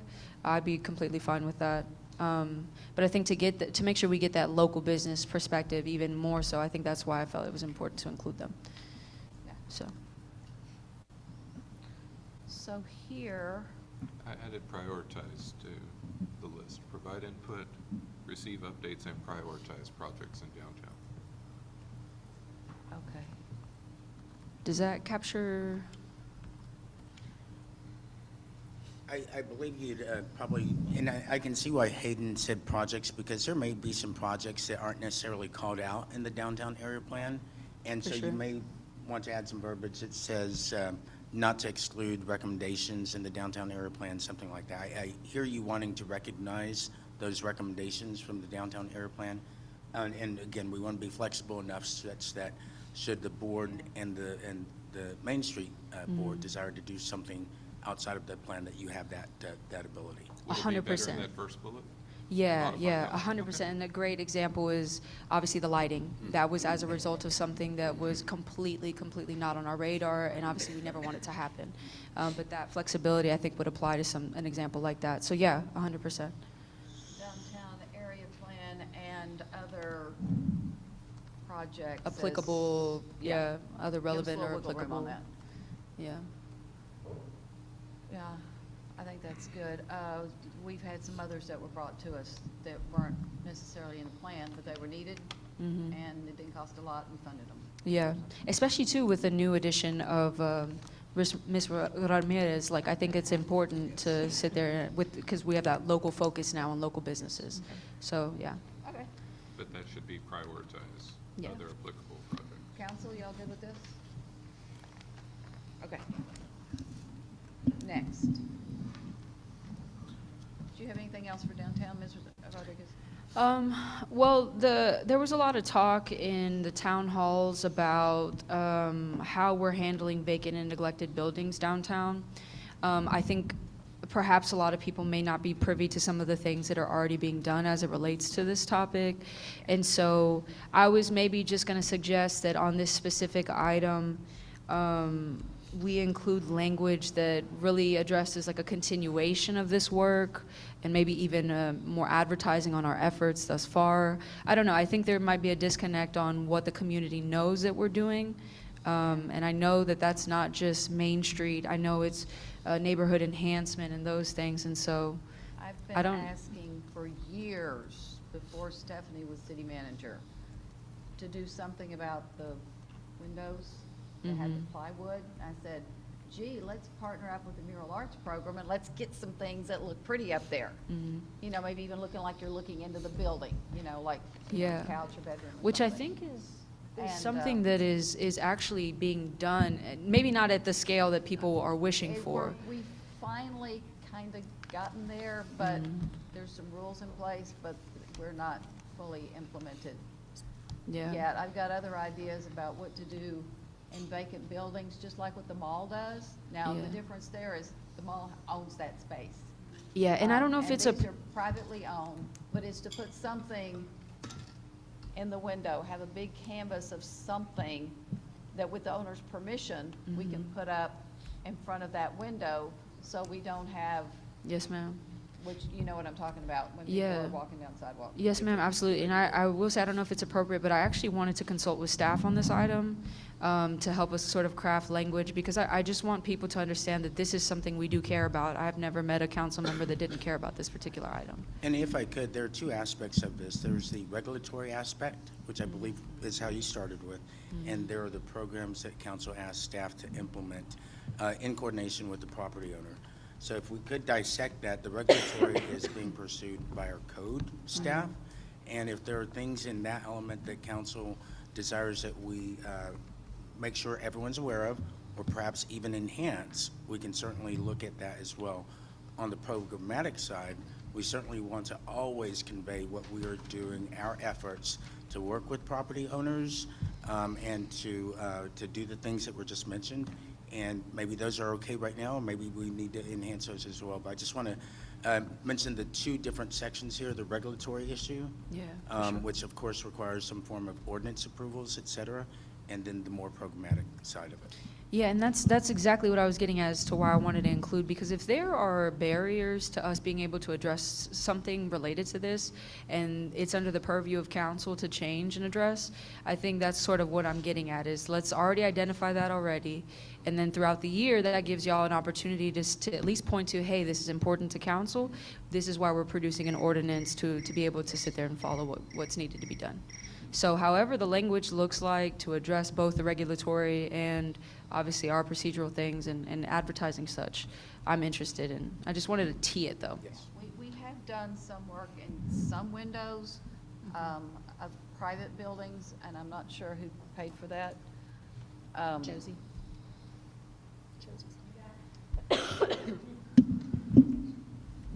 So there's been some done, but I would hope that I'm talking about the big glass front, doing something there. Yes, Mayor. We currently have 2 programs in place that we've worked on vacant buildings where the city has, at our cost, done some type of visual on the outside of the building to dress it up. One of those is the Legend Has It tour, and that is the vinyl graphics that we've put on some longer-term vacant properties. We did that on 3 buildings, and one of them was removed because the building is now fully occupied. So that is a great success story that we had to take that off. And then the other one is the downtown outdoor gallery. That's on our future fire station #1, where we partnered with the Mural Arts program to do some public art on that location. Right. Yes, ma'am. Okay.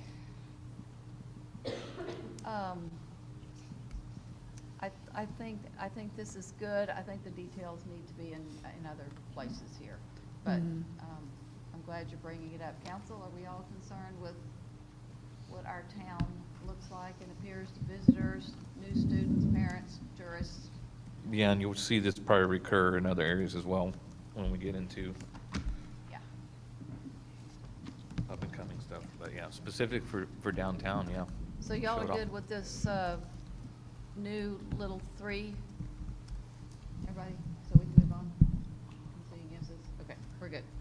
And one thing I do want to mention, it's not necessarily specific to downtown, but I have talked to Rodney and Mr. Gonzalez, as well as Ms. Ramirez, about wanting to do some kind of I-35 overlay or something like that, because again, I think that there's still more to be desired as people are driving through San Marcos, they don't necessarily see, and so as buildings have become vacant and things, we want to make sure that we have something that allows a mechanism for people to redevelop or do things with those particular properties, Yeah, and especially they're not along our downtown. interstate. Exactly, so along our interstate, wanting to create some kind of overlay or something like that, that can help. So just want to bring that to y'all's attention, that that's on our radar. It's something near to me and something that I'd like to see us work with Ms. Ramirez on when she starts. Another thing. Yep. Mayor, that would transition right into the next one for me if it works. Are we good with downtown? Yes, ma'am. Thank you. Mr. Bissell, it is now your turn. I'll just say out loud what Stephanie said again, but yeah, item #1, the arts and culture, improve aesthetics. I underline that. I know this is not directly applicable to the public art within public spaces, et cetera, but the corridor, you know, I know there's mowing contracts, there's all types of things that we can do, but I'm a big believer in look good, feel good, take pride in what you have, do the best of what you can. I understand there's some regulation trying to hold commercial businesses accountable to what the roadways look like, and we want to be realistic about, enforcement on it. But man, it'd be awesome if we could start working on the aesthetics of the town. I think that's just kind of a win for everybody, where you just drive around and everybody goes, hey, man, the place is looking good. It's kind of the state of the union, and it's direct feedback. It's physical in nature, and yeah, everybody can get behind that. And, I think we all landscaping are business. and have been for a long Yeah. time, but sometimes when it's a private building and they ain't working with us, that's private property, and we can So- be very unhappy, but there's a limit on what we can do. And then, of course, I'm not informed enough to jump into ordinance on what we require businesses specifically to do. I'm always less harsh in the neighborhoods. Not everybody has the means to do Mr. Carr, that. explain what we've got for vacant buildings. So on the vacant buildings part, Mr. Carr can definitely talk about the fact that, because Ruby Herrera, who's one of our code compliance officers, has been incredible about going out with vacant properties and getting the aesthetics, to be better in terms of making the art, look like actual windows or things like that. And so there's been a lot that's been done there. The other thing was out of my office, I had put Rodney, Mr. Gonzalez, and Mr. Meagle on getting together and doing some kind of high traffic areas and looking for how we could, work on the aesthetics, the plantings and all that kind of stuff. That has now transitioned to Mr. Anderson, since that is in his area. And so he's been working with Ms. Tomaides to really understand, especially even the Highway 81 and everything like that, because we were going towards, there's philosophical differences, and Ms. Ibarra's here and can understand where this is kind of the conversation has been, is that, some of the natives and the grasses and things like that aren't always appreciated in the same way when they grow out and things like that. And so we've really tried to go more towards flowery natives and things like that are low water and drought tolerant, but that do have more of an aesthetic appeal to more people who don't understand about the grasses and things like that. So we're working through, you being in landscaping, understand too what I'm talking about. So there's been a philosophical change in terms of how the plants that we're choosing, because I think that doesn't help us when you have certain plants that we're putting there and not able to maintain them and manicure them as maybe they're intended.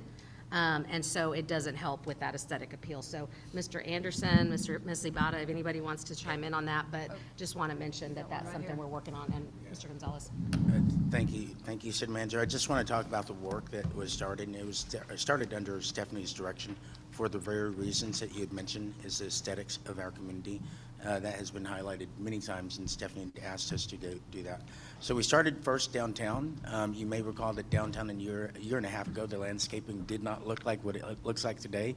So in partnership with Josie and other team members, we developed a new plant palette that is remarkably different than what we used before. Josie brought that forward for Main Street, and for Tourist Board funding. The funding was allocated to totally revamp the landscaping and include irrigation. There's a big thing to keep going, what's planted so far. And it looks far beautiful than what did a year and a half ago. Business owners and visitors are very pleased with that change. The next step was to look at all the mowing that the city does, and it's a lot. And I thank Amy Tomaides, I know she's not here, but that is a constant chore of one of her responsibilities. We knew that we were perhaps maybe mowing areas that we didn't have to, and Amy and Shanna and other staff convened multiple times to nail down what are those properties that we absolutely have to mow that are owned by us, and what are properties that over some period of time we had just taken on mowing. And so we worked with those property owners to relay that was not our responsibility, but it was theirs. We eased into that transition, and the success was that we reduced the number of mowings that we had to do that were legally ours. So then next looking, the number of square feet. The number and in the total area that was That mowed. didn't reduce the number of times you mow in a year. No, we didn't talk about that. Not for city mowing at all. And then next, of course, we looked at throughout the city, what are those key areas, as Stephanie pointed out, that we could either do a better job or enhance some type of beautification. And we looked at that, and the stall there was that not only do you, of course, put in those types of plantings, but then you have to maintain them. And for the last 3 years, as Stephanie's mentioned, we've been in a budget crunch, and we just couldn't come up with the funding through the general fund to pay for that maintenance, that ongoing maintenance, and that's kind of where the project started. So we identified some areas where we could have that beautification. We didn't have the general fund funding available. We had previous conversations with council about the community benefit fee, and I know that is an area of council priority as well. But within the general fund, we couldn't identify the ongoing maintenance dollars related to adding more beautification. Yeah, it was about a decade ago, I've actually submitted for these quotes before, and obviously I don't do that anymore, but I think we just identify the highly front door areas, you know, and one of them I'm specifically speaking to is just I-35 between 123 and Wonder World. You know, I'd almost want to invest just in a little more mowing and less plantings, because we've seen all the plantings we put all over town that just they kind of get a run, and we don't have the staff to keep up with it, so push more toward like hardscapes and stuff. But and budget is what it is. But you know, as people are driving through town, like, what are your highly visible areas? And to me, it's obviously the I-35 corridor. You want your main drag coming into town off Hopkins, and yeah. And Well, you and have your, it's- hold on, it's not just the number of plantings, but when. Exactly. But for example, in the cemetery, for some cemeteries, they say, we want to make sure this is mowed and looks good before Mother's Day, Memorial Day, Father's Day, Christmas, when people are likely to be there. So if you only have X number of mowings, figure out when is the best time to do that. And that's what I've asked that we do with our mowings, not to say that one area is not important, but, you know, is it the first week the students are here? Is it when the parents are here? Is it tourist season? Let's figure out how we're going to spend what we have in timing. the other thing I just want to mention is I know last year, because this emphasis was so strong, and we brought something during this meeting, the visioning, and we made a proposal to use community enhancement fee to be able to do some of these things, because that's what community enhancement fee has been intended to help with. But I know the direction at the time from mayor and council was, no, we need to be careful, because if we're going through budget stuff, there was also the optics aspect of it, is they didn't want to see, okay, well, we're spending all this money on this, and they don't realize it's coming from a different funding source. And so there was some kind of like not bringing that forward necessarily, but that was when it actually started with when before Mr. Anderson was hired, when I had asked both Mr. Gonzalez and Mr. Meagle to start putting that, because I was even like, hey, we're getting our 2 monument signs at the north and the south, and I would love to see monument signs even at, 123, maybe Ranch Road 12, some of those areas. And so we had brought that to say, hey, mayor and council, would y'all be okay with that? But that was the sentiment at the time, was it's probably not the right time, given budget crunch and the perception that people may have about how we spend our money. And the funding source for the I-35 signs? Those were from TxDOT pass-through toll funds, so they were not general fund. property tax dollars. Correct. And we weren't proposing to use property tax dollars for any of the community enhancement stuff either, but people have Right, their yeah. different perspectives. But Well, that's I a just want to policy look decision into now. it, that's it, yeah. Yeah. We'll look into it and inform you later, yeah. No, you're absolutely right. Absolutely right. The mayor has been a champion of make San Marcos prettier, more aesthetically pleasing and safer with that for a minute. Sometimes send in pictures of things to staff and say, I just say, this doesn't look like a Class A community. And sometimes it's something that it's privately owned, harder to get there. And y'all can change that. I mean, that's up to y'all as far as how, if you're wanting us to look at that, we would just need direction from mayor and council. Could we just quickly have Mr. Carr talk about the boarding up? Absolutely. And the changes that we've made regarding boarding up buildings. Because I think y'all made a great proposal and we approved it, so. Yeah, and so it's weird. Ruby just sent me an email, and I'm going to just pass down go once for the beginning and come back with what this artistic boarding looks like for council. And it is Mr. Carr, it'd be great if you would email it to Mr. Meagle. I did. Awesome, and then he'll pull it up, so that way you don't have to pass it around. Thank you. But it's, yeah, you take something that just looks terrible, and it doesn't take a lot. You just paint a board that's on a window to look like a window, and a door like a door. Which is just put some panes Put on some, the window. so you paint the board, one, so it doesn't deteriorate. Yeah. And then you put some frame or something around it, and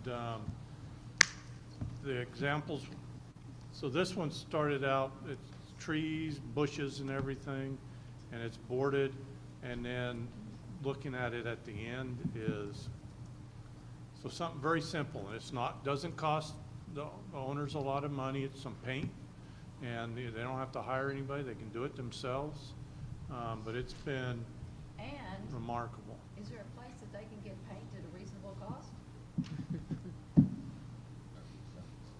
Recycle center? Well, they got a recycle center, and yeah, we get donations, and it's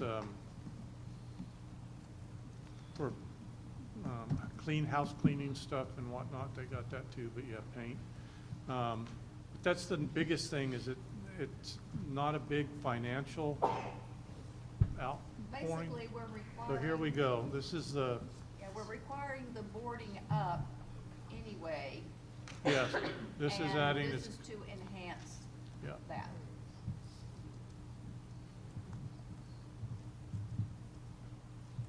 And here we go, bingo.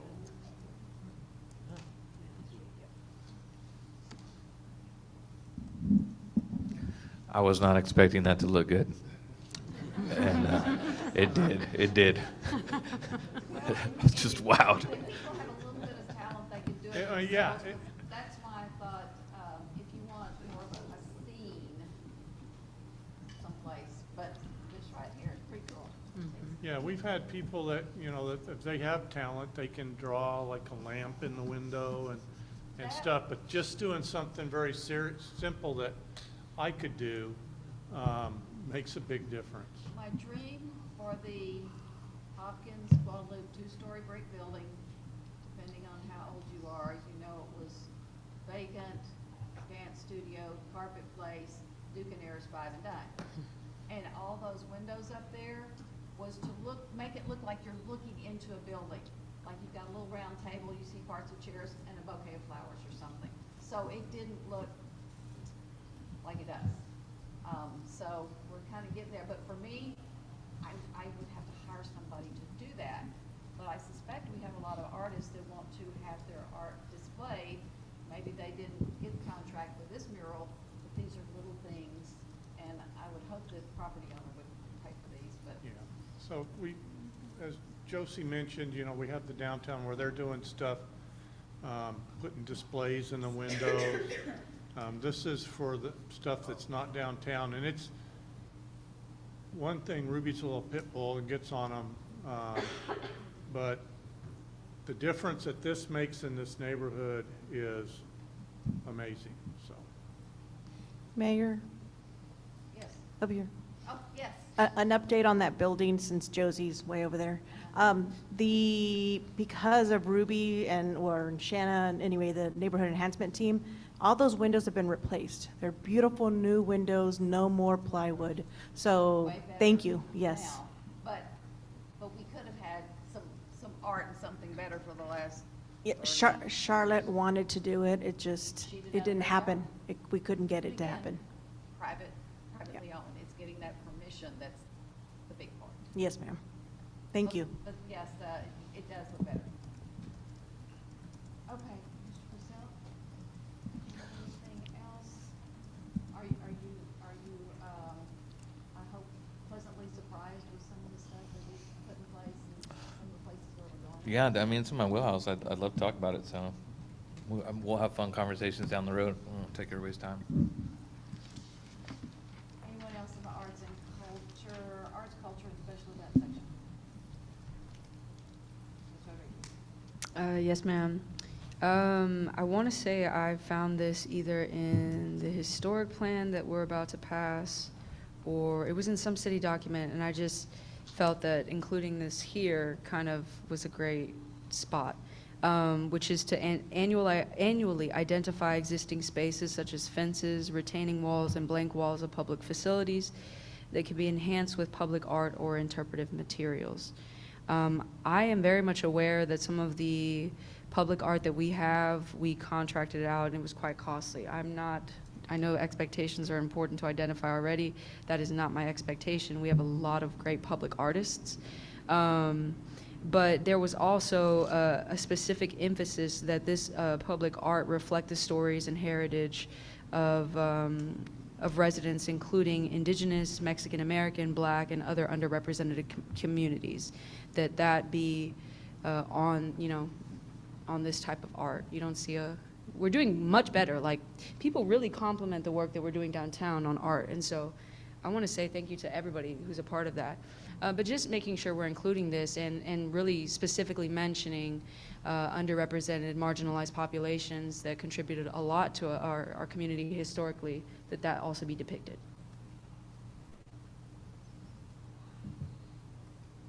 Is this? Yes, ma'am. I shared my notes with staff ahead of time. Okay. Yeah. All right. What I'm looking at is I was going to suggest that the item that we have in downtown vitality, which was develop methods and programs to address vacant and neglected buildings, that we basically duplicate that to the not downtown Absolutely. part. Yeah, And absolutely. I think it can, I'm trying to figure out, can we just work it into this one, or is this something extra? And I think this is something extra that is important to perhaps stand on its own. Yes, ma'am. And I think the reason I felt that this would be a good place to marry it is specifically it mentions arts and culture in this specific section. And so when I talk about the incorporation of the other very specific marginalized communities, yeah, there might be places, which is why I think it was cool. It's not just talking about walls, like we're talking about fences or being creative on how we do these things. Because a lot of these, the wall at the river there Yeah. on across from Kellum Building. yeah, and I'll give you a great That's example pretty. that the public really liked, and obviously I understand this is a private business and not reflective of what we're talking about, but the meat market on the other side of Barrio Pescado, when you had all of those people's portraits painted on the side of that, people in the community loved that. Because it's like, for the input. Yeah, because people pointed at, like, I knew that person, or and so I think things like that are important. Exactly.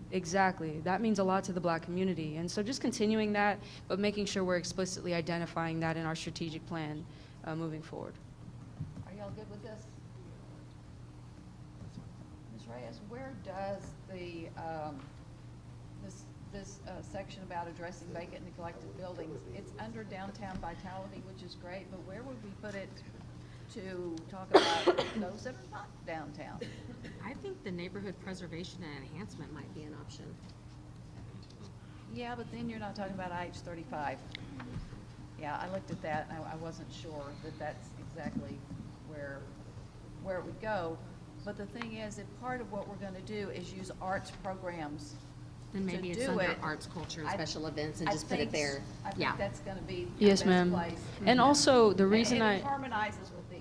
Yes, ma'am. And the reason I included it as well here, and I know Rebecca will correct me if this is not a allowable use, but when we have explicitly the verbiage of increased tourism, let's say there is an opportunity and perhaps greater funds are needed. We have hot dollars. And so I don't know if that is an allowable use for things outside of downtown. But maybe in those instances, utilizing those funds to procure these types of paintings to be added. If I may add, Rebecca Ibarra, Destination Services. Yes, we do go beyond downtown. So our focus is throughout the entire city. The mural that you're referring to on the meat market, that was a grant through the arts program. Okay. The building right next door, the Conoco, that was an actual mural arts. And of course, then it was kind of, they added to the building, and which covered half the building. So we're working on different areas. We have selected different areas, but now it's working with either ownership or working with city to make sure that we can actually do what we'd like to do within those. So every year they select projects, the Arts Commission and the Mural Arts Committee, they select areas. And then, of course, we go before council for approval for the actual project and funding, and then we move forward. So, Okay. yes, so all of our Mural arts is projects not on, limited to downtown. yes. So do you feel that this language as proposed would sort of allow that, just to give y'all more support, that council is in fact interested in something like that? Actually, I truly appreciate you adding that to that. Okay. So it'll come directly from you. Okay. Thank you. Great. Are we all good with these items? Okay. Okay, have we concluded arts, culture, and special events? Then moving on to parks, open space, and recreation. Mr. Scott. Here, no, I'll give you this one. This is on number 2, where it says provides outdoor gathering places in parks for active and passive places for family activities. After activities, I'd like a comma and then put geared towards children. Yeah. That was it. Okay. If it says family activities, that doesn't already imply children. I'm not trying to argue with you. I'm thinking it may be already there. Splash pads and, okay, so you're talking about the children part of families. You said geared towards children? Council? We good with that? Gives extra emphasis.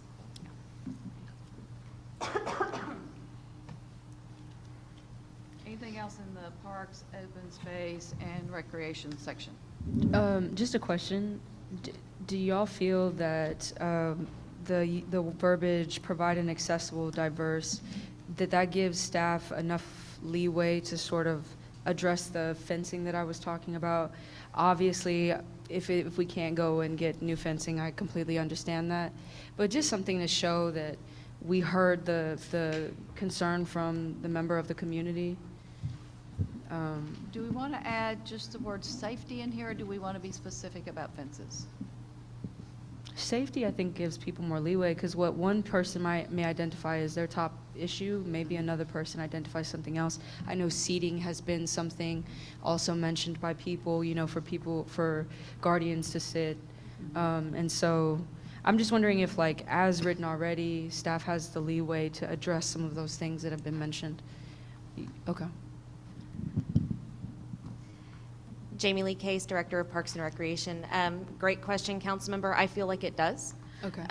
Obviously, if the council wants to be a little bit more specific, that's fine. But I do feel that it does give us the ability to address, especially the concerns that we hear from community members and from council. Okay. And let me ask on, like, level of appropriateness. Obviously with, like, the downtown stuff, I'm able to ask staff because I'm in those committees, but for each of these sections, just given that parks is a very frequently discussed, is it appropriate to ask staff, like, if there's things that maybe they want us as a council to know that they're thinking of? I always want to know. Right? Like, I just feel like because we're on here, obviously I understand that y'all likely know our fiscal situation, so I don't anticipate y'all asking for FTEs and things like that, but. We want to, but we can't. Sure, yeah. Yeah, obviously in an ideal world. Yeah. But I guess that's why I was kind of gauging level of appropriateness, because there may be some things that aren't in these 3 items that you feel as staff over this that perhaps council should be aware of. Sure. So one immediate thing, we are conducting, we started last year conducting a self-evaluation under ADA compliance. We've added additional compliant sidewalks. We've added, new playground equipment, improved 2 neighborhood parks last year utilizing community development block grant funding, and to improve accessibility within those parks. One of those specific parks, Swift Memorial, is one that does have 2 access points, which is not the norm for a playground area. Standard for playgrounds is 1 entrance and exit, specifically so when you do have runners, parents aren't caught, off guard and have that time to try and beat them to the entrance and exit. Yeah. So it is a security matter why that park was built with 2 entrances and exits. Especially near like such a busy roadway. I do not know why it was built that way, but we are going to be addressing that. We're also, working with Public Works as well about sidewalks around parks. Those are not necessarily within the parks, but they're being placed on, future sidewalk plans. We're looking at, as part of this self-evaluation, height of benches, height of water fountains, all of a number of things that are usually you do hire professional firms in which, we're getting quotes to see if I'm able to free up my time, because that is something that me and our park operations manager have been working on for a number of months.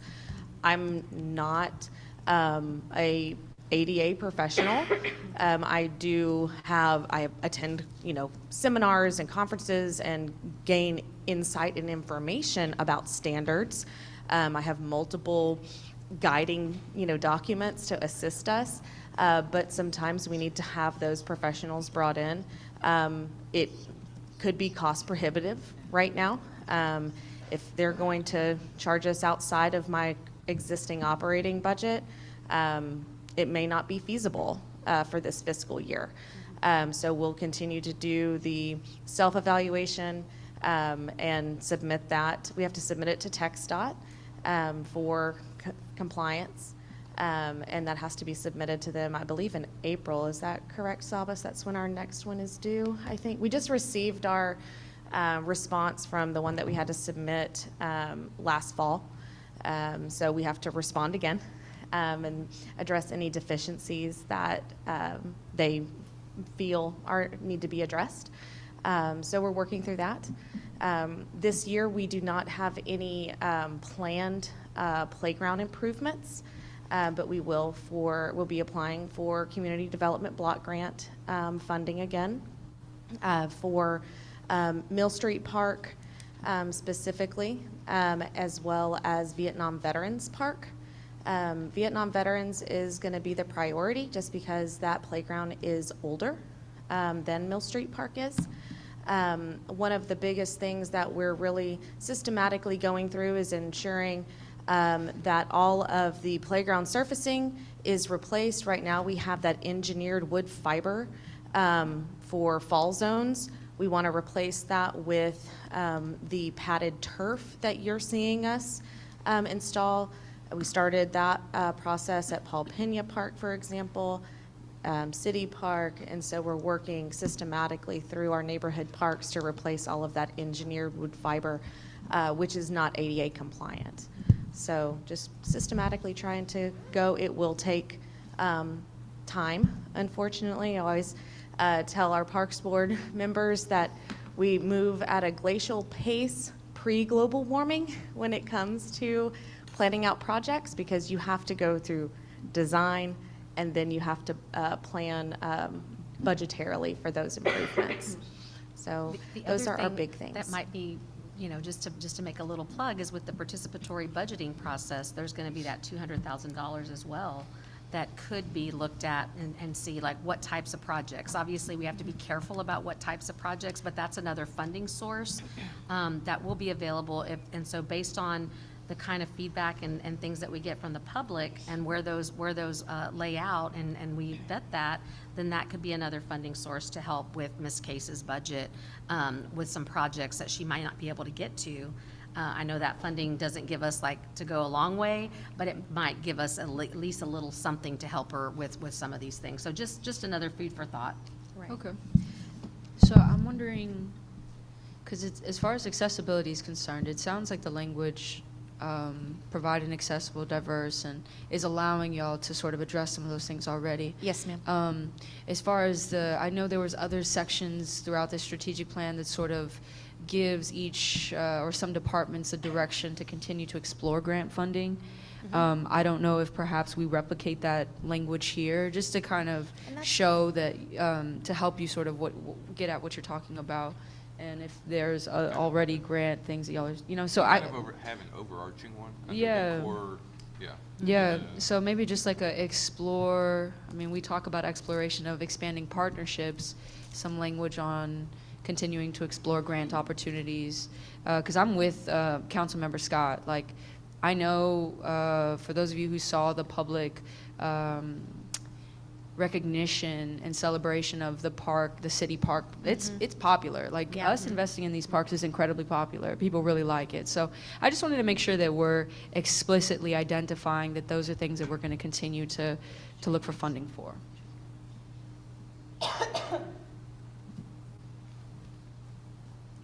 Thank you.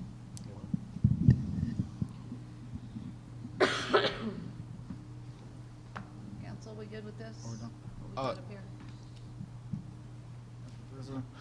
So I don't necessarily have an addition to this, but on that point 3, explore expanding partnerships with SMC ISD to utilize facilities. I guess I just want to know, have we encountered any like obstacles in doing that?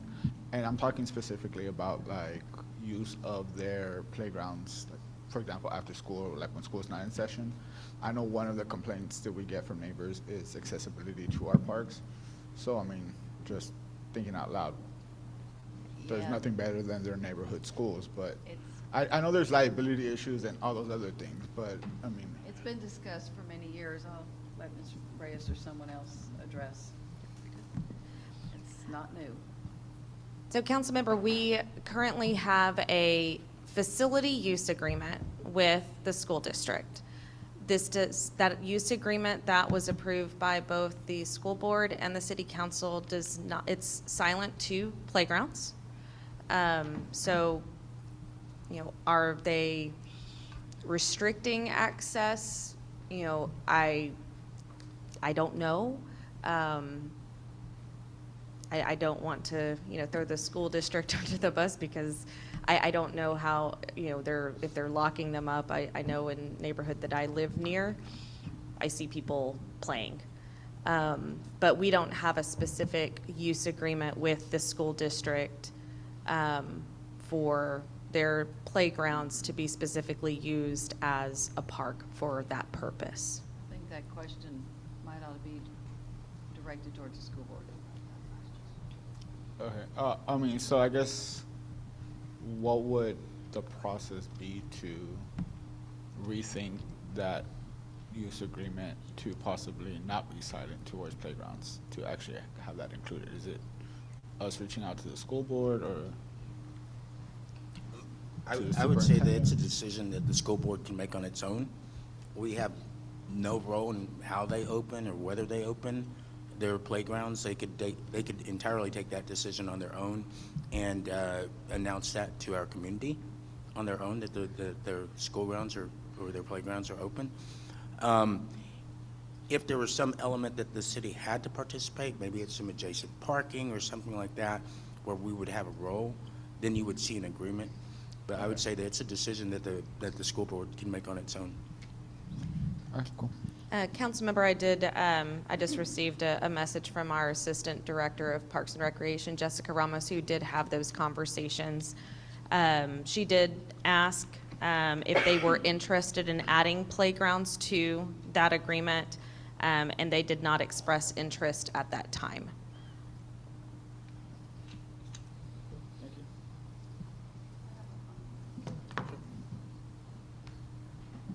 So I feel like it's with those situations that it would be helpful for council to be like privy of those updates. And I know we had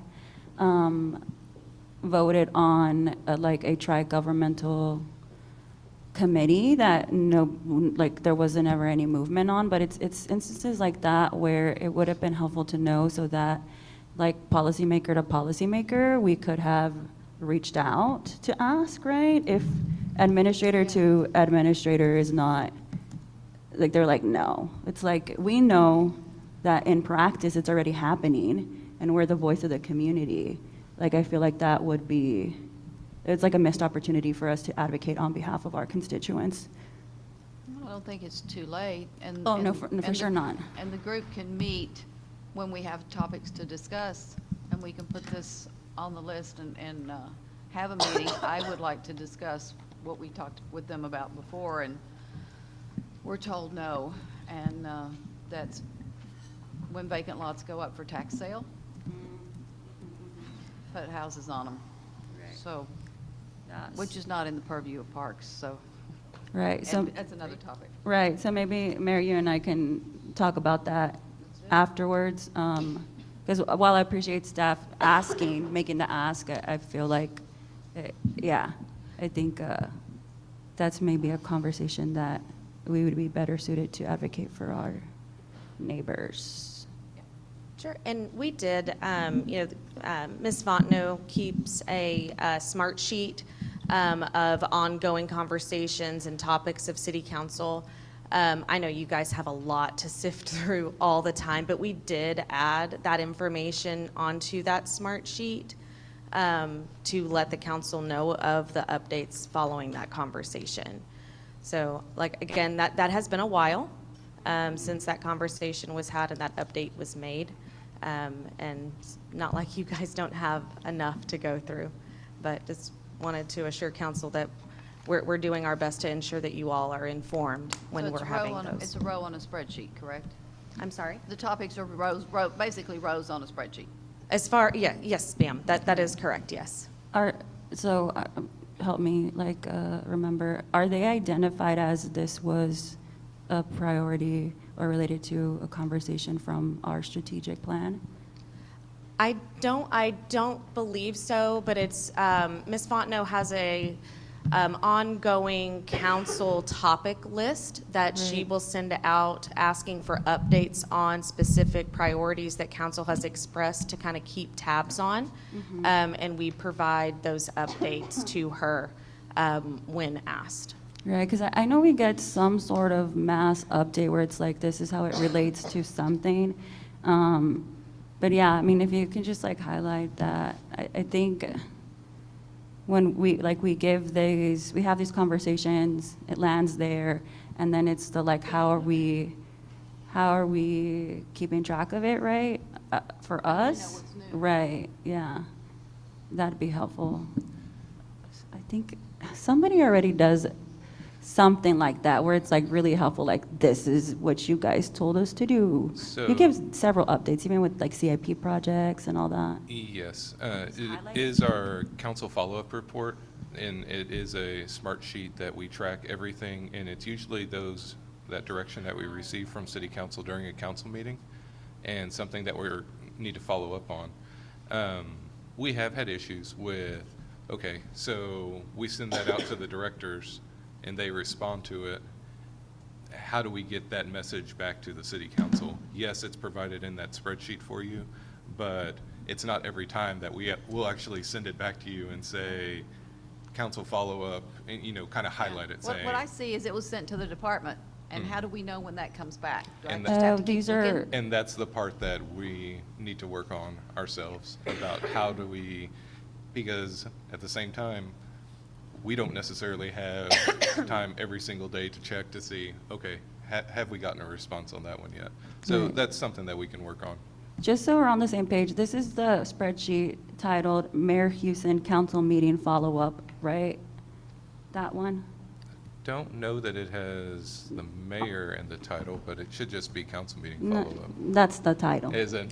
But if we look at it, I think it has the requested, which I think is very helpful, right? So that if it's one of our babies, we can go requester, follow up. But yeah, so the type is all council meeting is what I'm what I'm seeing. Correct, because we do Um, have that split up by council meeting and then also from one-on-one meetings. Right, and so, yeah, if y'all could just highlight if something is like related to the strategic plan, I feel like maybe that'll help all of us be like, okay, that was something all of us were, into. We'll talk about how we can Yeah, get that, cool. how we can get the results or get whatever answer we have back to y'all. And quick question for my colleague, Mayor. Is your concern rooted in like, hey, if I know about this, I can go and advocate, like help y'all advocate on behalf of the city type of thing? Okay. Maybe like, on issues where like, similar to when we do things, approach the county or approach the school district, maybe people on the council have relationships that are established to help the city not have to, just have parks advocate on behalf of what we're trying to do, but could perhaps, and just like letting us know, is that what you're trying to get at? Yeah, I think what we'll need to do is we'll have to determine who our two people, if we go with the pattern. Each entity has 2 reps. And I Right. think the school district, at least what they were doing was sending their president, vice president, but that's their choice. Right. We'll decide who we send, and then let's start building a list. We already decided who we send, we just never met, and the other entities did as well, they voted on it. They just never heard from us. But yeah, I think, just naming that, I appreciate the initial contact. I do feel like sometimes there's ways that we could also help advocate. I mean, in this instance in particular, it's because it's already happening in practice. So it's like, they're like, we don't want it in writing, but we're good with it happening. Like, I think I'm more comfortable me asking why, right? Policymaker to policymaker, than y'all being like, okay, but why, Like, y'all did your due diligence, I think. And Ms. Fontenot has come back into the room, but I don't know if you heard any of that, Ms. Fontenot. But as far as the updates on the smart sheets, does it, I thought it highlighted or bolded any changes that happened on the SharePoint smart sheet so that mayor and Changes since council- when? Since the last time, so. Are we talking about the strategic plan quarterly updates that No. we received? No, just the SharePoint for like the one-on-ones and council follow-up. Smart sheet. If it's marked as completed, it'll be highlighted, but they will not see that on their end. Okay. We do see a status. Okay. Okay. Perhaps on that though, and I don't know, Ms. Fontenot, if this is possible, but I know when y'all send them out, I think it's highlighted in red, the in progress ones. Maybe like whatever is the catalyst for the update could be highlighted in the actual email that's sent out. Like, hey, like send us, that way my eyes already know which one to go to. Is that? I don't know if that's Yeah, possible. I think we can work with you to make sure that you can see any relevant updates and Okay. the status changes. Okay. I haven't looked at it in a while because it's such a pain to work through. And that's on Smartsheet, that's not on y'all.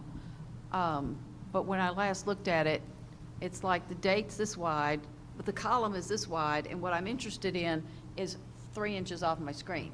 I can shrink it down, now I can't read the text. So it's just a real pain to work with, and it's not something that honestly, I haven't looked at it in a while because it was just, couldn't find what I was looking for. And, or sometimes I was looking for something and all I saw was sent to staff and I'm going, okay, waiting for whenever that next part gets filled in, and anyway. And honestly, it continues to evolve. The IT department has been great to work with as we've asked them, okay, we have a lot of information that we need to track and see the follow-up throughout the time. So we do include that immediately after the council meeting, just to kind of, for a check for y'all to see, okay, did we get everything that you thought that you directed us to go follow up on? But just as we're talking through it, I was thinking I think we could easily run a report for everything that was marked complete over the last month and just send that to y'all, and it would highlight it that way. That'd be awesome. So the sheet that I have in front of me, the requesters, it's only the mayor and I. So do y'all sort? Is this from our one-on-ones? I don't know what, maybe, no, Yeah, I don't know. And I'm like, oh my gosh, maybe this is one from 2025. No, this is from 1/23/2026. And it says, please see council meeting 2025 follow-up. If you want to set aside some time where we can work together on the views so that we're capturing all the information to the best of our abilities and ease of access for you, we can have some sort of work session. I don't know if I'll have the capacity for that this week or next week, but if you can just simply look at the sheet and confirm whether on your end you see me and Jane only, that'd be helpful. And if it's a user error, then we can do a work session. But if it's just Jane and I's requests being captured, then I don't think we need a work session. Does that make sense? And I'm sorry, I don't mean like a formal work session as in a council Oh, meeting. no, I mean but just like. Yeah, for even- sure. Yeah. Absolutely. I just did a search for an email from you with Smartsheets, and it came up with something from 2023, and that's all I find. Do they start over each year? Yes, so I actually met with Kayla on Friday to get the 2026 dashboard running and capture all of the council meeting follow-up from this year alone. And then we sent out, I believe at the beginning of January, the dashboard for 2025 follow-up. There is a master sheet, so on the back end, it's all of the years we've been capturing the council meeting follow-up, 2022 through 2026. So I have to remember what year it was in to look at the right sheet? No, but I can make sure that we, again, work through this so that the columns and the views and the report meets your expectations. This one looks better than the last one I looked at. But still. And our goal is to have it be searchable. So if it's whatever the output is just to make sure that it shows, if it's 2022 to 2026, that at least you can search anything between that time frame, by subject matter, by topic. It could be by requester, any of those things, just so that you can look at that in that particular way. So we're always open to feedback. Definitely want this to be something that is user-friendly for y'all and is of utility for y'all, but that is definitely the intent, is to have it be searchable and for y'all to have everything in one place.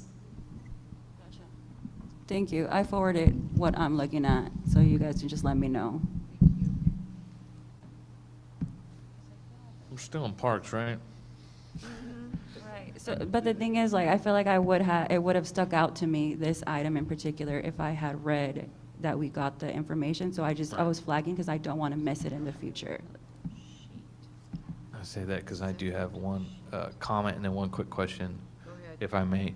Is there obviously there's a list of we'd want to do projects within regards to Parks and Recreation, whether that be updates to current facilities or install of new equipment, and you can send me that list later. It's fine, we don't have to talk about it, but I'm sure there probably is one.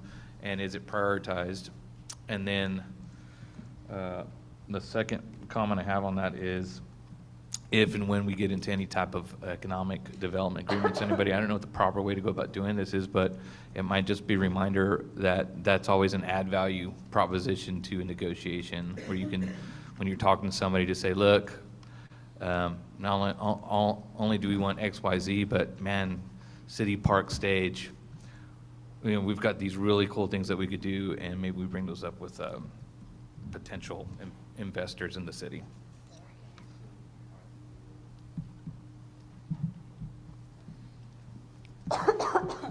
But Parks and Recreation, to me, it's the most important thing here. I mean, if we can't smile and have fun, I mean, you got to give people something to do, and you got to give them a clean place to do it. And when people come through and their parks are nice and clean, and it's just it's a direct translation to the community that, like, hey, there's good stuff going on. Again, I'm a little biased because I'm in that industry, but I think it means a lot.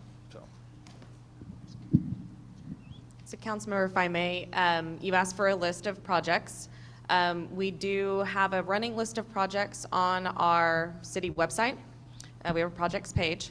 We're working on building that into GIS. We're really close to whenever you look at it, it will look very similar to what you see when you look at a CIP project. It'll tell you whether it's in design, it'll give you the estimated cost and anticipated construction if it's a construction project, as well as show you the location of that project. So we're super close to having that go live.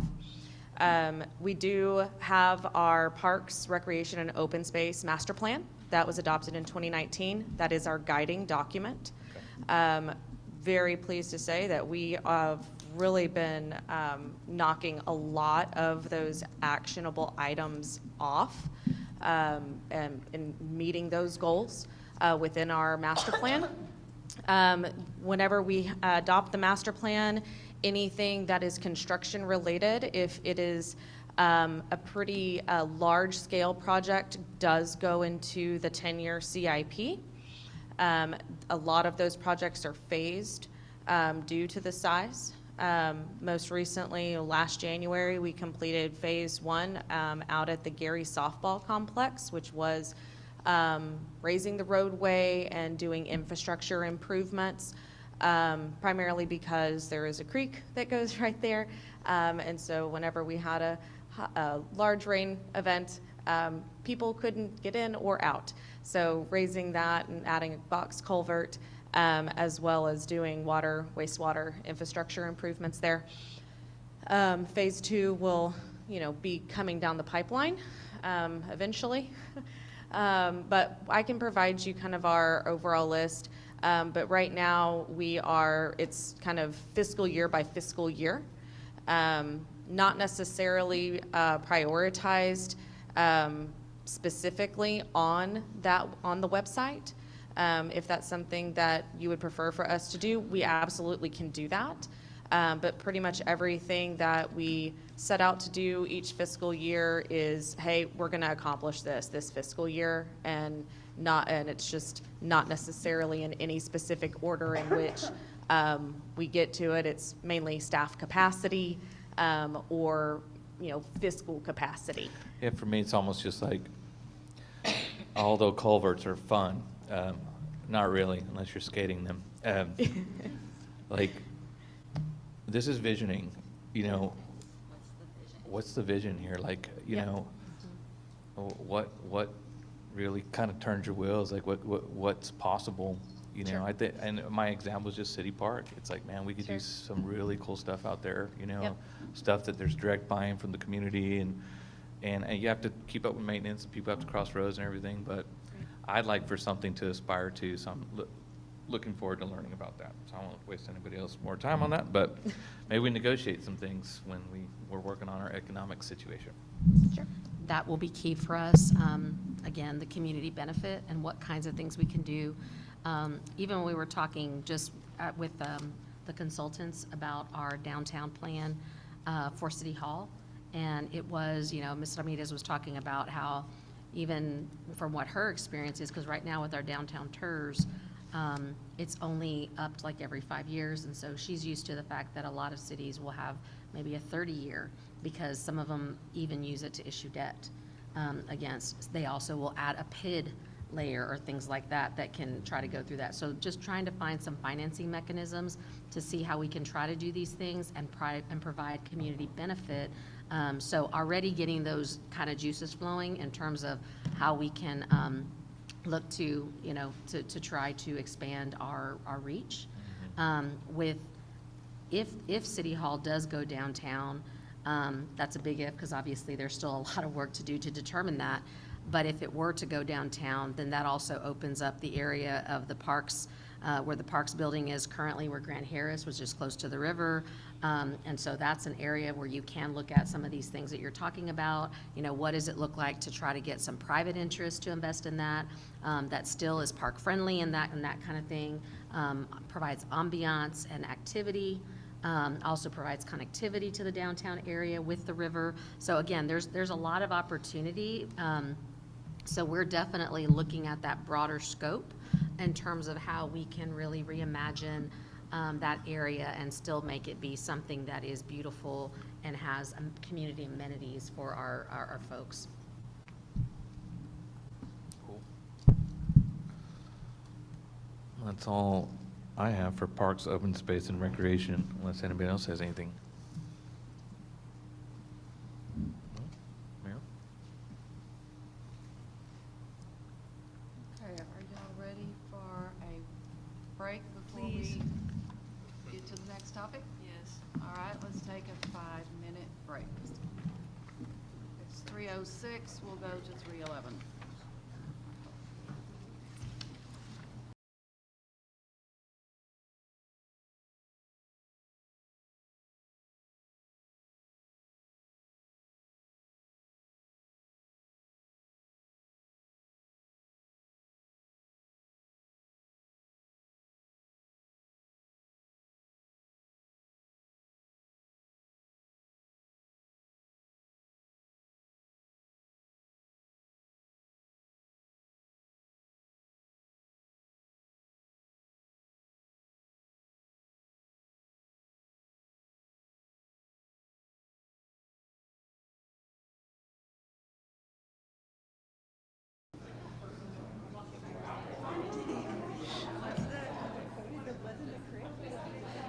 If you can hear me, this means you.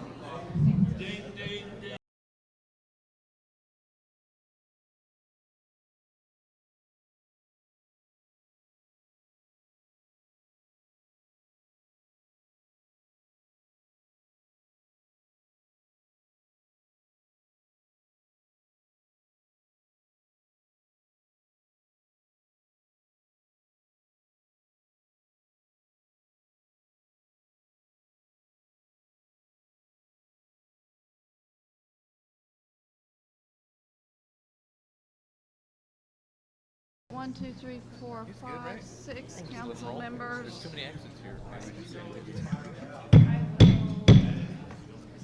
Everyone, cooperation would be greatly appreciated. May we be rolling, please? And broadcasting or whatever we're doing. Rolling. All right. We have returned from our recess of our visioning session. It is now 3:16, and I believe we are on neighborhood preservation and enhancement. I'd like to draw to your attention that we are still in the quality of life and sense of place, and we still have, and we do have tomorrow, we've still got economic vitality, public safety, core services and fiscal excellence, mobility and connectivity, and environmental protection. So we are still in quality of life. We are in the neighborhood preservation and enhancement. Anyone have anything for this section? Ms. Rodriguez, what you got? Again, this is taken, I found when I reviewed the historic preservation plan. I thought it was one of the suggestions and good ideas, and just given all the conversation around the historic preservation plan and really not knowing what it's going to look like, I wanted to include one of the suggestions in this section. So under it's in the historic plan under demolition by neglect suggestions.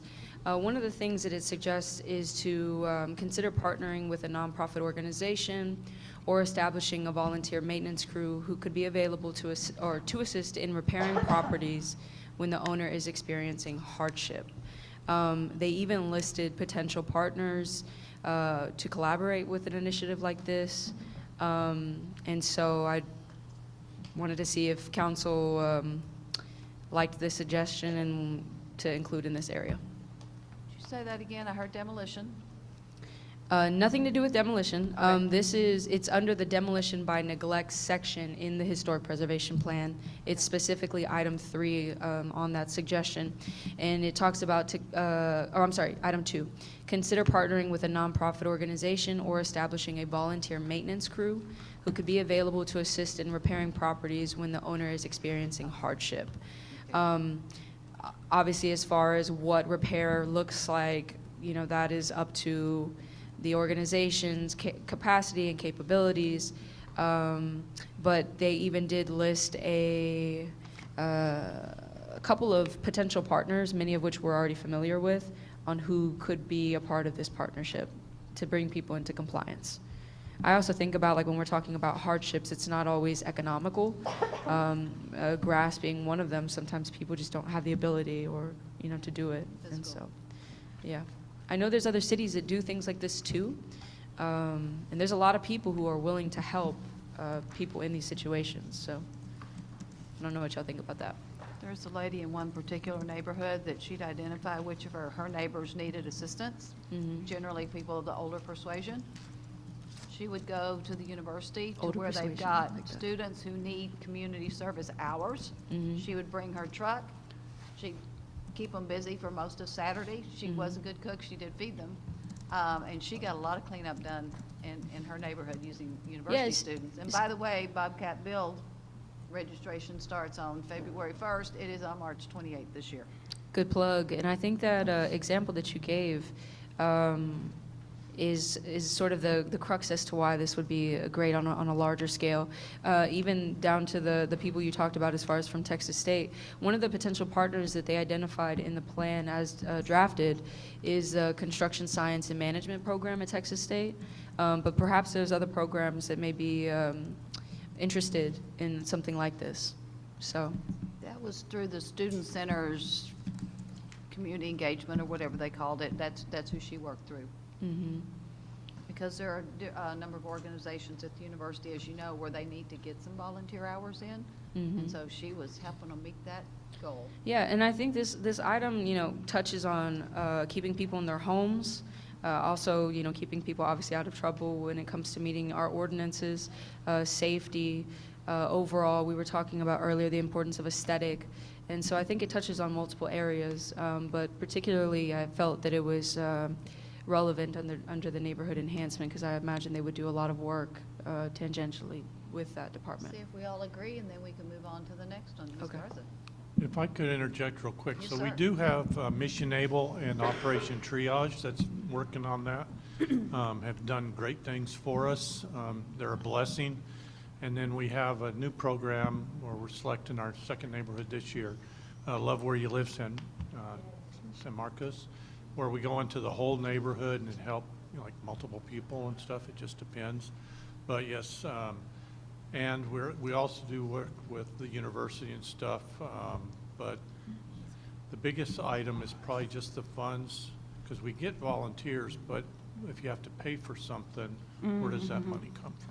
Right, so that was gonna be my question. I know that I have received updates or heard from neighbors where city staff are working to like help people or like get people at compliance, and it seems like it's like a very grassroots effort, like case by case situation. Now, my memory could be from like years ago, but I just remember hearing some situations where it was like we were able to get this support and somebody volunteered to do this, and it's just kind of like really, yeah, grassrootsy, knowing who to ask. So is that what you're kind of talking about, or? Yeah, I mean, we do have just the Operation Triage. They're both nonprofits, and they use volunteers. Well, Mission Able uses volunteers. Operation Triage uses donated materials to keep the costs down. And what I'd say, the most affordable housing that we have in the city is that's already built. So we got to help maintain it, because once it's gone, it's gone. You're not going to rebuild it anywhere near that cost. So helping people keep their houses up is very important. Right. And we got some stuff going on. But y'all do help like on like to help people get to compliance too, right? Like. Yes. Right, yeah, Yes. okay. And so I guess this suggestion is to continue fits with to that. build on it, and we're just like listing the partnership aspect as a priority, is that my understanding? Correct. Okay. I didn't read out, not everybody's looking at my screen, so just for the sake of accessibility. The partners that they listed, which it sounds like already intersects with what you're doing, was Habitat for Humanity, obviously the program that I mentioned from Texas State, Bobcat Build, Mission Able, and Operation Triage. So it sounds like continue, I guess, works because y'all are already, you're already doing it. Okay. I made that Okay. edit, so. Okay. So I guess how does Are we all council? good with this? If we are, I'm seeing yeses and I'm not seeing any nos. So we will move on to the next item. Do we have anything else in neighborhood preservation and enhancement? If not, moving on to housing affordability, item G, which is on your screen. I do have one on this. Go ahead. When we're building newer communities, oftentimes, buy downs are offered to offset the cost of interest rates in order to entice people into buying these houses. And sometimes affordable housing is defined as 3 large houses sold at less than market value. But after the buy down is up, typically after 3 years, people end up being in a house that they can't afford or keep up with. So I'd be interested in seeing builders actually building an affordable house versus working on just the interest rate and the dollar amount itself. And then the second portion of that is there's not a house built on the east side of 35 that I haven't come across with some type of foundation issue. That's just not carte blanche, but generally understood and true just to the black gum over there. So housing affordability is also needs to be sustainable, and I know developers paint it a certain way, and I just want to make sure that we're super mindful of those coming in. And how do we, as a city, address that private contract? Maybe just education, or? Yeah, I mean, developers got to come in and say, hey, we want to build some homes here in the first place, I mean, developer being separate from the builder, I get there's some different deals, but maybe just something in the verbiage up front, say, hey, look, you want to build houses here, you're going to do it on this side, they're going to point you back to code, and then maybe further ordinance past that. But what I'm basically saying is the houses specifically on the east side just tend to, I don't know. No, I'm not talking about the gum, I'm talking about the first one. No. How about the interest rates? Oh, the interest rates. You can't afford that. You can't really help that. That's just a financing mechanism, but don't call a 3,500 square foot house affordable housing because you gave it a buy down. Because it's not. You may have made it affordable for them to get into for 3 years. Maybe their personal situation changes to where maybe they're able to avoid it in 3 years, but Mr. Mendoza, if you'll get the microphone, please. well, If you and want to comment, get the microphone. I'm good. housing affordability looks really weird these days because it just doesn't look very affordable, especially single-family residential. So, yeah, the buy down, I don't know if you could control that as much, but just upfront dealings with the developer saying, hey, if you're going to come in agreement here and you're going to build quote-unquote affordable housing, are they literal houses that are affordable? And affordability long-term means a house that's not deteriorating. And not all builders are created equal. And they all mean well, but they're all gone in 10 years once the foundation warranty is up. And then, we just had a call into city council last week about a guy complaining about how his house was just rattled, and he's got all types of foundation issues, and he's over in the Cottonwood Creek area. I spoke with him for a little bit, and what he's talking about is what people have said for the past 15 years. Sure. What might be a city role. Yes, absolutely, and we wholeheartedly agree. Affordability is a concern, not just here, but across the country. And to your point, affordability does mean different things to different wage earners. What might be affordable in terms of a $300,000 house is unaffordable to somebody making $40,000 a year. So we understand and recognize that there are differences of affordability based on who is it that needs that affordable house. Now, with regard to council policy, we've also discussed what can council do in terms of setting policy, to address the concerns and the goals that you want to achieve through the various incentives programs or other programs that we have at our disposal, in particular public improvement districts. It's not beyond consideration for council to establish goals as a condition of PID connected to affordability, and not just the short-term affordability, not just the for-rental affordability, but long-term affordability connected to single-family homes and long-term affordability that passes from buyer to buyer. So there are ways to get that accomplished, and we can certainly, we look forward to that conversation with council, bringing forward examples of how affordability can be achieved through these projects in response to the desired need that we know is out there in terms of affordability. Is this something the PID committee could spend some time researching and bring a recommendation to council? Absolutely. Mayor, I don't want to assume the intent of my colleague, but maybe some help, because I'm not on the PID committee, for example, and I care about the things he just mentioned. I too have heard concerns about some of the builders and the quality of homes that are coming.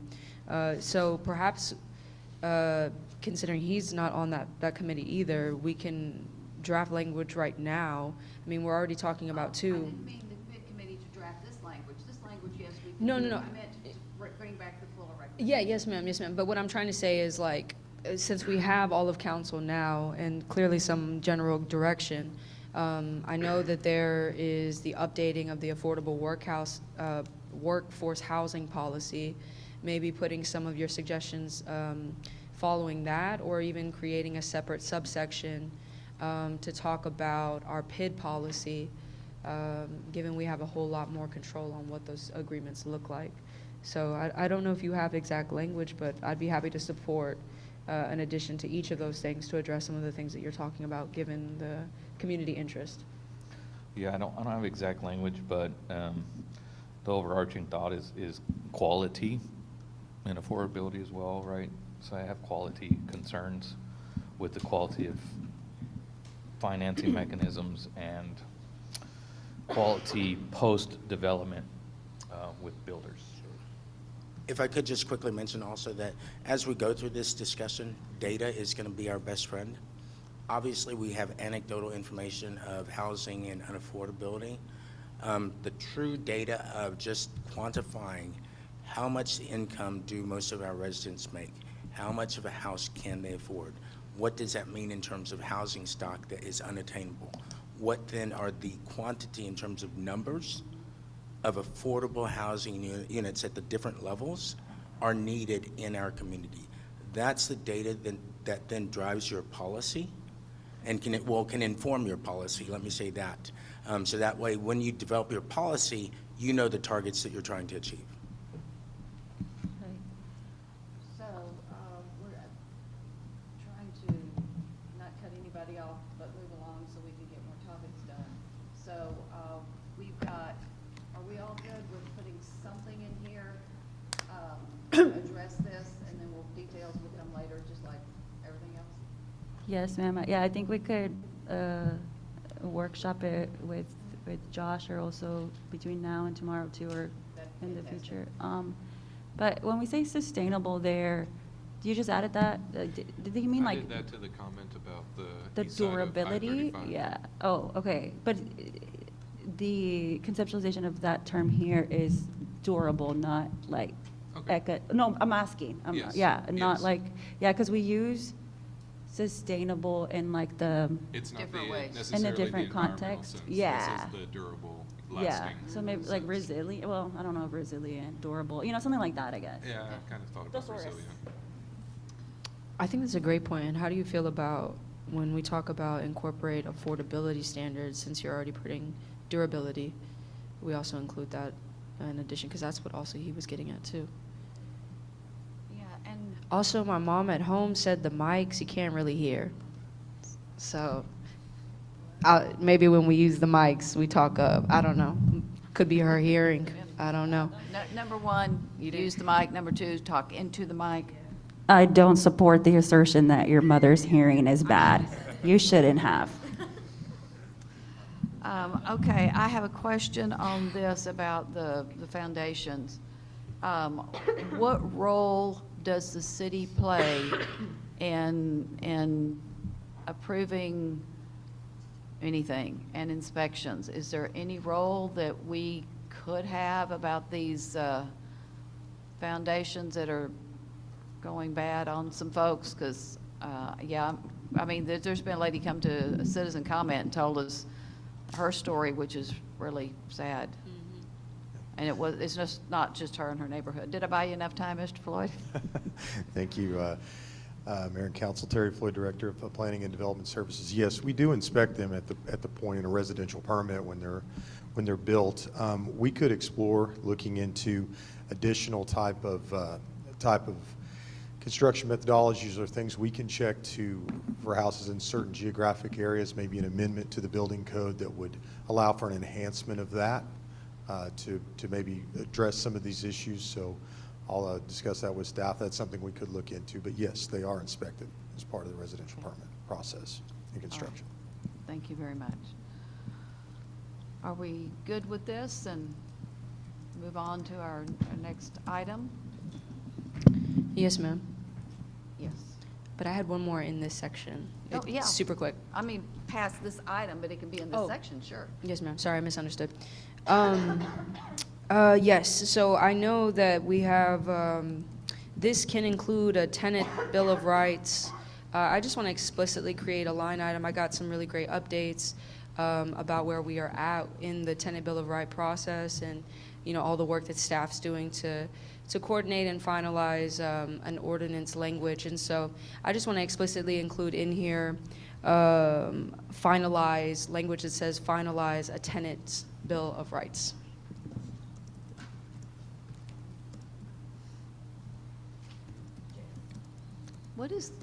It looks like commission's just kind of incomplete at the end of that sentence. What? Continuing the contract.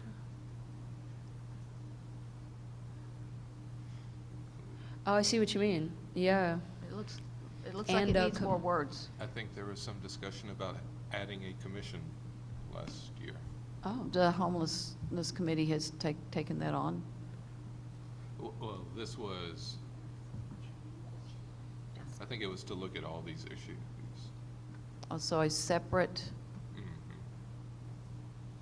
Oh, like a housing commission is I'd have to go back and look at what I we. think it was something like a housing commission. Or possibly looking at that possibility.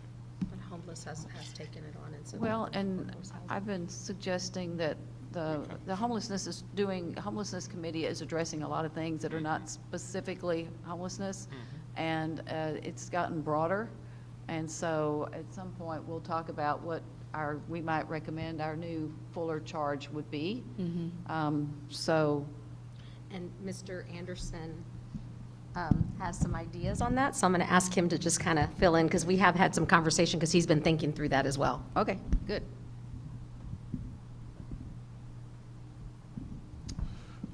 So my initial thought was, and this is really just kind of based on my previous experience, so there's so many conversations around public safety, whether it's homelessness, whether it's violent crime, whether it's quality of life. What would it look like if we had one committee and it included all related items to the fire department, PD, city marshals, animal services, including code compliance, and then I work with the council that's on the committee and develop an agenda minimum from 6 months out. And I really identify all of those pertinent presentations that may not need council vote, but it needs council awareness, and make sure to put it on your horizon. And I just think that's the way to go. That's an option. But I would love to further explore that. And we have a working calendar that's a minimum of 6 months out. So when staff come, it's more than just a conversation. There's a PowerPoint presentation, anywhere from 1.5 hours to 2 hours. But just being solely focused on one organization, there's multiple departments, and they're only reporting out what's really pertinent, that really needs council or some form of council body awareness. Yeah, I mean, I know, I think that's amazing at first, when I first hear it. I know my colleague is also jumping at probably trying to say the same thing. When the mayor briefly touched on sort of the conversation the homelessness committee had on, well, perhaps considering we are looking at this very intersectionally, and it's touching many things, and I know the new modeling that we had talked about implementing also was doing the same thing. I would love to hear more about that, and perhaps that conversation can sort of grow out of what you're talking about already for our homelessness committee to consider. So it looks like what you're looking at is rolling at least 3 city council committees into one? Yes. Right. Absolutely. Right. I think we're all on them together already. So, No, Matthew's on animal. oh, gotcha. Yeah. You to go, yeah, whenever I step down. Oh. I just had one quick comment. In preparation for something else, I was talking to my colega in San Antonio, Terry, and the stuff that she forwarded to me so that I can kind of just get some background, she was like, yes, we discussed this in our safety committee. And so I literally just put this on the Post-it right before you said it to Amanda. I was like, oh, I haven't updated her on that. Wow. And that's We've been needing to redo the CJR committee for a while. And that's really the Because what it he was- also has evolved. Exactly, and that's really what Mr. Anderson and I were talking about, was the CJR, the homelessness committee, and then if there are any others that we would need to look at. But those are the 3 that y'all sit on together, and No. there are different Mr. intersections. Mendoza's on animal. Of the 2, I'm talking about the homeless and the CJR, and then if Yes. there's any others, then we would need to look at that. But those were the 2 that we were looking at first. If there are other things, then we can do that. But those are the ones that we were thinking we could rework that, have it be something that is more holistic safety versus having it be these separate ones that y'all are having, because y'all really do want to look at it more globally than you do with each of the individual siloed areas, if you will. Mayor, how do you feel, considering we were already going to put this as a potential discussion, I don't think it was an item for action, in our homelessness committee. Perhaps we can continue this conversation there if we feel that the appropriate jurisdiction already lies within that committee, given the recent discussions we were having. And I don't know if it's necessary here, but we can agendize that, to your point. My thought was it was more a name change to reflect what we're actually doing. Yes, but I think the name change, the rationale was because of us viewing the intersectional connections between the issues that we're talking about. And I know recently we just moved from, as far as even our communications, rather than siloed communications about each of these things as it relates to safety, uniting that together. And so it just feels like it's already on brand anyway. Well, we can have that conversation. Did Is this going to be on an upcoming agenda? On the homelessness, yeah, we're going to look at the charge already. Yeah, but what Mr. Yeah. Anderson wants to do. Yeah, that was my, I would love to put some bullet points together, and in our next homeless committee meeting, have a conversation around this topic. For sure. And if you have anything, just as chair, I communicate with Shanna already on what's going to be on the agenda. If you have anything you want to send to us ahead of time, I can make sure that the committee members get that as well. All right, fantastic. And I'll be the second. Okay.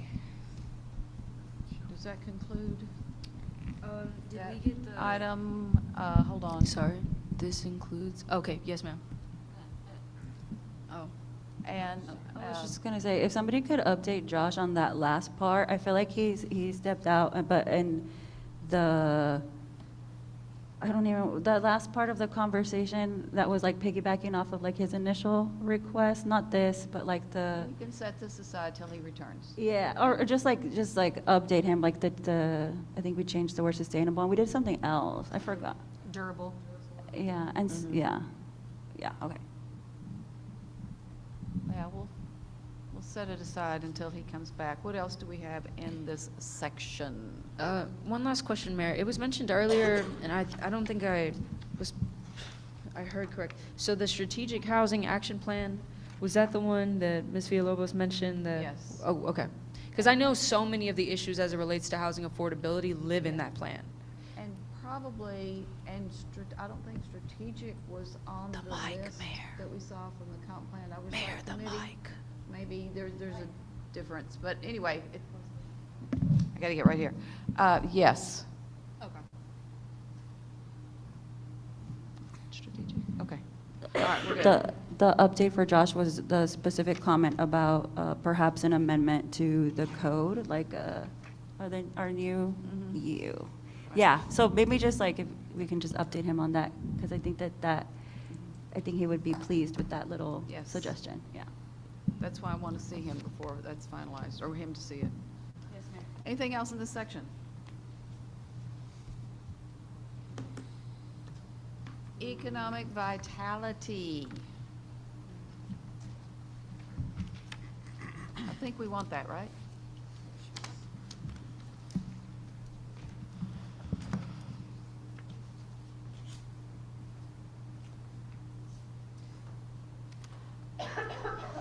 I'm not sure I understand under little I, Roman 1. Implement incentives adopted in the economic development policy. That wording just seems odd to me.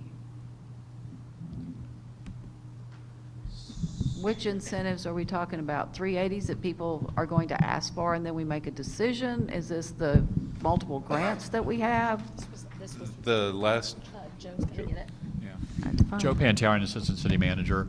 From the point in time that this was adopted, it was shortly after the new economic development policy was amended to include grant programs like the sustainability grants and infrastructure grants. So really, instead of incentives, it may have read incentive programs. That or makes new incentive way programs. more sense. Okay. Mayor? Yes, ma'am. On that, though, I know we've talked a lot about how we're going to see the economic development policy again. Oh, there's a whole bunch that's going to happen with that. Yeah, so I'm wondering if, I didn't even come up with language, but now hearing you talk, I'm wondering if in that section we should account for that impending conversation and decision.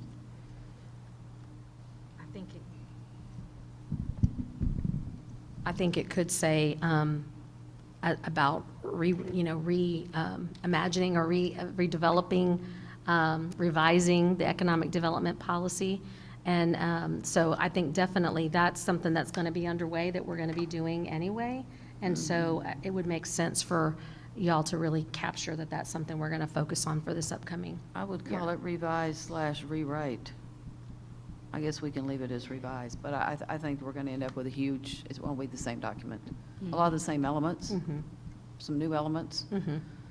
But yeah, we'll, review and revise was okay, Mr. Meagle. So are we good with this? Hold on, we got rid of, yeah, I think that covers it. That covers it. We good with that? I think there's some major changes. Okay, moving on. I have something for item 2. Sure. There's been a lot of talk, both by my colleagues, by specifically community members. A survey reflects it all the time. And so I think including explicitly with an emphasis on attracting, following all of that, with an emphasis on attracting kid-friendly spaces or kid-friendly, just explicitly putting it out there and setting our mind to it and making it happen. We've said it, but it didn't make its way into the policy. Yeah, so maybe just explicitly saying it right here, at least lets staff know that this is a priority of council. It's a priority of ours too. Yeah, yeah. I like it. And the community, so, Yep, yeah. like it.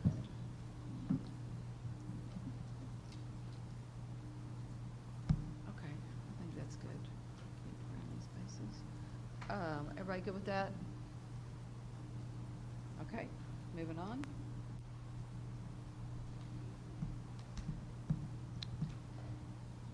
Is 3 part of what is now 1? Or should they be the same? because this was additional methods, but I think we're talking about that being in the policy. I think it could Mr. be- Gonzalez, is it? Yes, both city manager and I agree that that is a subset of that discussion. I think it's calling out that particular discussion as that subset. You'll obviously discuss many parameters and many things in the policy, but I do recognize that this is a subset of that discussion. Suggest we replace the word receiving, where it says focus on how the company's receiving incentives, and saying companies applying for incentives. Mayor, I have language on that. You got even better? Yes, Go for it. ma'am. I know I had some of the language on that one last year, but we've talked so much about the policy, and so I had develop and implement labor standards, safe working conditions, and equitable economic opportunities for all workers on projects seeking city incentives, including wages that meet or exceed the wage established in the city's economic development policies, with annual adjustments to reflect cost of living and ensuring compliance. That is a lot more than you asked for, but that is sort of captures what we've talked about already as items to consider when looking at our economic development policy.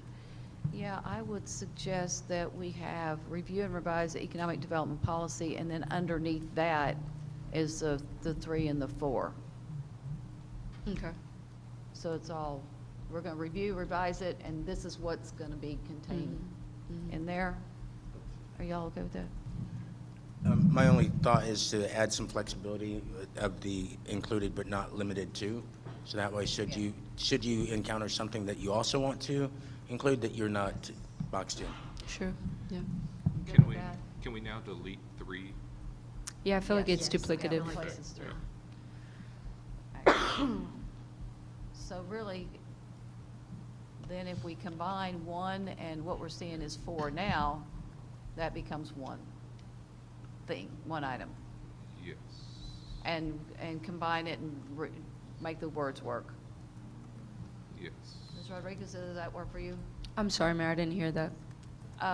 To the paragraph that you have added, put it up where it's part of review and revise the economic development policy. Absolutely, yes. And And I liked so- your suggestion on maybe even further tabbing, like indenting it.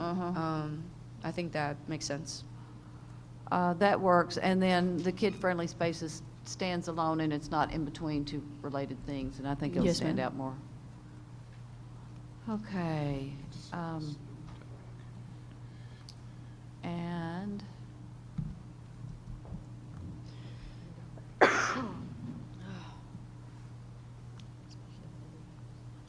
and that goes away. I'll clean it up. So. Yeah, we'll see it tomorrow. Yes.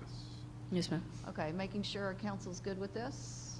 I'm seeing yeses, enough yeses, and 1 not committal. Okay. Moving on.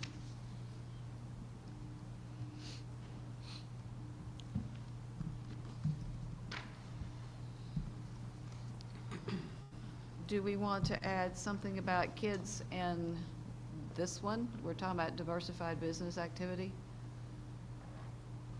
Sure.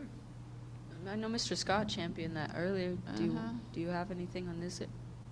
I'd support it. Well, we're talking about actively support and attract. And while y'all brainstorm, I have one in here to give some time to brainstorm. Go for it.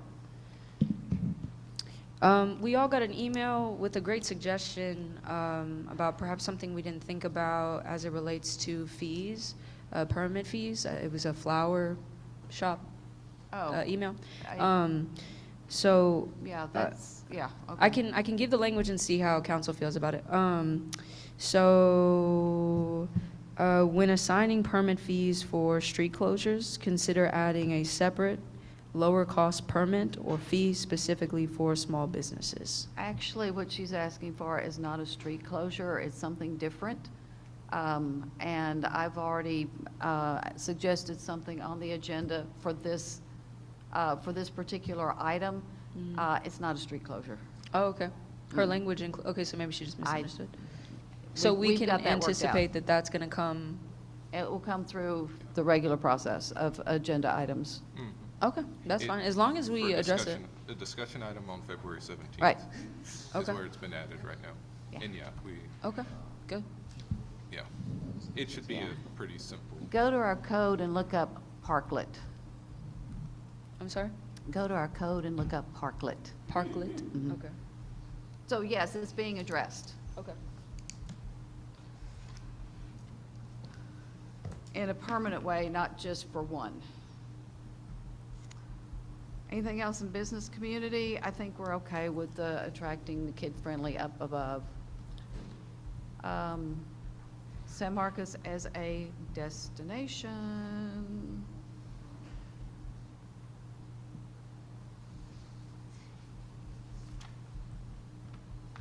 I think this one, Mr. Purcell, addresses part of your concern, does it? Yeah. We're not getting a sports team, are we? We're getting a sports team? Just kidding. News to me if that's happening. No, sounds fun. Pac-12. Yeah, why not? There's Oh, yeah. that. Yeah, Kind of like a Texas different State. sports team. It will be a whole new level. All right, education and workforce development. I like that first sentence, facilitate opportunities for job training and educational programming through partnerships. Mr. Meikle, do we have something here that addresses what we're doing with our former public works space? Yes, we do. Number 3, determine where to invest city funding to mitigate workforce training gaps and barriers that have been Okay. identified. But that's saying invest city funding. We're providing space and not a lot of funding, so perhaps we could broaden that. We did pay to upgrade the space a little bit before they came in. Yeah. With ARPA funding. Right, but we're not charging them to use the space, so. Correct. I think to address that ongoing.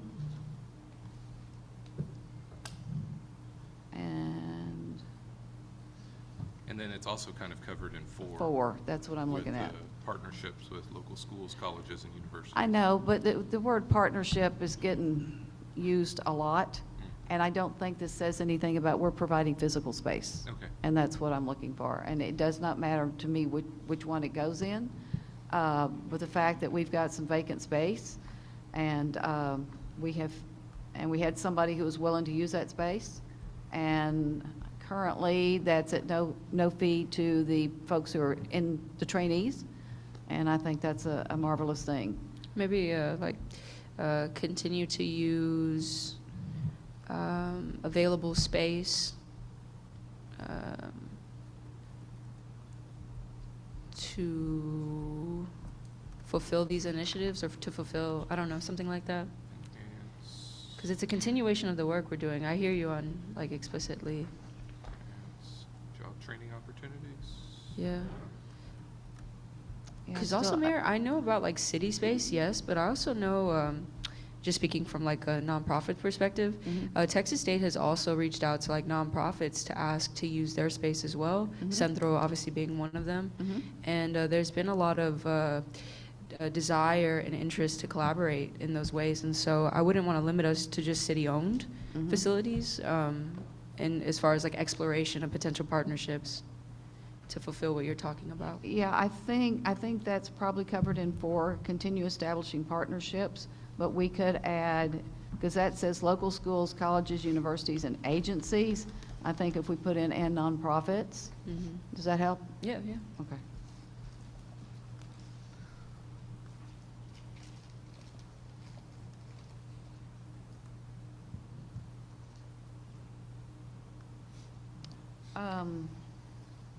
Mr. Meagle, item 3, determine where to invest city funding. Could we just put and facilities? Sure. Does that go There you where I go. want to go? Yes. Okay, I like it. that's the simplest. Okay. I have one. If nobody else. This is sort of, I'm still working on how to word it. We have heard a lot about childcare And I know that even long before I got onto this council, childcare, or I should say the lack thereof, has been a very important issue to staff, very important issue to our community. And so I know other cities have done initiatives, while voter-approved initiatives, similar to Austin, to address this issue, to provide sort of incentives. I don't want to limit us to just duplicating something that maybe another city has done, but really explicitly putting on here, to sort of inquire on the viability of like exploring incentives for childcare. And I can further workshop this based on like whatever conversation we have. But I do think it's a critical issue that is gaining a lot of attention, both statewide and nationally. Are you talking about us providing incentives or seeking incentives? So Austin, and there are people who are previously from Austin on here. I know, am I mistaken? I know they did something where it was a voter-approved ballot initiative. Was it to provide incentives for childcare, or what was that they did? I believe that the state has done something with property taxes for childcare facilities. I'd have to inquire more. That came up, I believe Mr. Locke has information Yes, on Mayor, that. that's correct. The state did make that available, and the city passed a resolution approving that. So that tax exemption is available to child care providers in the city. That's if they own the building though, correct? Or Yes. the owner of a building in which somebody's renting for childcare, do they get the break too? Because when we Yes, started yeah, looking, a they bunch of them do. were renting There's a way to space. calculate that, but yes, there is a provision for that Yeah. as well. Yeah, we did that part, just something else, and you're welcome. Thank you. And yes, that conversation was held about childcare. And to reiterate Stephanie's comments, it is a concern that we are looking into. Any additional language that you want to provide, guidance, et cetera, direction is well received. With regard to childcare, what was taken a look at first was the data.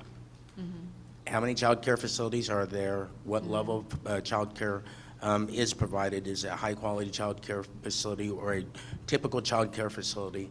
And then talking with the childcare facility owners and other experts like that, what were the barriers to developing a new child care facility?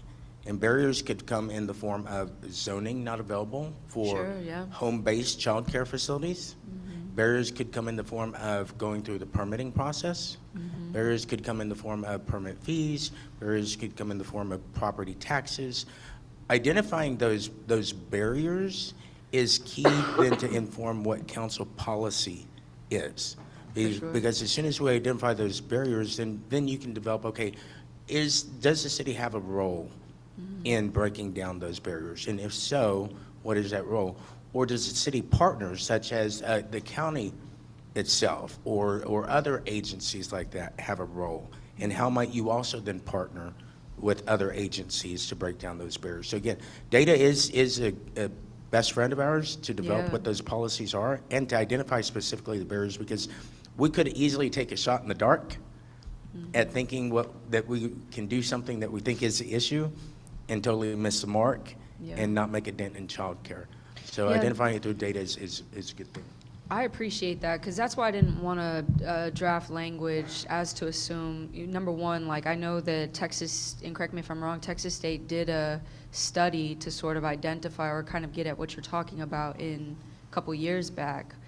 I think it was recently shared with council as far as initiatives and discussions that were happening. I'm not familiar with that study, Okay. but we can certainly try to I want find to it. say I read it somewhere that talked about some of the issues that you're talking about, as far as like we may have facilities, but they may not meet certain standards or those things. So I didn't know how much work was already done on the issue. And I can always, after this discussion, finalize language, but I just wanted to kind of, number one, gauge council's interest. I just feel like this issue is critical, and I know a lot of people who are spending I don't have children, but I know a lot of people who are spending the vast majority of their income on childcare. And that's not sustainable. I imagine our city employees are in that category of people. Free, it's not costing you to work. Yeah, so I know even for people who are making good money that that's the case. Absolutely. So again, I don't have specific language, but I just wanted us to come away or leave with something at the end of this discussion about this issue. And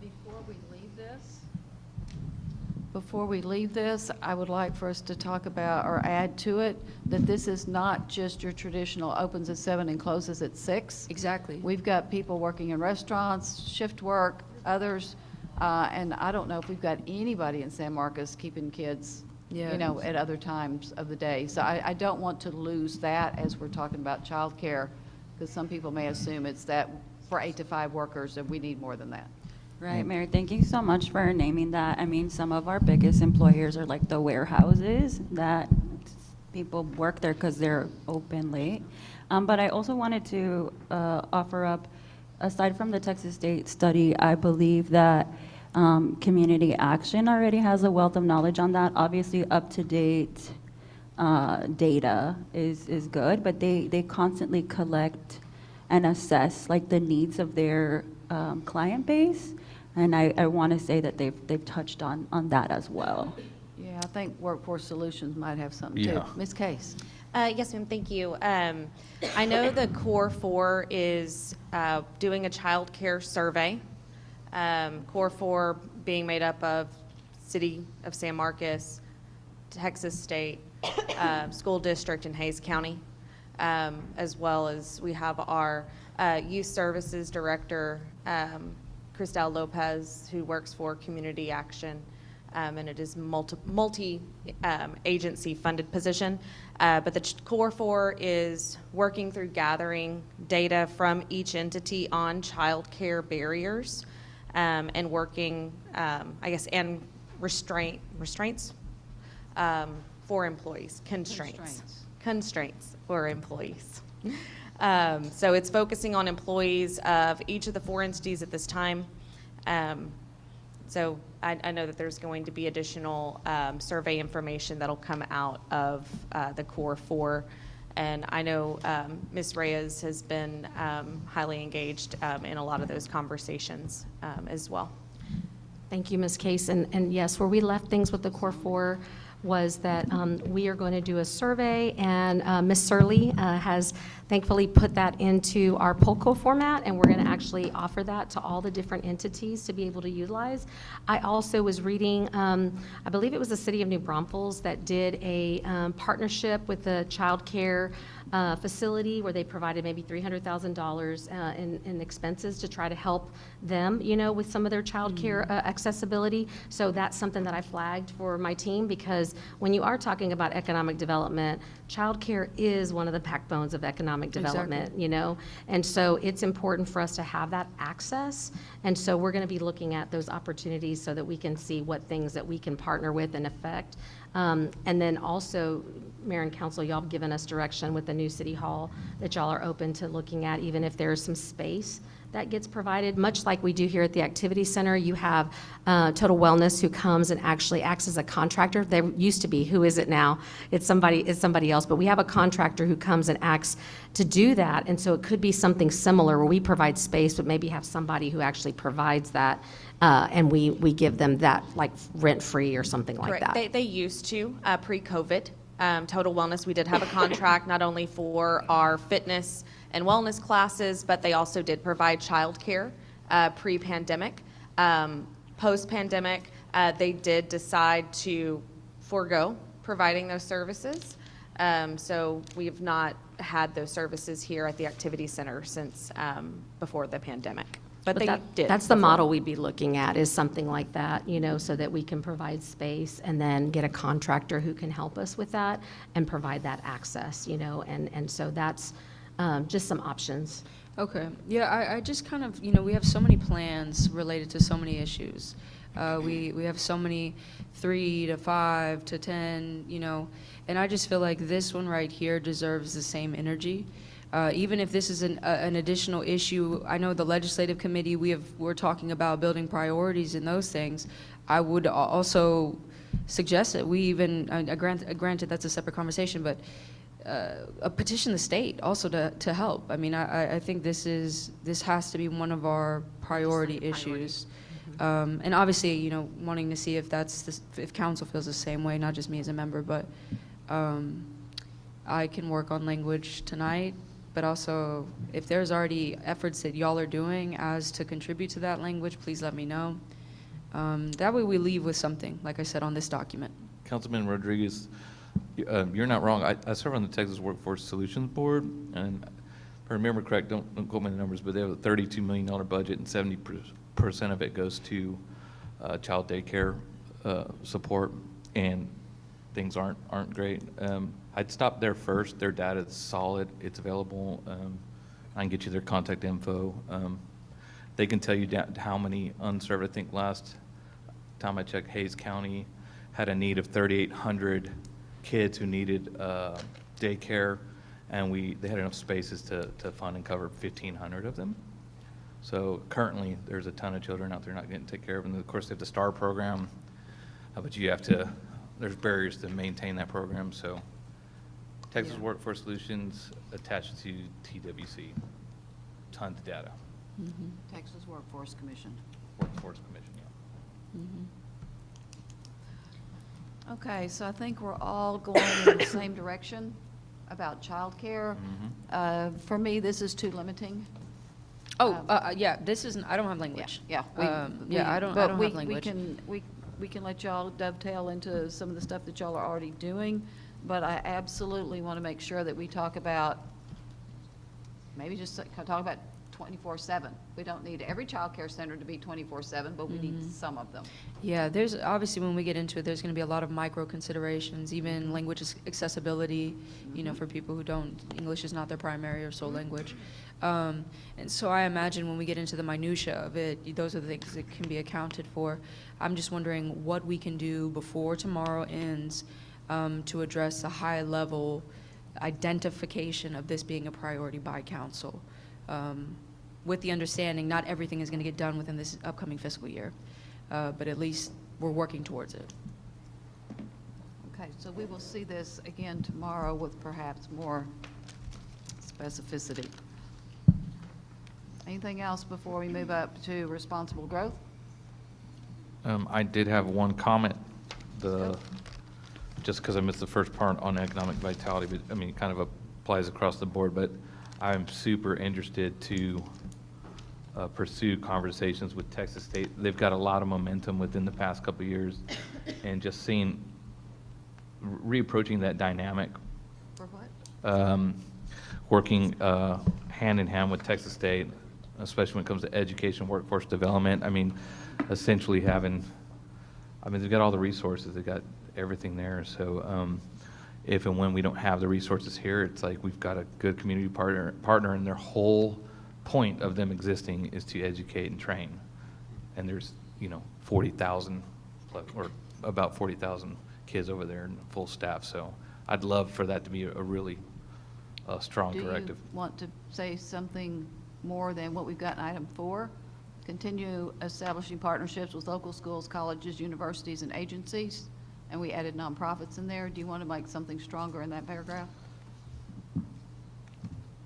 And then Mr. Meagle will need to go back to the things that we want to show Mr. Pasalk. I don't think it's dangerous to name Texas State. Just say it? Yeah, just because I don't think they're leaving, Universities, including Texas State? including Texas State,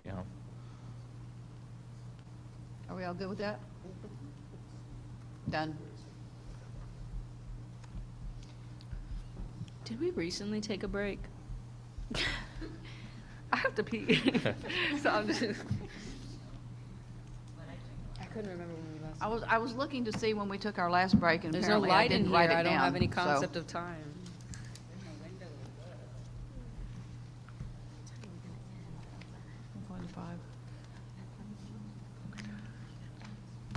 Then we're going to take a 3-minute bio break. We'll see y'all back at 4:16. In the meantime, Do you see him? He's good. in the meantime, Josh, Hayden's going to go back and show you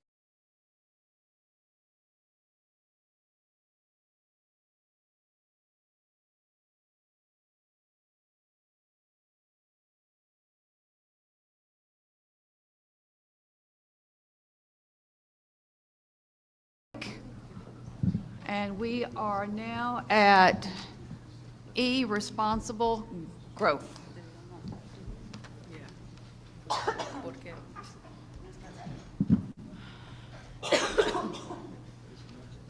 Hearing no comments on this, we'll move on to item number 3 in the plan, public safety, core services, and fiscal excellence.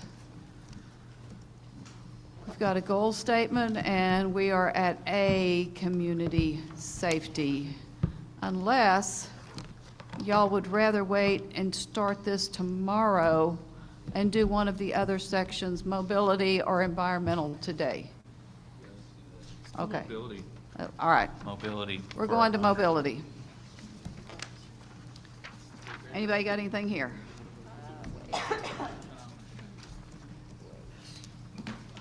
Improve neighborhood regional connectivity to provide a safe, convenient, and efficient multimodal system for goods, services, and people of all income levels and abilities to move throughout the city. Multimodal transportation system A. Ms. Rodriguez. Yes, ma'am.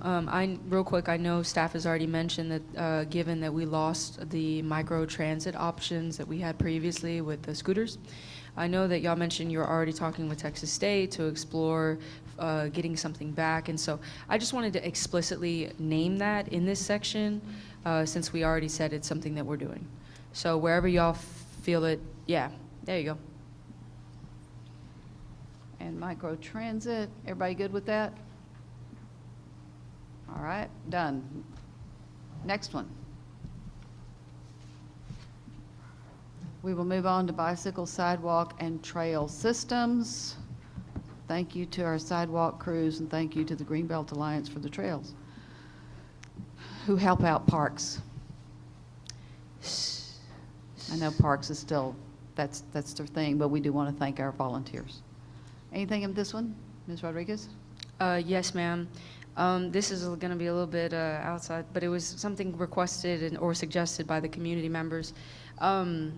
Explore a partnership with the business community, and y'all can obviously add whoever else you feel, to establish a free bike program. There was a specific mention on perhaps prioritizing or even reserving that the bikes would be available for kids or low-income community members, but if we feel that it could just be available to all, that also can be a thing. So you're talking about actually giving the bikes away, not like the yellow bikes in Austin, Yeah. where you can ride a rental bike for free. Yeah, even like an annual bike giveaway or something, you know? Yeah, we've had those. Yeah, so maybe just including that in the plan. Would you say those words again? Explore a partnership? Yes, ma'am. Explore a Oh. partnership with the business community or other interested parties. I don't know. How about explore partnerships? There you go. To establish a free bike program. If you want the microphone, Mr. Scott, I would welcome that. There you go. I believe, I can't remember, I talked to you, Stephanie, about it. It's a program that our church did that basically, what was it called again? I can't remember. Anyway, it's a program, they do exactly that. They, once a year, they get together and they give free bikes out to kids that come to it, basically. Yeah, something like that. And It's we run could by the partner with church. them. Yeah. We were trying to get them to build an activity center. Yeah. Okay. Council, are we good with this, Mr. Gonzalez? Sure, just one thing to consider, this might be an area where you do call out Texas State as well. Okay. Recognizing the thousands of students that come into our community and become part of our community. As we establish the program, undoubtedly many of those students will line up for the bike, and so it'd be great for Texas State to also partner and Absolutely. to provide that as well. Do you have any idea how many bikes they gather up that are left on campus at the end of a semester? There you go. It's a bunch. Seems Yeah. weird, but that's what I've been told, and I've seen pictures. So, I think if we want to call out Texas State, Sure, yeah. I don't know legally. what- Whoever y'all how long feel they have to hold them or needs to whatever. explicitly be called out, please feel free to suggest. Explore partnerships, including Texas State. I was trying to avoid putting including right by each other like that. Oh, including and including? I think that, she had suggested this, I think, is standalone, and I think this should be standalone. So take out including, head to return, and then it's explore. Are we all good with this? Moving on. Transportation and traffic operations.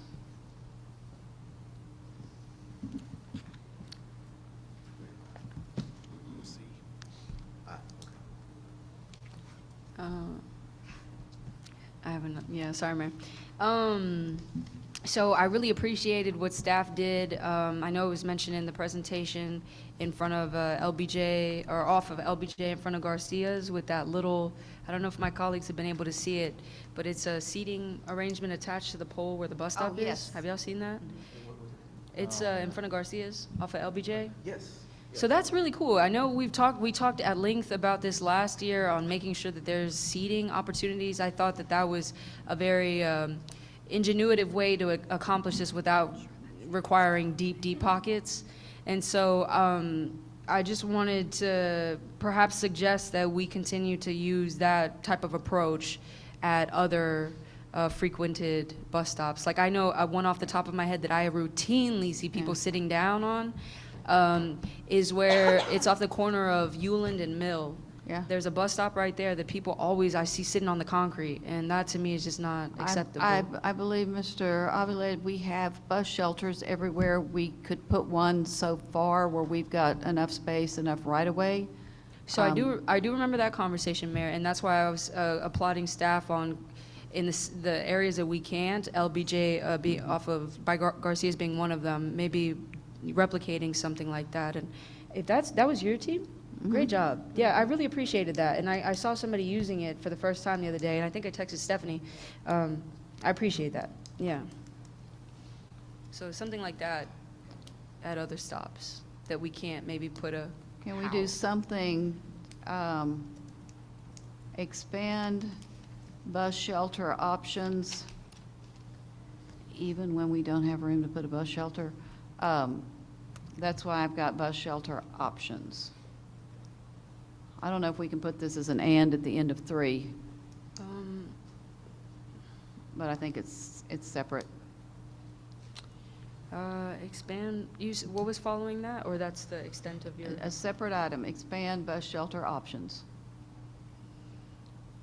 Or, I don't want to limit it, because it sounds like there are areas where a shelter maybe not be available. Well, that's why I said bus permissible. shelter options. To me, that's an option when you can't get a shelter there. Yeah, I guess I was Otherwise, hearing I'd have said shelter. expand bus shelters. I But guess I bus was hearing shelter- shelter and thinking of like a covered, No. and these aren't particularly. Bus shelter and seating options. Yeah. That's fine. Yeah. Yeah. Yeah, it may be that there is not room for the shelter, but there may be room for a bench. Exactly. Yeah, I just didn't want to limit us. Yeah, that And works. that was what the options are, but if the and seating works, because if I was limiting it to bus shelters, I would have said expand bus shelters, period. That's what the options was, is what do we do when there's not room? Yeah, that's for fine one? with me. Okay, y'all good with that? Okay. Next. Under public transit.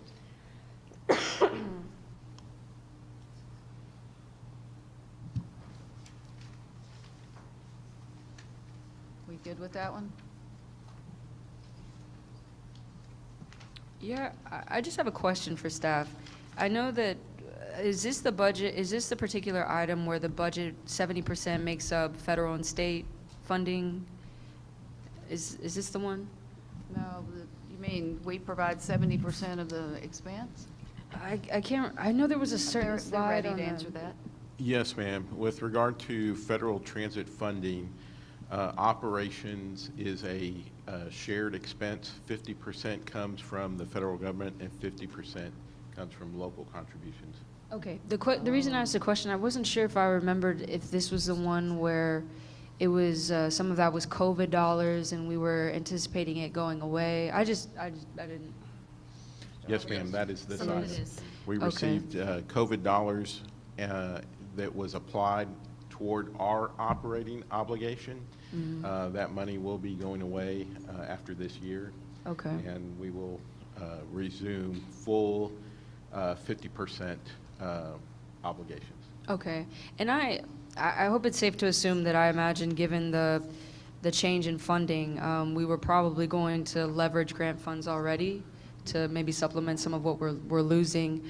But when you look at the second subsection, the leverage grant funds, it's very specific on replacement of older fleets and more efficient vehicles. I didn't know if perhaps we needed to expand that to emphasize maybe there's other things outside of that we're going to also need to leverage grant funding for. But if you feel that that's fine, I just wanted to make sure. I believe that's general enough that it will cover a lot of different areas. Okay, perfect. Then I didn't have anything. Are we done with mobility? Let's see how far we can get. And environmental protection in 29 minutes. Mr. Purcell, what you got? I'll kick it off. So, water always being a point of contention, issue, however you want to describe it.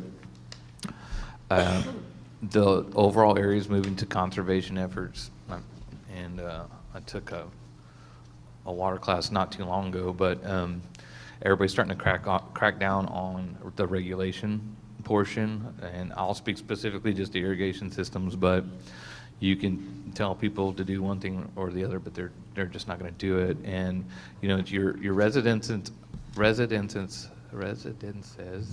aren't the biggest offenders, although they do offend more often. But it's the liability of water loss through commercial projects just kind of going unchecked. And I'm not to say that our CBO or building officials aren't doing their best, but it can get a little western out there. So I'd like to get a designated person or something, not necessarily just a department, but just somebody that can run around checking on places, educating probably more so than holding accountable. But you'd be surprised just how quick that water slips out of every project that we do. Well, before we say let's hire a person, let's talk about what we need done. Regulation. But you're talking about actively going out and. That's the only way you catch people who are. But what are they going to do exactly? Help me understand. Are we talking about rogue sprinkler systems Look, or? all I know is you can't get around a conversation around here without mentioning water in any way, shape, or form. So I want to show the general public, like, we're watching water. I know we already do through watershed protection programs, all the things, but it's like, we have fee and lieu, we got all the things, but really, who's regulating? Who's to say? Like, Who's watching the store? who's watching the store? I was gonna go get my irrigation license. I took the whole class, but then in my head, I was like, why? Who's gonna come tell me not to put in a system? And I have to go take a test at Pearson View and everything. I'm not saying that I'm installing them now without it, but it's like, it also affects the market. And guys who work for companies that have irrigation licenses, they go do weekend jobs and they do installs under the table, right? And it affects your local businesses, and we need some regulation, and nobody listens. Everybody yells, when it comes to water, but you're like, hey. So I think it could be a positive move to really just push for some type of regulation. And you come in soft, and then over the years, at least you got a system in place. So. And Councilmember Joe Pantown, Assistant City Manager, I think in your discussion, it kind of hits two things. One is unpermitted work. Right. And that's something that I think, all of our inspectors, as they drive around town, attempt to identify. But, they're going from inspection to inspection to inspection, so that's somewhat difficult. And then the second thing you hit on earlier was really how are we enforcing maybe some of our drought restrictions. Right. And I think Director Yorth can speak very generally to that. Yeah, very generally speaking, any city employee that reports to us that they're seeing a violation, we'll follow up on it. We do not go out at nights and check to see, the irrigation ordinance allows, in the current stage, for example, you can only water, once every other 2 weeks 2 and on a weeks. specified day. Mhm. We don't send people out there at nights to go drive the residential neighborhoods and see if everybody's following that. That's just true. And it is a question of staffing. It's also a question of safety and authority. So as your utility, I don't have authorized people to go out and enforce ordinances. So now you're talking about, is that PD, is that code compliance? Where are you pulling those resources from, right? So it's not actually an easy, No, easy dragon to slay. My expectation wouldn't be, doing it like on a home-to-home basis is not, it's not a thing. I totally understand. It's really at the commercial level. Mm-hmm. If we see or hear of a commercial, either leak or just irrigation that's on, being mindful that if they're in certain stages of construction, they're allowed to do some different irrigation. But Mhm. if this is a longstanding customer out there and they're violating the conservation ordinance, we do fine them. We've sent out fines, usually 1 or 2 each summer. We end up having to go send out for either a business or apartment complex or something that just refuses to follow the ordinance after they've been warned. So that's a little bit easier, because you're right, we can track those down pretty much during the day. Residential is a little bit harder nut to crack. Right, okay, let's talk about, we do have some city employees who are driving around in the evenings.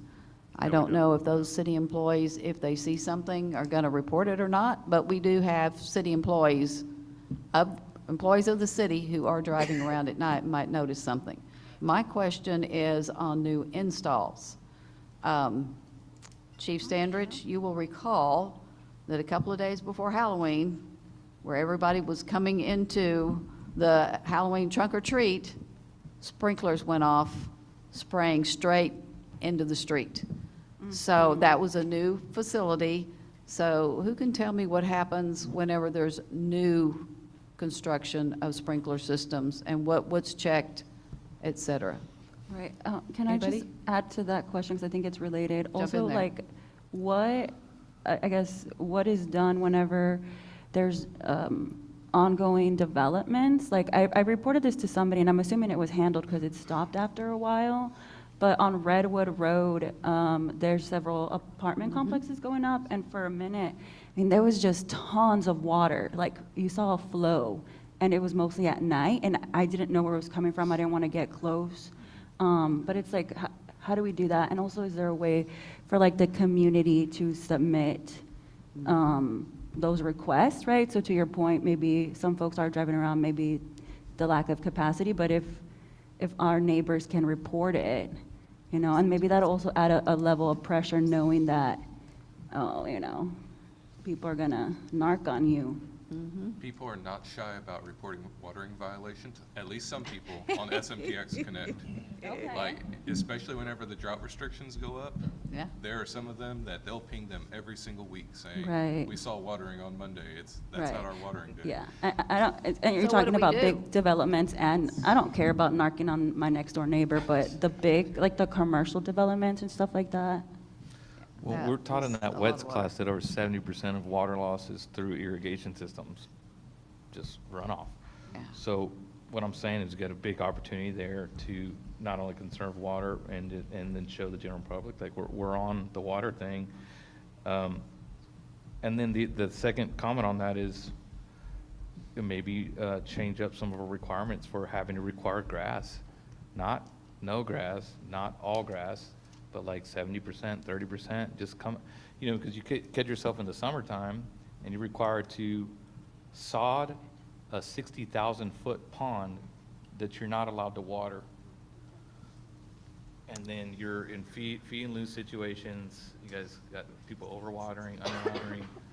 And you're Yeah. like, well, how do I establish a hillside when you can't water type of deal?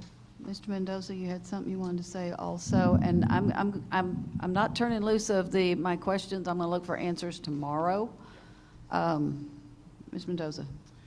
Okay, then let's talk about, if we're talking about water usage and those who are just bad actors, we need to mention the two probably biggest bad actors that we have in the city, and that's going to be our county, which we saw a couple years ago. They resodded the entire lawn and watered it at 2 or 3 in the afternoon. You talking about in the summer. courthouse Our square? courthouse, yes, ma'am. Well, let's be specific as we're Well, going to I'm talk trying about to be stuff. nice, but, okay, the lack of respect that they had for our residents. And then we're talking about Texas State University. If you walk up there any time of the day, they're watering evergreens. They're watering the sidewalks. But we have no way to enforce restrictions on those. Or actually, I'm sorry, let me correct that question. Staff, do we have any ability to enforce our drought restrictions on county entities and state entities? So on the county, yes, we do, and when we learned of that, that was a couple of Augusts ago. Yes, sir. It wasn't just that they sodded it, it was in a pretty big drought. It was substantial, and their usage was pretty crazy through the roof. And so, yeah, we got with them pretty lickety-split and put an end to that. Texas State is not one of our water customers, and no, they're not. Oh, I thought they were. required My to follow that. apologies. Texas State has their own water rights, their own well system. We do not, they're not one of our commercial customers, so we really don't have any tools in the tool bag. Do they share to those address wells that. with any other residents in the city? Say that again, sir. Do those wells have access to any other residents that, like, do any other residents in the city that, example, Rio Vista has access to some of the wells in the neighborhood? Are there any neighborhoods around Texas State University that still kept their well access? Yeah, there are still some individual wells around town. Okay. And I don't know what the percentage of it is. Overwhelming percentage of the folks in town outside of Texas State are on city water. Okay, well, those are the ones that we just see, and I get complaints about all the time. And to Mr. Pasolk saying, maybe changing the grass, people are going to hate me for it, but I am a huge St. Augustine grass person, and the truth is, that's my house. That's my grass. If I can afford to pay the water for it, then, that's mine. But And you of need to course, be if I'm watering on responsible- the days that we allow you to Oh, water. absolutely, absolutely. And not on the other But let's days. also remember, I can also hand water about 90% of the time, no matter what kind of drought restrictions we have, by hand. But again, that's my choice as a homeowner. And if you drive to like neighborhoods like Rio Vista, any of the, I'm gonna call them barrios, those people are watering their grass, and most of the time it's St. Augustine. So, and there's pride that goes into it. So you're asking people to adjust themselves for, just basically, I'll sit here and say, no, I as a homeowner, as a renter, as a homeowner, as a property person that's there as my grass, I think that's overreaching. You telling me what to do with my own grass. What I was hearing from Mr. got Paselk you. and others Still. is when people have a sprinkler system that is not functioning properly, and therefore you've got water leakage, and that's what I was talking about with this one particular one that was spraying straight in the street. Clearly, it was not working correctly. But do we not have the ability, and I'm asking this because I've had some residents in Villa de los Santos, that their water's running and running and running, and the city contacts them and says, hey, you're using water like crazy. You've overused. And is that where not is that? something we contact? Yeah, so we do have the ability to trace to who's using too much water and who's just. And I hope we have the answer tomorrow, is what do we do, and who's responsible for checking, and if somebody calls in an overwatering situation, watering on the wrong days. I've called in several where I see water running, and I track it back, and it goes back up, 3 blocks, that somebody's system isn't functioning right. Right. Yeah, let me add, before I forget, and just in case I don't remember tomorrow, that also, council members' question about the grass and vegetation. We did pass a new grass restriction, landscape grass restriction. It was in fall of '22 or fall of '23. It was not retroactive, so somebody that has a yard full of St. Augustine does not have to go replace it. But all new developments that come to the city after that was passed, right? If you see a new development that's getting built today, it probably was under the old ordinance, old land development code, right? So those are grandfathered, but any new development that came in since that, those are natural and low water intensive usage type vegetations and stuff. So we've corrected that for new customers going forward. We're still trying to deal with the 80,000 that are here today, right? Yeah, so we're talking about this. I'm not sure how to wrap this up, put a bow on it, and put a sentence in here. Be happy for staff to assist us with that. If we need to, we can pick up here tomorrow and see what we need to put in the strategic goals to address all of this. It's important, and we need to. I'm not sure what words to put together to do this at this time. Ms. Rodriguez? Yes, ma'am. Since we're kind of leaving staff with some questions, I don't know if I'm hearing my colleagues right. I think it's trying to gauge sort of like our regulatory abilities, capabilities. And when I hear you say like it's a lot of it is complaint-based, and it sounds like we're not short of complaints, I guess I'm trying to understand, like, is there something in our system that alerts us in the instance of like unusually high usage? Like, is that, or is Yes. it purely complaint-based? When we had, near my house, one of our faucets, in the faucet, it just blew off. Water was just, psh, got a phone call because there was an inordinate amount of water usage. The reason I ask is because. But they called me and I addressed it. Yes, ma'am. The reason I ask is because obviously intent, I don't want to assume intent on high usage is always there, right? And an example I give is Centro. It's an older building. We didn't know that for 2 days, one of the pipes was busted and literally leaking a ton of water because staff wasn't on. It was during the weekend. Had it not been for a neighbor alerting us that that was the case, we didn't receive any notification like, hey, this is what's going on. And Lord knows how much water was released during that point, even though it was unintentional. So I'm just trying to I wonder gauge. whose phone number is associated with that account. Couldn't tell you, probably Gloria. Might want to check on that. But I mean, that was a question though I had asked is, did she know? And she said the reason she found out was a neighbor. And so I guess when I hear this conversation, that was sort of a question I had to leave staff with as well. Okay. Staff, can someone write up one or two things that we need here about addressing, I don't want to say excessive water usage, but people watering outside their drought time, checking new installations. I don't know what the permits are and what the checking is, but somebody will know that tomorrow. Okay, is there anything else in the environmental protection section? Well, I thought we were going to come back tomorrow and finish this section off as well as the one we skipped. Well, I'm checking to see if there is anything left in this section, and environmental. If there is, yes, we can, if there's a sentence or two, we can wrap up in a couple of minutes. Otherwise, I was going to let us out early. What you got? I have a lot, so I'll probably wait till tomorrow. In this section? Yes, ma'am. I know we're on environmental stewardship, but under the actual, umbrella, I have probably wait till tomorrow, given the time. Give us some sentences real quick, just so we know what to expect. Well, under environmental stewardship, I was going to say that I know we have certain rebate programs that are pre-existing. I don't know which ones explicitly are still actively going on, but I just wanted to explicitly say that we increase communication and education about I named energy and water rebate programs, but just general rebate programs, just increasing the information we put out about them. Okay, everybody good with that? Moving on. And we may already be doing this, but I had on here employ strategies to increase education on water severity of drought and water restrictions.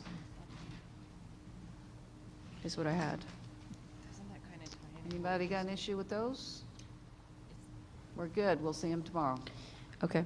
And the last one in that environmental stewardship section, this was brought up to us, and I won't be the first to say I don't know what the heck she was talking about, but it was brought up to us in town hall by somebody who works in and around, I guess, water issues at Texas State. I forget her name, or their name. I know who you're talking about. But there was mention of why the city doesn't have harmonization of like how we measure drought levels, that apparently NOAA has 5, the national, what does that stand for? Somebody help me out, my God. National NOAA. Oceanic and Aeronautic Administration? I don't think it's aeronautic.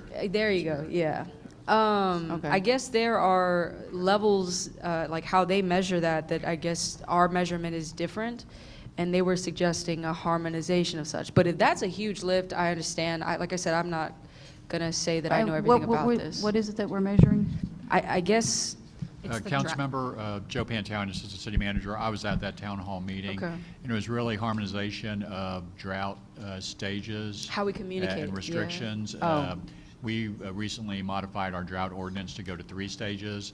And I believe Director Yorth tomorrow can speak to the basis for that change and why. Okay. And why we have 3 versus others that may have 5. okay, yeah, and if there's rationale that I can relay if this is brought up again, that's much appreciated. So that's fine. Yeah, this is not the first time this has come up because Kyle's got something different, Buta's got something different, and so people see something on KXAN that's one city, and then there's confusion. So, Yeah, so I think that's Anyway. what the individual was trying to get at, but if there is some sort of rationale that we have that prevents us from doing that, I mean. are y'all good with this going on the list, and we'll pick up here tomorrow? And Mr. Yorth can talk about that. That was just changed by council upon staff first recommendation, was it a year, last year? So, Okay. so What, it, dropping a stage? That's been 2 or 3 years. he said it was last year, last spring. We did something like several years ago. So he'll be prepared to talk about that tomorrow, but that, there was a policy decision that was made. And so that's something that he can explain as to why. Okay. And Mayor, I mean, we have multiple left in this section, so I mean, I'm totally fine. It's 4:45 with like cutting it. You asked, like, do we have anything else to add? Well, what I was trying to do is at least get your list on Mr. Meagle's list that we will see tomorrow, that we might cut some time, and then get them on the list, we'll talk about them tomorrow. Well, I sent him my stuff ahead of time, but I'm just still finalizing the language anyway for some other things on this, in this area, so I don't have it just yet. Okay. But I also wanted to say, like, it is, I know we talked a lot about a lot today, and I don't know how appropriate this is to ask, but I was wondering if this is shared with staff, every staff member that it applies to, so that tomorrow, if maybe there's some things that we suggested that they feel maybe there's some hesitation or reasons why it can't be done, like I want to leave opportunity for them to provide that tomorrow. Obviously, the intent is not to have staff do things, even though our intent is good behind it, that maybe they can't. I don't even know if I worded that correctly, but does that make sense? Okay, so we will pick up here tomorrow. Tomorrow, when you get here, you will have a track changes version of the work that we have done today. And we will pick up and we will do the public safety, et cetera, item when we tie up the loose ends on all of this. And we will be here, we will have lunch. Mr. Vino, what's our breakfast snack tomorrow? Breakfast tacos from Tomato Taco and lanes for lunch. What for lunch? Lanes. Okay. Sam's favorite. Okay, so if there are no objections, I will adjourn us. Mayor, I'm sorry, we have Mr. Baker online. Oh, Q&A. okay, sorry about that. I saw him when he was leaving, and I was under the impression that he was not going to have any further questions, but if he does, now would be the time. Can y'all hear and see me? We can hear you. Okay, well, yeah, so my question is regarding the housing accessibility portion. There's a lot of good conversation around that, but something that was missing, there was a conversation that Mr. Lumbreras and I had in the past, was about addressing redlining in San Marcos. Through a housing audit of some kind is typically a way that this is handled, to basically make sure that places aren't discriminating against folks for housing, because we know that that happens. And to what extent it's happening in San Marcos or in many of the low-income housing tax credit properties that we've identified and approved in the past. Those still have many things that amount to redlining, discrimination based on criminal history, things like that. So I'd be curious if council is willing to add that to their discussion tomorrow. Also, in the discussion around transparency and access, And ADA accessibility, I've mentioned this several times, that there are not appropriate ADA standard transcripts for these meetings. And in particular, it seems like we're relying on YouTube to provide those transcripts. And again, that is not ADA compliant, to use a word that some of the staff seem to be afraid of. When it translates to also improving the minutes process, I think that having quality transcripts would make that a lot better. It seems like part of the minutes are being caught up in the mayor's approval and amendments and consideration. It also seems like it is a violation of the city charter that was not on the last agenda. We just passed this as a community, and I'm curious why there's not being more done to have this ready for the next agenda, now knowing that lack of having it there would constitute negligence. I would hope that the mayor works steadfastly to have those on the agenda for the next meeting, and to have those minutes ready. And you as a body can then decide whether to approve them or amend them or change them, instead of letting this sit clearly and squarely with the mayor and the city clerk, who have not been public or transparent about that. So those are my two questions: more transcripts, or the creation of transcripts, and having those minutes ready, if y'all want to address any of that.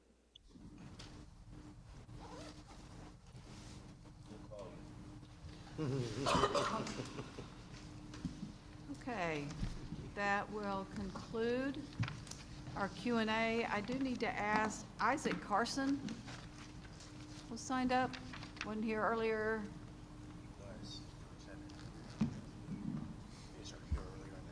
Okay. Not hearing Isaac Carson stepping up to the microphone, then we are now adjourned at 4:56.